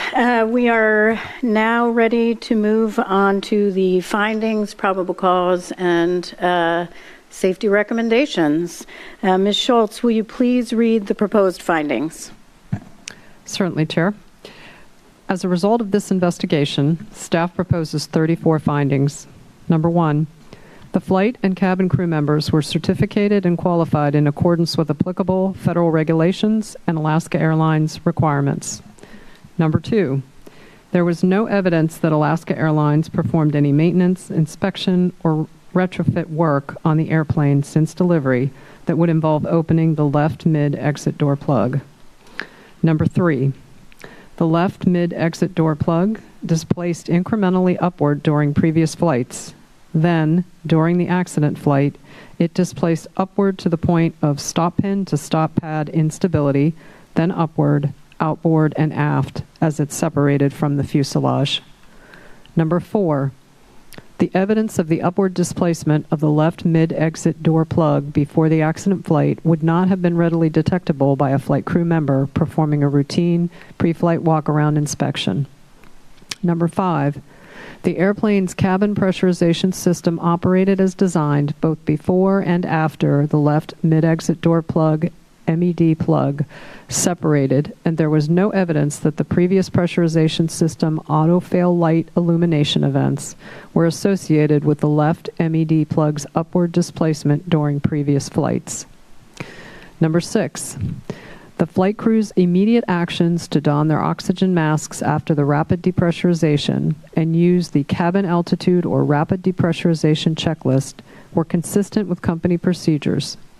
Their decision to descend the airplane and return to the departure airport was timely and appropriate, and they demonstrated effective high workload management and task allocation appropriate for a 2-person crew to safely handle the emergency. Number 7, the teamwork and complementary duties of the flight crew, which occurred during the emergency, reinforced the necessity for a minimum crew of 2 pilots, as specified in the Airplane Type Certificate, as well as Title 14 Code of Federal Regulations, Part 121 Operating Rules. Number 8, although the flight crew did not perform the procedures to switch communications back to their headsets after removing their oxygen masks, this had no adverse effect on their subsequent safe landing of the airplane. Number 9, Flight Attendant A's difficulty communicating with the flight crew and challenges communicating with the other cabin crew members did not impede the cabin crew's ability to execute cabin procedures and effectively ensure the safety of the passengers, including unaccompanied minors, after the rapid depressurization and during the descent and return to the airport. Number 10, all flight attendants and passengers were able to use the overhead oxygen masks to obtain oxygen after the rapid depressurization, and the portable oxygen bottles provided oxygen to the 2 flight attendants who used them to move through the cabin. Number 11, the absence of bolt contact damage or deformation around the holes associated with the vertical movement arrestor bolts and upper guide track bolts indicates that the 4 bolts that should have been installed to prevent the left mid-exit door plug's upward movement were missing before the plug moved upward off the stop pads. Number 12, the left mid-exit door plug's vertical movement arrestor bolts, upper guide track bolts, and associated hardware were installed before the fuselage was delivered to Boeing, but subsequently removed during the manufacturing process when the plug was opened to facilitate additional work. Number 13, neither the door team manager nor any of the door team personnel on duty when the left mid-exit door MED plug was opened had any experience with opening an MED plug, and none said that they had any knowledge of who opened it.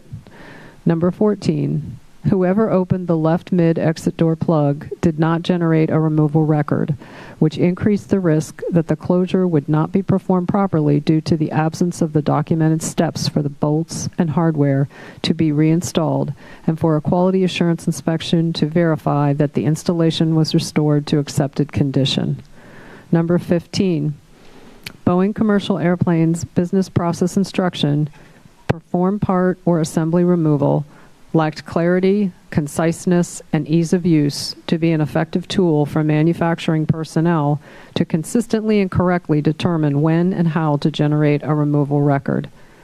Number 16, Boeing Commercial Airplanes on-the-job training was unstructured, undocumented, and focused primarily on routine build tasks, which decreased the likelihood that door team personnel with limited exposure to non-routine tasks would be able to correctly perform the process for opening a mid-exit door plug, including generating the required removal record. Number 17, only door team personnel were allowed to perform work on doors and mid-exit door MED plugs, but none were on duty at the time the left MED plug was closed. Number 18, due to the absence of a removal record indicating that the left mid-exit door plug installation had been disturbed, no quality assurance inspection of the plug closure was performed. Number 19, The post-accident design enhancement of the mid-exit door MED plug, if certified by the Federal Aviation Administration and implemented by Boeing Commercial Airplanes, will help ensure the complete closure of an MED plug following opening or removal. Number 20, because Boeing Commercial Airplanes did not conduct a change management assessment to identify and address the risks associated with using a workforce with reduced experience, including hiring many with little or no previous manufacturing experience, it missed an opportunity to proactively implement mitigations to ensure quality standards were maintained. Number 21, although accepted by the Federal Aviation Administration, Boeing Commercial Airplanes' corrective actions were ineffective to address the persistent deficiencies with Boeing's business process instruction, perform part or assembly removal, which had a documented history of compliance issues for at least 10 years before the accident. 22. Although Boeing Commercial Airplanes' short stamp process for deferred or traveled work does not negate the need to generate a required removal record for disturbed installations, had the short stamp process been correctly applied on Boeing installation plan OK to install blankets for the accident airplane, it may have provided an opportunity for personnel to detect the left mid-exit door plug's missing bolts and attachment hardware. Number 23, the Federal Aviation Administration's compliance and enforcement surveillance, audit planning assessments, and record systems were deficient and lacked the functionality necessary to identify repetitive and systemic discrepancies and nonconformance issues with Boeing Commercial Airplanes' business process instruction, perform part assembly or removal, including previous instances of undocumented parts removals. Number 24, Boeing Commercial Airplanes' quality escape guidance, which focused on components rather than the actions of people performing tasks, did not adequately address controls for human error, leaving a gap in Boeing's ability to identify and build effective mitigation strategies. Number 25, in the 2 years before the accident airplane's production, Boeing Commercial Airplanes' voluntary safety management system was an immature program that lacked the formal Federal Aviation Administration oversight and did not proactively identify the risk of the quality escape that occurred. Number 26, having a fully developed safety management system implemented at every level of the quality management and production process will provide Boeing Commercial Airplanes with a systemic approach to proactively identifying and managing the human risks associated with aircraft production. Number 27, due to the mixed perspectives provided by the relatively small sample size of employees interviewed about the accident airplane's left mid-exit door plug and the prolonged work stoppage at Boeing Commercial Airplanes that precluded the National Transportation Safety Board from conducting a broader safety culture survey, an assessment of Boeing's safety culture, including whether adverse pressure existed on the production line, could not be performed as part of this investigation. Number 28, for future implementation of Boeing Commercial Airplanes' regulatory safety management system and integration into its quality management system to be successful, accurate and ongoing data about its safety culture is needed. Number 29, the circumstances of this accident and others highlight the need for hands-on, aircraft-specific crew training and procedures for the use of each type of oxygen system in an operator's fleet, including donning masks, communicating with them on, and reestablishing communications after removing masks. Number 30, although the portable oxygen bottles used by the flight attendants met Federal Aviation Administration design standards, the difficulties the flight attendants encountered when using the masks, including the need to improvise a tool to open the packaging, suggest that the standards, the mask design, or both do not adequately consider ease of use and quick donning in an emergency. Number 31, Alaska Airlines procedures at the time of the accident were ineffective in ensuring that the cockpit voice recorder data were preserved from the accident flight, resulting in the loss of critical information for the investigation. Number 32, the circumstances of this accident and others show that cockpit voice recorders, CVRs, with a 25-hour recording capability are necessary because valuable information continues to be overwritten on CVRs that are designed to record only 2 hours of audio data. Number 33, the Federal Aviation Administration's emphasis on increasing voluntary usage of child restraint systems rather than mandating their use, as the National Transportation Safety Board has long recommended, has continued to allow children under the age of 2 to travel on board aircraft at a lower level of safety than that of seatbelt-wearing adult passengers. And number 34, although the caregivers of the 3 lap-held children on board the accident flight did not report any difficulty holding on to their children during the rapid depressurization, the circumstances of this accident and others show that the potential for severe injury or death exists for children less than 2 years old who are not secured in a child restraint system appropriate to their size and weight. Thank you very much, Ms. Schultz. And I know we have a couple of amendments to the findings. I'm going to recognize Member Chapman first for an amendment to finding 34. Do you have a motion? I do, Chair. I move that we amend finding 34 as follows. Strike the opening clause up to the point of the comma and substitute this language. Although none of the 3 lap-held children on board the airplane sustained injury, comma. And the proposed final wording of this finding would be as follows. Although none of the 3 lap-held children on board the airplane sustained injury, the circumstances of this accident and others show that the potential for severe injury or death exists for children less than 2 years old or who are not secured in a child restraint system appropriate to their size and weight. Thank you. Is there a second? Second. Great. Starting with Member Chapman for discussion. Chair, I'm offering this because I believe it keeps a cleaner focus on this second part of the finding, which is that the circumstances of the accident demonstrate the potential for severe injury or death. I think the opening clause that I've offered makes this a cleaner finding. Thank you. Others like to make any comments? Okay. Staff, do you have a position? Staff concurs. All right. Council, go ahead and call for a vote and tally the vote. Okay, Chair. Board, if in favor of the amendment to finding 34, say aye. If opposed, say nay. Member Graham. Aye. Member Chapman. Aye. Member Inman. Aye. And Chairman Homendy. Aye. Chair, the vote tally is 4 in favor of adopting the amendment. Great. Thank you. And thank you to Member Chapman for his work on that. And we have another amendment. I'm going to recognize Member Inman for a motion. Yeah, so this is not actually an amendment, but it is a additional finding to the current ones.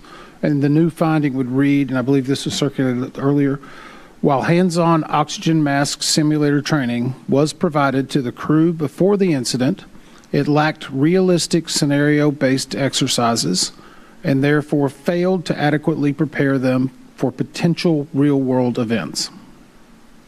Great. And is there a second? Second. Board discussion, starting with Member Inman. This was originally paired with a recommendation as well, but I think the crazy thing about this is we research it.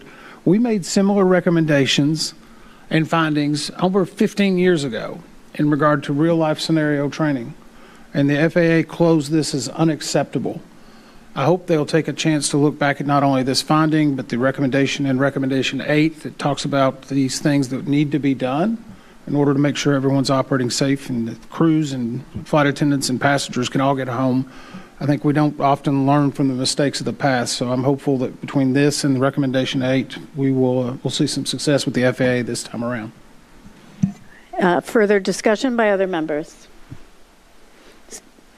Go ahead. Member. I think it's important. It's not just about safety, but it's preparing the crew for that unexpected event. That's what we're doing in the training. That's what most of your training is out there. When you go back to recurrent, is preparing for that unexpected event. So I'm supportive of this, but I'd like to hear what staff thinks. Agreed. Staff position? Staff concurs. Thank you very much. We'll go straight to a vote. Mr. McMurray. All right, Board, this is the vote in favor of adopting the new finding. Member Graham? Aye. Member Chapman? Aye. Member Inman? Aye. And Chair Homendy. Aye. Chair, the vote tallies 4 in favor of adopting the new finding. Thank you very much, and thank you to Member Inman for offering that additional finding. And Ms. Schultz, if you'll go ahead and read the draft probable cause. Certainly, Chairman. Did you want to adopt the findings as amended? Sorry, we're going to have to adopt the proposed findings as amended. Yes, it's actually right in front of me. Motion to adopt the findings as amended. Member Inman, I'll second. Go ahead and tally the vote. All right, Board. The vote on adopting the findings as amended. Member Graham? Aye. Member Chapman? Aye. Member Inman? Aye. And Chair Hamady? Aye. 4 in favor, Chair. Take it away, Ms. Schultz. Will do. Staff proposes the following probable cause. The National Transportation Safety Board determines that the probable cause of this accident was the in-flight separation of the left mid-exit door MED plug due to Boeing commercial airplanes' failure to provide adequate training, guidance, and oversight necessary to ensure that manufacturing personnel could consistently and correctly comply with its parts removal process, which was intended to document and ensure that the securing bolts and hardware that were removed from the left MED plug to facilitate rework during the manufacturing process were reinstalled. Contributing to the accident was the Federal Aviation Administration's ineffective compliance, enforcement, surveillance, and audit planning activities, which failed to adequately identify and ensure that Boeing addressed the repetitive and systemic nonconformance issues associated with its parts removal process.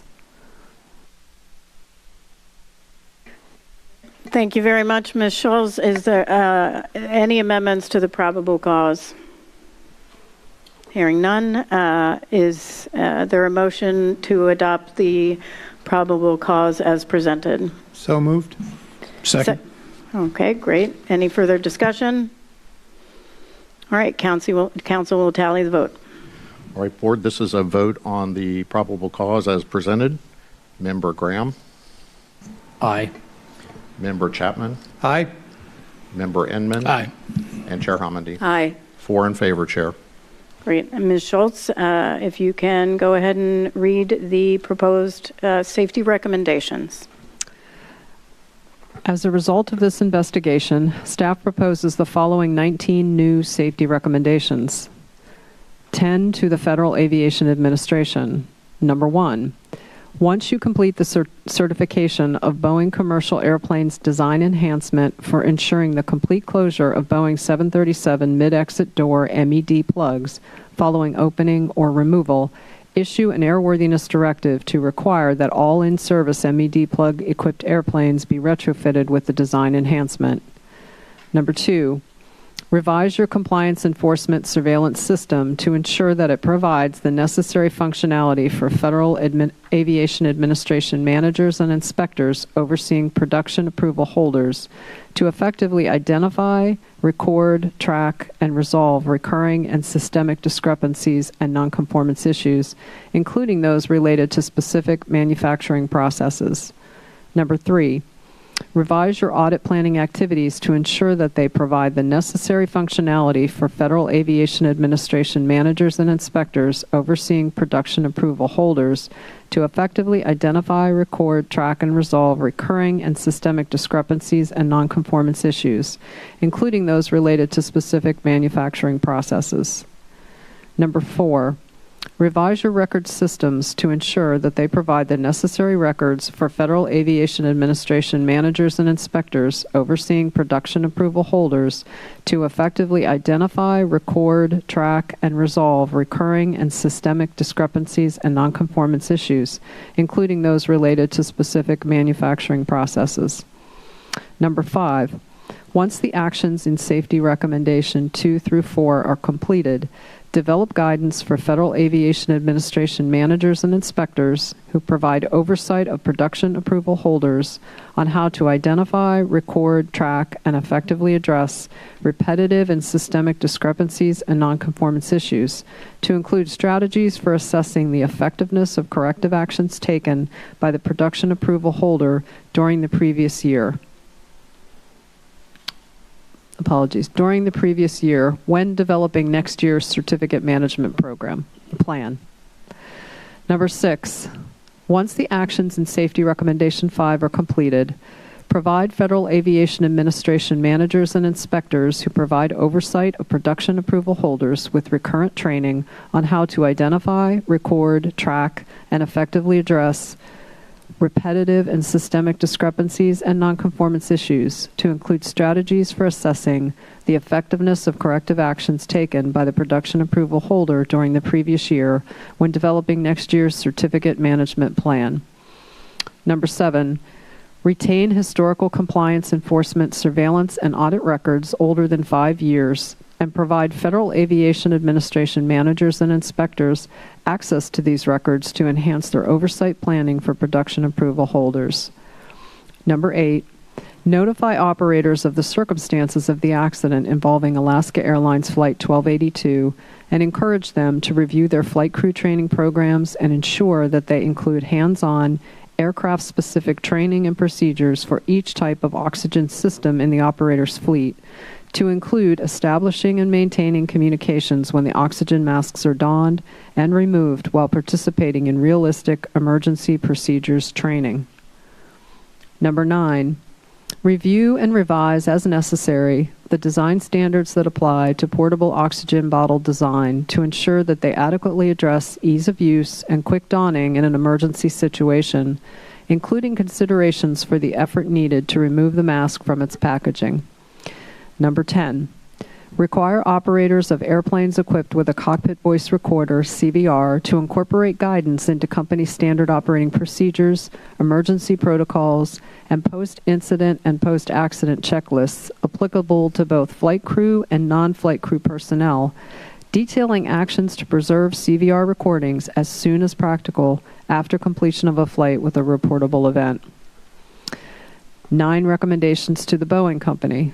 Number 11, continue the certification process for the design enhancement for mid-exit door plugs to ensure that, once the design enhancement is certified, all applicable newly manufactured airplanes are equipped with the enhancement. Number 12, once the design enhancement for mid-exit door MED plugs is certified, issue a service bulletin to address retrofitting in-service MED plug-equipped airplanes with the design enhancement. Number 13, apply your updated safety risk management process to current and future revisions to business process instruction, perform part or assembly removal, to ensure that it provides clear and concise guidance for determining when a removal record is needed. Number 14, develop recurrent training on business process instruction, perform part or assembly removal for Boeing commercial airplanes manufacturing personnel that emphasizes the importance of removal records for product safety, prepares personnel to consistently and correctly determine when a removal record is needed, and ensures that a removal record is generated when required. Number 15, develop a structured on-the-job training program that identifies and defines tasks necessary for manufacturing personnel to be considered fully qualified in their job series and includes a grading system for trainers and trainees to track progress and determine competence. Number 16, document and archive the results of training provided and received as part of the program recommended in Safety Recommendation 15 to support future data analysis. Number 17, revise your safety risk management process to ensure that it, 1, identifies the root causes of manufacturing process compliance issues, like the persistent deficiencies with business process instruction, perform part or assembly removal, and other production process inconsistencies identified in this investigation, and 2, evaluates the effectiveness of corrective actions. Number 18, as you integrate your quality management system and safety management system, develop a process that can identify escapes that result from human error, assesses them using a system specifically designed to identify factors that contribute to such errors, and implement effective mitigation strategies. Number 19, reconvene a third-party independent panel to do a safety culture review to inform the continued development of Boeing commercial airplanes' regulatory safety management system and integration into its quality management system. Staff also proposes reiterating the following safety recommendations. 4 to the Federal Aviation Administration. A-18-30. Require all newly manufactured airplanes that must have a cockpit voice recorder CVR be fitted with a CVR capable of recording the last 25 hours of audio. A-24-9. Require retrofit of all cockpit voice recorders CVR on all airplanes required to carry both a CVR and a flight data recorder with a CVR capable of recording the last 25 hours of audio. A-21-40. Conduct a study to determine the factors that affect caregivers' decisions about the use of child restraint systems, CRSs, when traveling on a Title 14 Code of Federal Regulations Part 121 air carrier airplane with children under the age of 2, and to understand the challenges associated with using CRSs. Publish the study findings. A-21-41. After the action and safety recommendation A-21-40 is completed, use the study findings to direct the Federal Aviation Administration's efforts to increase child restraint system usage. And one recommendation reiterated to the Airlines for America, the National Air Carrier Association, and the Regional Airline Association. A-21-45. Coordinate with your member airlines to develop and implement a program to increase child restraint system, CRS, usage in airplanes. This effort should include collecting data to determine the program's effectiveness at increasing CRS usage. Ms. Schultz, can you read recommendations 5 and 8 to FAA one more time, and then I have a couple from Boeing for Boeing. Okay, sure. You said recommendation 5 and 8? Okay. 5 is...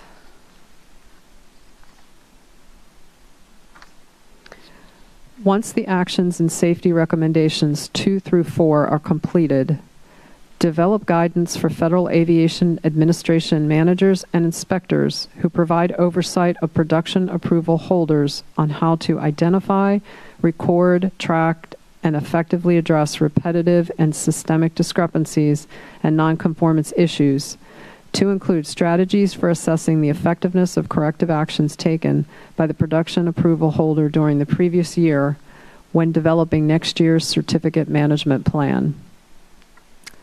That's 5, Chair. And number 8, notify operators of the circumstances of the accident involving Alaska Airlines Flight 1282 and encourage them to review their flight crew training programs and ensure that they include hands-on, aircraft-specific training and procedures for each type of oxygen system in the operator's fleet, to include establishing and maintaining communications when the oxygen masks are donned and removed, while participating in realistic emergency procedures training scenarios. Great. And can you read 13 and 14 to Boeing? Yes. Number 13, apply your updated safety risk management process to current and future revisions to business process instruction, perform part or assembly removal, to ensure that it provides clear and concise guidance for determining when a removal record is needed. And you said number 14 as well, Chair. Number 14, develop recurrent training on business process instruction, perform part or assembly removal for Boeing commercial airplanes manufacturing personnel that emphasizes the importance of removal records for product safety, prepares personnel to consistently and correctly determine when a removal record is needed, and ensures that a removal record is generated when required. Okay, so there was just a little bit of confusion up here because the memo to board members on June 20th has the changes to recommendation 13 and 14, but we weren't provided the page changes, so we're all reading the older version of 13 and 14. So I wanted to make sure that we were all on the literal same page as you all. Thank you very much for that. Appreciate it. I know there were a lot of recommendations there. So I have an amendment to recommendation 19. And that recommendation, I will offer a motion. It would now, it currently reads, if you can pull up 19, so it currently reads to the Boeing company. My amendment would change that to FAA. And instead of reconvene, it would say convene an independent third-party panel to conduct a comprehensive review of Boeing commercial airplanes safety culture, period. The findings should be used to enhance the ongoing development of Boeing commercial airplanes regulatory safety management system, SMS, and the integration of its SMS into its broader quality management system, QMS. Is there a second? Second. Thank you. And just, first of all, let me thank Member Graham. We worked together on this, and I really appreciate his input. Thank you for that. And just to restate some of what was stated during the board meeting, I think staff probably meant to send this to FAA because Boeing had not convened a third-party panel in the first place, so reconvening a panel would really be that ODA panel, a reference to that ODA panel from before in 2020, and I think the intent here is to have FAA, and Dr. Woods talked about having an independent entity would provide something where there was no bias, or less bias, and so in this case, not directing that it should be on ODA, but convening another panel so that they could assess Boeing's safety management system and the development of that and safety culture since this accident, since that previous one was well before it. So that is the intent, and welcome comments from my colleagues. I support the change, Chair. Okay. Thank you. Staff position? Or, do you have? Okay. Staff concurs. Okay, thank you very much. And Council, can you tally the vote? Yes, Board, this is a vote in favor of the amendment to recommendation 19. Member Graham. Aye. Member Chapman. Aye. Member Inman. Aye. And Chair Hamady. Aye. 4 in favor, Chair. All right, so I'll ask for a motion to adopt the proposed recommendations as amended. So moved. Second. Right. Great. And Council, can you tally the vote? Yes, Board, this vote is in favor of adopting the recommendations as amended. Member Graham. Aye. Member Chapman. Aye. Member Inman. Aye. And Chair Hamady. Aye. 4 in favor, Chair. All right, so now we're moving to the final report. Are there any amendments to the final report in its entirety? Hearing none, is there a motion to adopt the final report as amended? So moved. Second. Great, and further discussion? All right, Council, please tally the vote on the final report as amended. Or as presented. Actually, we're amending the okay. entire report. As amended. Thank you, Chair. All right, Board, if in favor of the report as amended, Member Graham. Aye. Member Chapman. Aye. Member Inman. Aye. And Chair Hamady. Aye. 4 in favor, Chair. All right. Is there any member wish to reserve the right to file a concurring or dissenting statement? I do, Chair. I do, Chair. I do as well. You're going to be the odd man out. Oh, I'll do the same. Oh, right. All of us will reserve the right to file a concurring or dissenting statement. Brian's not happy right now. I just made it difficult for him. To be appended to the report. And with that, I did commit at a previous board meeting to allow board members to make some closing remarks. So we'll start with Member Graham. Thank you, Chair. I just want to thank the team again for the great work they've done in a very difficult investigation when you're looking at processes and procedures of how somebody built an aircraft. I know it's very difficult, but I thank you for your professionalism and your hard work over the last, I guess, year and a half now. Great job. And I also want to thank Boeing, Spirit, and Alaska Airlines for opening up their operation to me, showing me what they do, how they do it, and what they've changed since this accident. So I appreciate your hospitality and your openness and in our discussions. That's all I have. Thank you. Great, thank you. Member Chapman.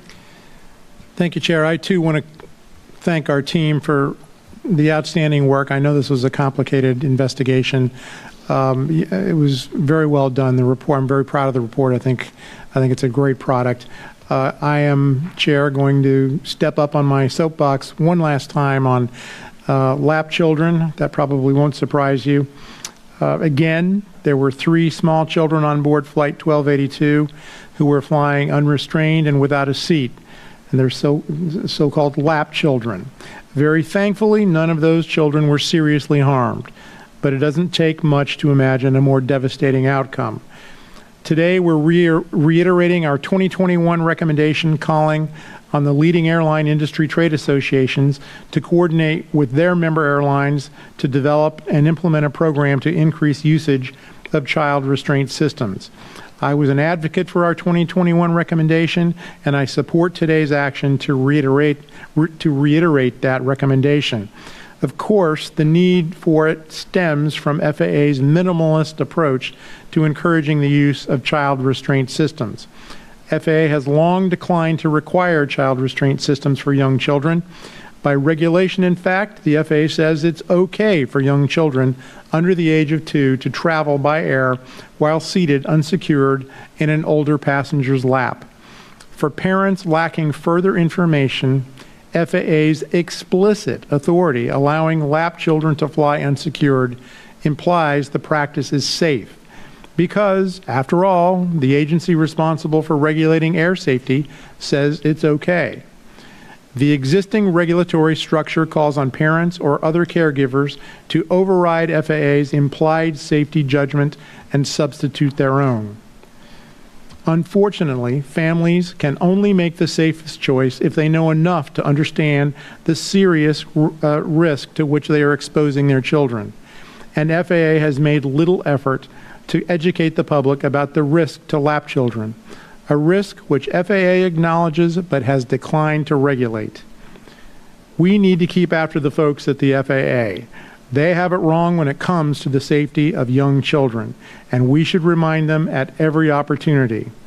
Meanwhile, the premise of our 2021 recommendation to the airline trade associations is that we haven't so far been able to count on FAA to do the right thing. We have to look directly to the airlines to help better inform parents and caregivers of the risks associated with young children flying unsecured.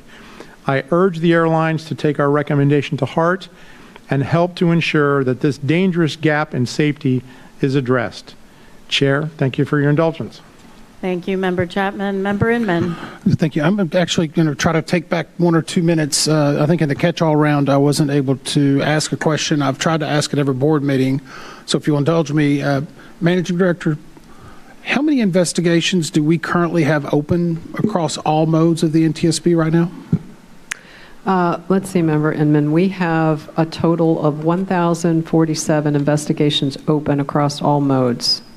Do you know how many we've completed this past year or in a reference point? I don't actually have that number with me, but I can tell you, in addition to the open cases, we've just since January 1st, all modes, we've opened an additional 1,760 cases. So I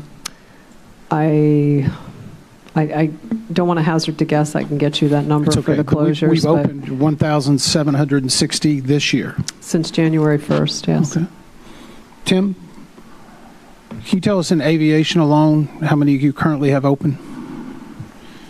Well, if you don't mind, I'd like to at least level set a little bit so somebody doesn't lose their false teeth. So we generally do around 1,200 investigations a year. On top of that, it's another 450 that we assist foreign governments So with that in mind, right now we have about 932 open cases, and I think it's around 200 some foreign cases that we're assisting with. But I am proud to say that for the last several years, we've actually completed more cases than we've taken in. And all that with about 115 AS staff members. Pretty proud of them, I suspect. I am. Yeah. So I guess my point is that I've asked that every board meeting I've been at, how many active, because while this was a tragic event, luckily no one died. But it's been a tough 6 months for aviation safety. And I know everyone has been worn thin. I know the public's concerned. If anything, I guess that we should convey is that we are on the job 24 hours a day, 7 days a week. These are proud individuals that work across the modes. I know we have some of our Alaska staff that are here that are working some significant tragedies up there. And I think all of us can convey we're proud of you. We're proud of the work you do. But it has been a tough 6 months, and it will be another tough 6 months.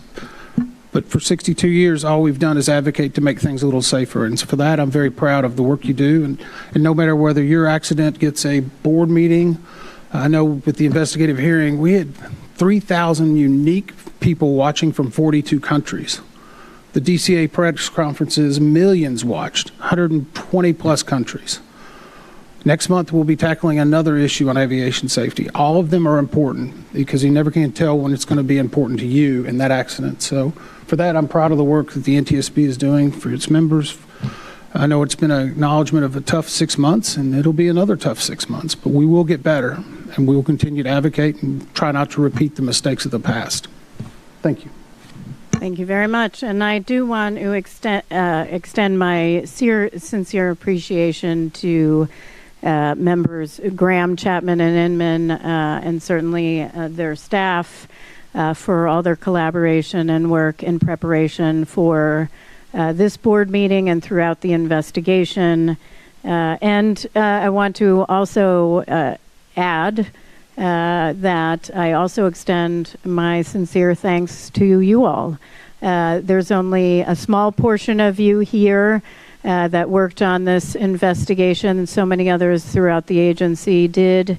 And thank you for all your work, and thank you for your expertise. I also want to make sure that, and this is for the Office of Aviation Safety and for Research and Engineering, but also I'll add a lot of work that we don't see at the NTSB was done on this in the Office of General Counsel. And so I really appreciate all your work throughout. It really enabled us to pursue our investigation, and thank you for that. And of course, the Office of Managing Director, appreciate that. We also express our strong appreciation today for helping support this vital meeting. The Office of Chief Information Officer, the Digital Services Division, and the Office of Safety Recommendations and Communications for its diligent work to make sure that our recommendations are taken seriously and to work towards implementation of those recommendations. When acted upon, those recommendations we've issued today will improve safety. I'd also like to thank the following organizations for their collaboration with us on scene and their role as parties to our investigation. The Federal Aviation Administration, Alaska Airlines, the Airline Pilots Association, the Association of Flight Attendants, the Boeing Company, Spirit Aerosystems, and the International Association of Machinists Union. The NTSB works under what we call the party system, meaning we bring together technical experts from those involved in the accident to help us gather and develop the facts around the investigation. Parties are not part of the analysis or development of the findings, probable causes, or safety recommendations, but they are critical to helping us obtain information we need to carry out our safety mission. At the same time, parties get access to what we're finding in real time over the course of our investigation, so they don't have to wait to make safety change. Finally, the NTSB looks forward to working with the following organizations to implement our recommendations: the Federal Aviation Administration, the Boeing Company, Airlines for America, the National Air Carrier Association, and the Regional Airline Association. I do want to add one more bit of thank you, and that's to all the airlines. The airlines themselves reached out to Boeing to assist them in development of their safety management system, and I think that is incredibly helpful as they have significant expertise in developing a comprehensive system themselves and are a incredible resource for Boeing. With that, I'd like once again to offer our sincere thanks to the crew of Flight 1282 for their exemplary professionalism following the accident, and to the passengers and every member of the flying public. Know the NTSB will work diligently to implement our safety recommendations so an accident like this never happens again. Thank you so much, and we stand adjourned.